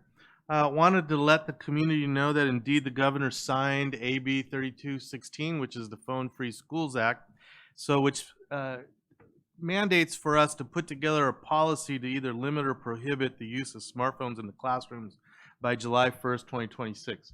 So the law does state that we have to create a policy. It must be reviewed every 5 years, but more importantly, that we have to have significant stakeholder participation. I know Board Member Chahusky had recommended perhaps our student board members be part of that conversation. So I'll be working with the board on trying to get direction on what that means, what that looks like. But eventually, we'll put something together that the board policy subcommittee would review first, and then the board would come to approve it. But again, it has to go through the stakeholder input. So I'll be working with the board on putting that together. Next slide. Also signed into law was AB 1805, which is a mandate to update the history curriculum for grades K through 12 to talk about the impact of Mendez versus Westminster School District of Orange County. As you know, that was the case that in California, which was the first state to outlaw segregation of schools. And it became also a precedent for Brown versus the Board of Education, which was the Supreme Court decision on desegregating schools. So that's something that we'll be working with the CDE to see how that fits within our curriculum K through 12. So that was voted in, signed in. And then also want to let the community know that AB 1821 was also passed into law, and the author of that bill was Assemblyman James Ramos from right here, our local area. But what this talks about is updating the also K-12 curriculum to show the impact and contributions and treatment of our Native Americans during the Spanish colonization era and the gold rush. So basically, it's telling the history the way it really was. And so we will be working with the CDE as a public school system to see how that works into our next history adoption, but that did get signed into law. So congratulations to James Ramos and all his efforts. Next slide. As was mentioned, 21st Miss and Mr. Cardinal City Pageant, another great show put on by Jamie Rios and everybody at San Marino High School. And congratulations to Jasmine Estrada as Miss Cardinal and Robert Sanchez as Mr. Cardinal. But it was really just a great event, good positivity, a lot of community involvement. So thank you, Jamie, if you're listening, for another great pageant and just another positive event happening in the city of San Bernardino in our school district. So thank you. Next slide. And what was mentioned today, a little kudos to Pacific High School. You know, sometimes a bad thing can turn into a good thing. Regretfully this year, because of safety reasoning and dwindling numbers, we weren't able to field a varsity football team at Pacific High School. But efforts are being made to really build the JV programs. And they're still having the JV games, and our cheerleaders are out there, and we're having hundreds of people still show up to the JV games. So I appreciated the Sun Telegram writing a nice article about how we're working to rebuild that program. And so kudos to Principal Natalie Ramundo and her athletic director for the work that they're doing. And next slide, to continue on giving Pacific Pirates kudos, as was mentioned by Dr. Wyatt.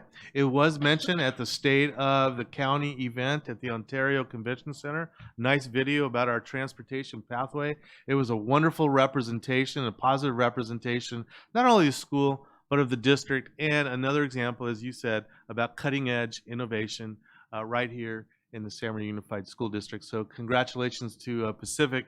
And I also want to note, I know Natalie's very proud of this.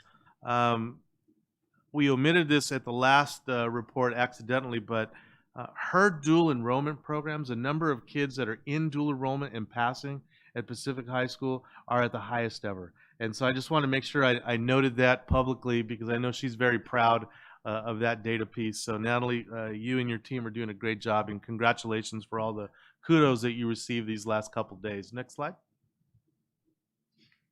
And of course, was mentioned another wonderful Black Honor Roll and Island Honor Roll event this weekend. Unfortunately, I was tending to my father-in-law and my wife this weekend. I was missed the event, but I know I heard so many good things. People were texting me during the event, and I just wanted to thank Will and everyone for just another great event and an opportunity for our community to be seen, heard, valued, loved, and kids being celebrated for just achieving in school. So thank you to the ETSA department for another great event. Next slide.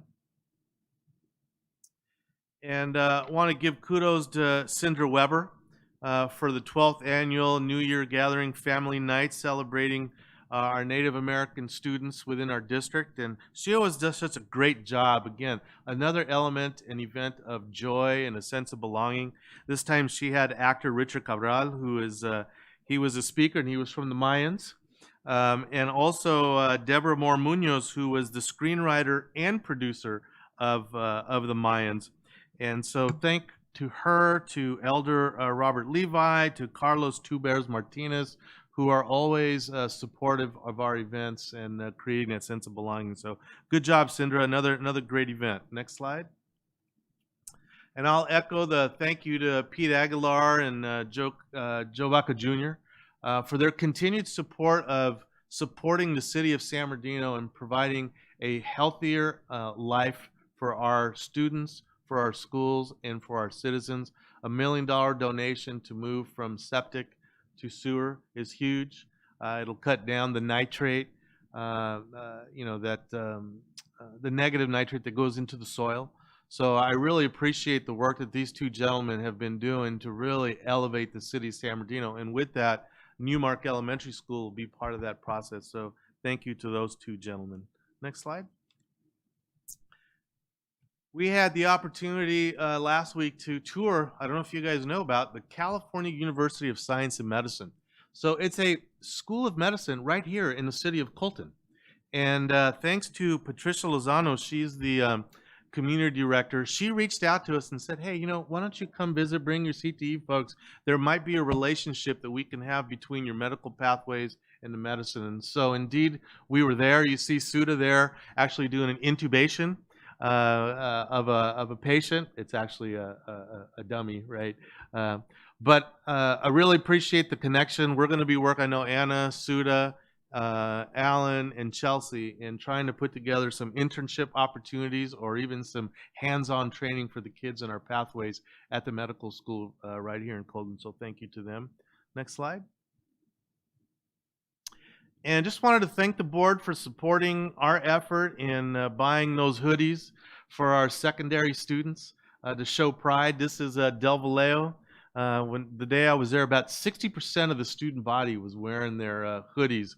And so I stopped and talked to this young man here, and I said, what do you like about this hoodie? He says, it's about my school. And that's what it's all about, is having kids identify with the school and not something negative outside of school. What was super exciting to hear was when Jackie Maynard, the principal, said to me, now parents are asking for the hoodies. That's the impact we're trying to make, is that people connect to the school as something that they want to be a part of and not something that may be out in the neighborhood that may not be healthy or safe. So I want to thank the board for supporting that. I know Terry and his staff, we're rolling out the hoodies at the other schools. So we're building that sense of belonging, that pride here in San Bernardino. So thank you guys for supporting that. Next slide is a picture of the kids at Thompson Elementary with their shirts and their pride. And so it really makes a difference, guys. These things make a difference with kids. They were so proud to wear their shirts and wanted to take a picture with the president. They always say the president. So anyway, so thank you, board, for that. It's making a difference. In the last slide, I just want to say to you that it is official. The California School Boards Association did come and do their validation visit last week for our special education, the basis curriculum framework. So it is now official. We are a Golden Bell winner for our special education curriculum program. So congratulations to special ed, to Anna, I know to Dr. Lundy, who was a big part of that, Dr. Rubio. We'll be inviting Dr. Lundy, who's now working for county schools, but we'll be inviting her to the program in December. And that's all I have today. Thank you. Thank you very much, Mr. Ariano. And that brings us to Section 14, Summary of Board Members' Requests. 14.1, Review of Requests. Good evening. The first request is from Student School Board Member Ochoa. She requested an update on the stop sign at the intersection of Mountain and Hill. The second request is from Ms. Rosales Medina. From this evening's tip presentation, she inquired about the lottery and why the numbers are decreasing. The third request is from Mrs. Ceballos. Also from this evening's tip presentation, she requested for disaggregated data between middle school and high school, and she would like to see information broken down, chronic absenteeism and suspension. She would like to see where it is happening more, whether in the middle school or high school level. Also, Mrs. Ceballos inquired or challenged the EDSA department on the on-track students and the number of students needed to meet the 51%. She's stated that the team can monitor the numbers. Mrs. Alexander would like to know how we can support EDSA with the strategies that have been defined in the next steps. Dr. Wyatt would like to see the district include and praise our Middle Eastern students when we do our Cultural Heritage Month. Ms. Rosales Medina would like to look at how we can still support Bill 2724 and implement those programs even though the bill for civic engagement was not signed. Mrs. Alexander requested what we can do to bring information back from a college perspective and would like to see how we can support NJROTC for those who have interest and how to incorporate them. And lastly, President Tillman requested for Mr. Komnick to run some numbers and asked for consensus to build gymnasiums across our middle schools. Consensus was given. Thank you. Thank you very much. Section 15, meeting adjournment. Section 15.1, in memoriam. The board would like to recognize and close the board meeting in memory of India Hester, Nicole Hester, and Leanne Martin Hester, who were tragically killed on September 14, 2024 in a multi-vehicle collision. India, 19 years old, was a 2023 graduate of San Antonio High School. Nicole, 27 years old, graduated from Cajon High School in 2015. And Leanne, 17 years old, had attended Arrowhead Elementary from 2011 to 2015. Our condolences go out to their families and friends. I'd like to ask for a moment of silence.